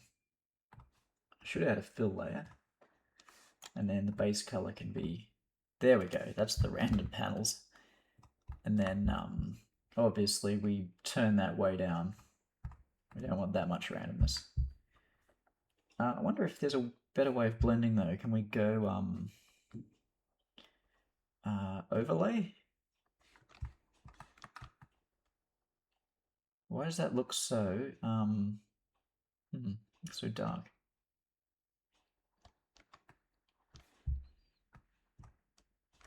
Okay, I'll go yeah, that's a bit better. So now I've got a bit of variation in the panel coloring.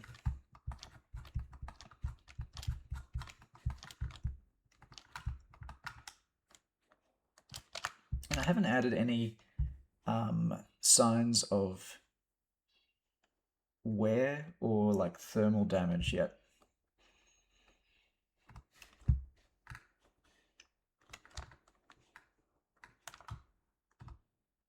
So for example, this one has obvious discoloration around the engine.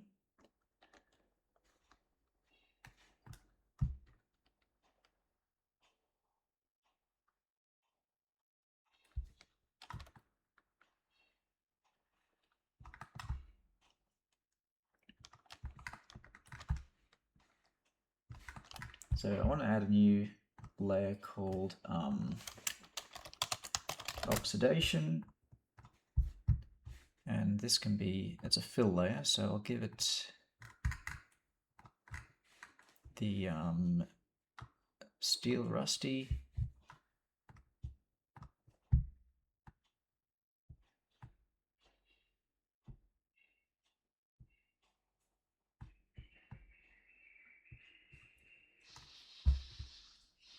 That should do. I'll just give it a black mask, and then we can paint on some discoloration.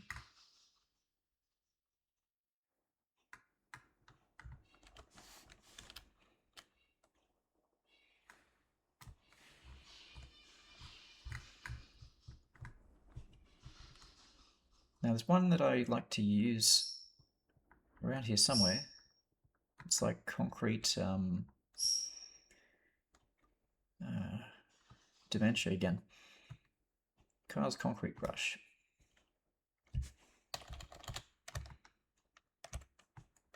Whoa, that's way too strong. We'll get a really low flow so it accumulates very gradually. this to be subtle. Thank you, Baron von Breakfast, for the subscription. That name is making me hungry. I didn't have a big enough breakfast. Time for lunch soon. And I reckon we could probably have a bit of oxidation going on around here as well, because, you know, flares would do that. Flares would possibly...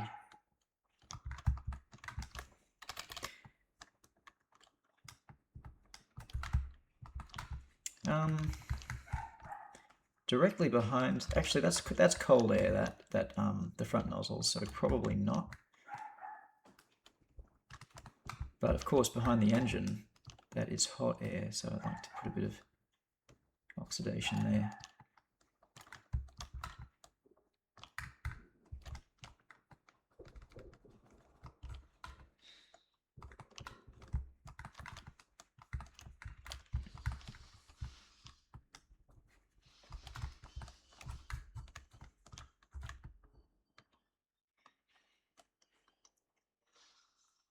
And probably could have a new layer for,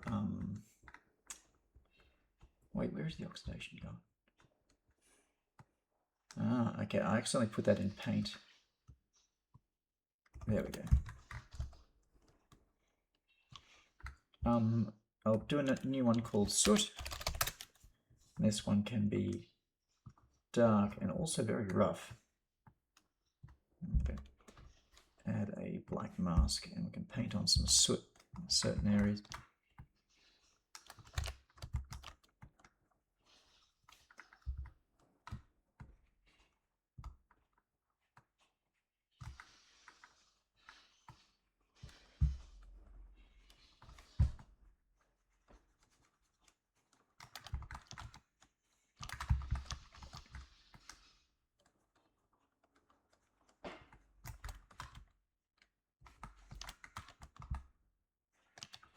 And of course the gun pod would have lots of soot.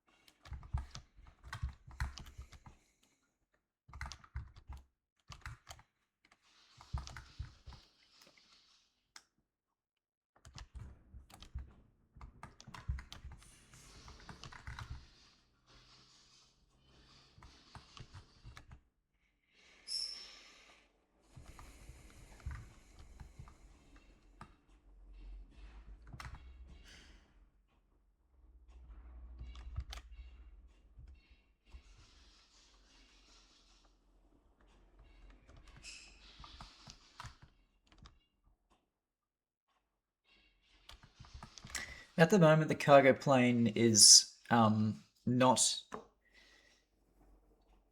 intended to be restricted to one faction or another. In much the same way that many countries in the world operate cargo planes that their rivals also do. I think that we can make sense of that.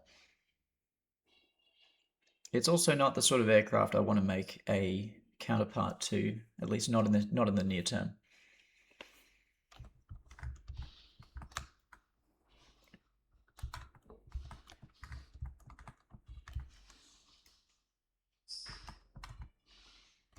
Okay, well, that's wrapped up, I think. The base markings, I can start differentiating different liveries for that pretty soon. But this one as a sort of base BDF livery is pretty close to complete. I'm sure there'll be a few extra details here and there, but not too much more to go. I'm going to go get the birds, bring them on stream. And I might also Might also show the oh my goodness, 10 subs gifted by Frozza. Incredible.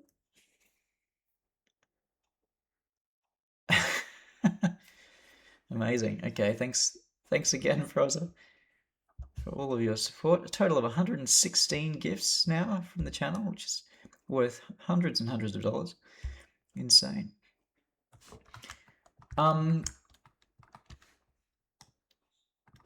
Well, some of the other things I showed last stream won't look particularly different, such as the artillery, which I have been working on, but doesn't really have too much more visible with the way it operates. I will, I think, when I come down with the birds, show some sneak peeks of what I have planned for the big cargo plane.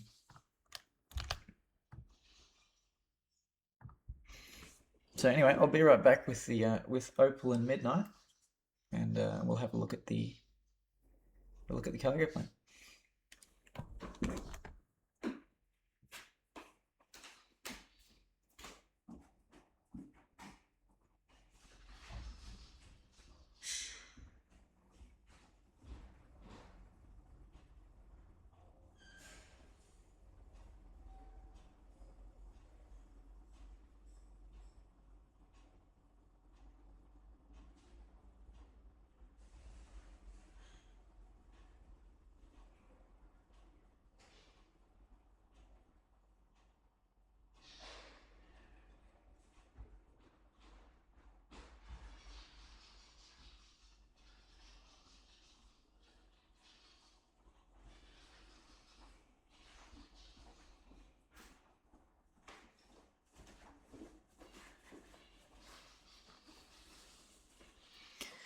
Okay, so we have Opal and Midnight here.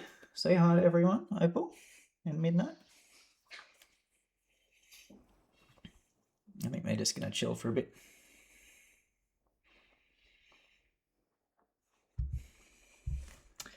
Hopefully they've got their angry phase out of the way. And I've just opened up the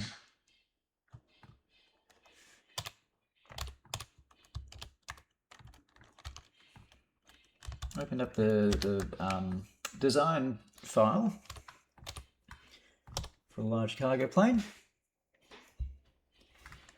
And just remembering that this is intended to be a this is envisioned as a blended wing tri-jet. So yes, keep that in mind. It's an interesting looking thing, but I'll show you what the design has at the moment. Again, very subject to change, very early stuff, but let's move it in.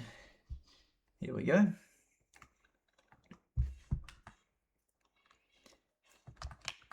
So this is the aircraft that we're working on. And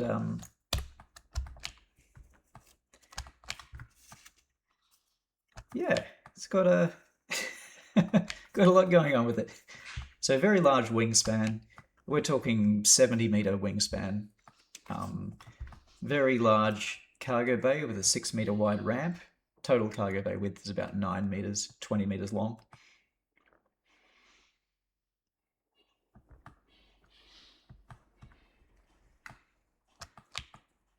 And the jet up here is intended for a it's got an afterburner in the central one, so it sort of uses a hybrid propulsion system. It's not exactly hybrid, but this jet operates a little bit differently, providing some high-speed thrust improvements, whereas these are the large efficiency, high bypass efficiency jets.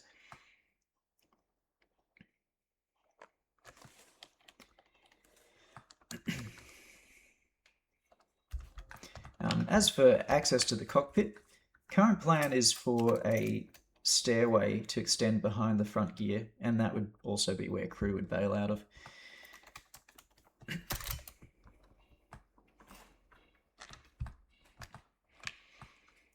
Yeah, so as far as cargo goes, I'm thinking probably 90 tons. We'd be looking at like 250, 300 tons base weight on this thing. Maybe max weight a little over 300 tons.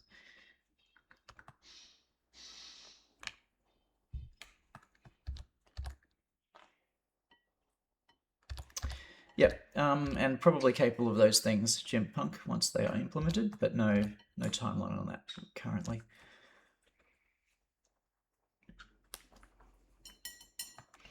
So yeah, I think this is going to be an interesting addition to the game. I think that the size of it is going to be... I've got some broken textures here, don't worry about that. The size is going to be rather fascinating. What's a hype chest? I just got a hype chest apparently. Alright. Epic clip emote.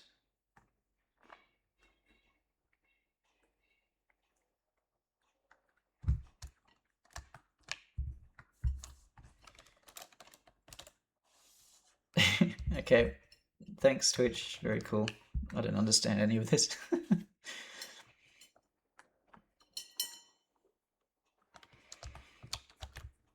So, yes, good question. Where would this monster spawn? It would spawn in a large hangar, and that's something that'll be coming to the game.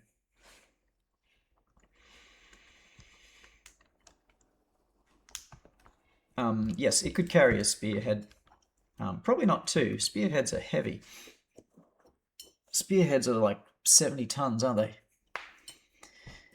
But maybe two slightly lighter tanks. Definitely two like Spags or maybe four of the six wheelers. So yeah, it'd be pretty capable transport. And we're going to be looking at logistics improvements in the game's core to make this kind of aircraft more interesting to use. So that's in the the roadmap for later this year.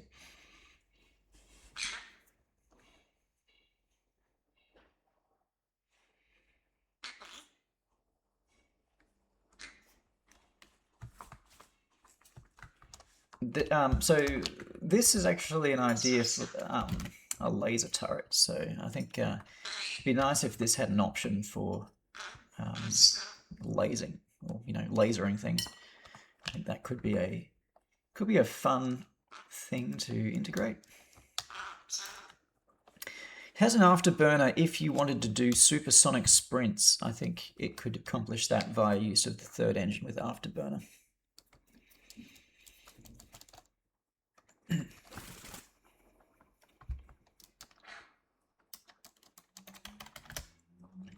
An RCS of yes.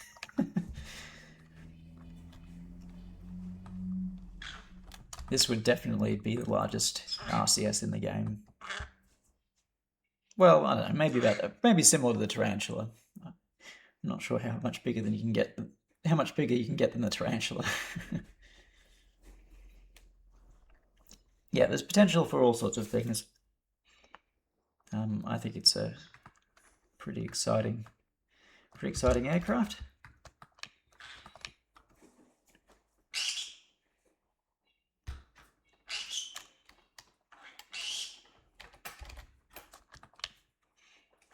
I think there's something like this could go supersonic, although not like in a particularly efficient manner. Hence the afterburner.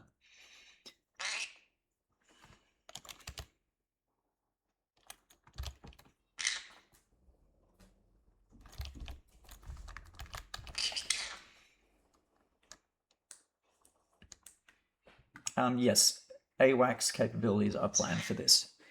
Not gunship capabilities. This thing is too big to be a gunship. Tarantula is already very big for a gunship.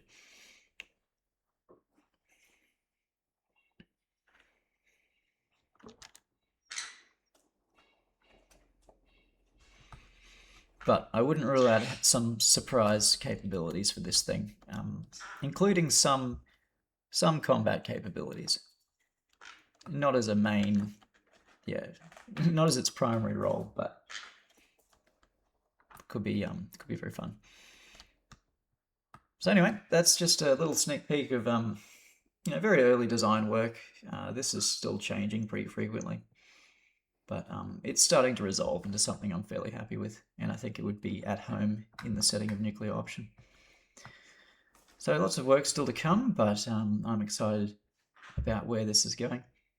I might be more excited about this though. This is shaping up to be one of my favorite planes. It's really fun to fly, and it's like satisfying. It's in a satisfying place for early game jets. So looking forward to releasing this as part of 0.34. Anyway, I think I'll wrap the stream up there because we've been going for a while. It's like 4.5 hours now. But thanks for tuning in, everyone, and I will see you in the next one. Bye.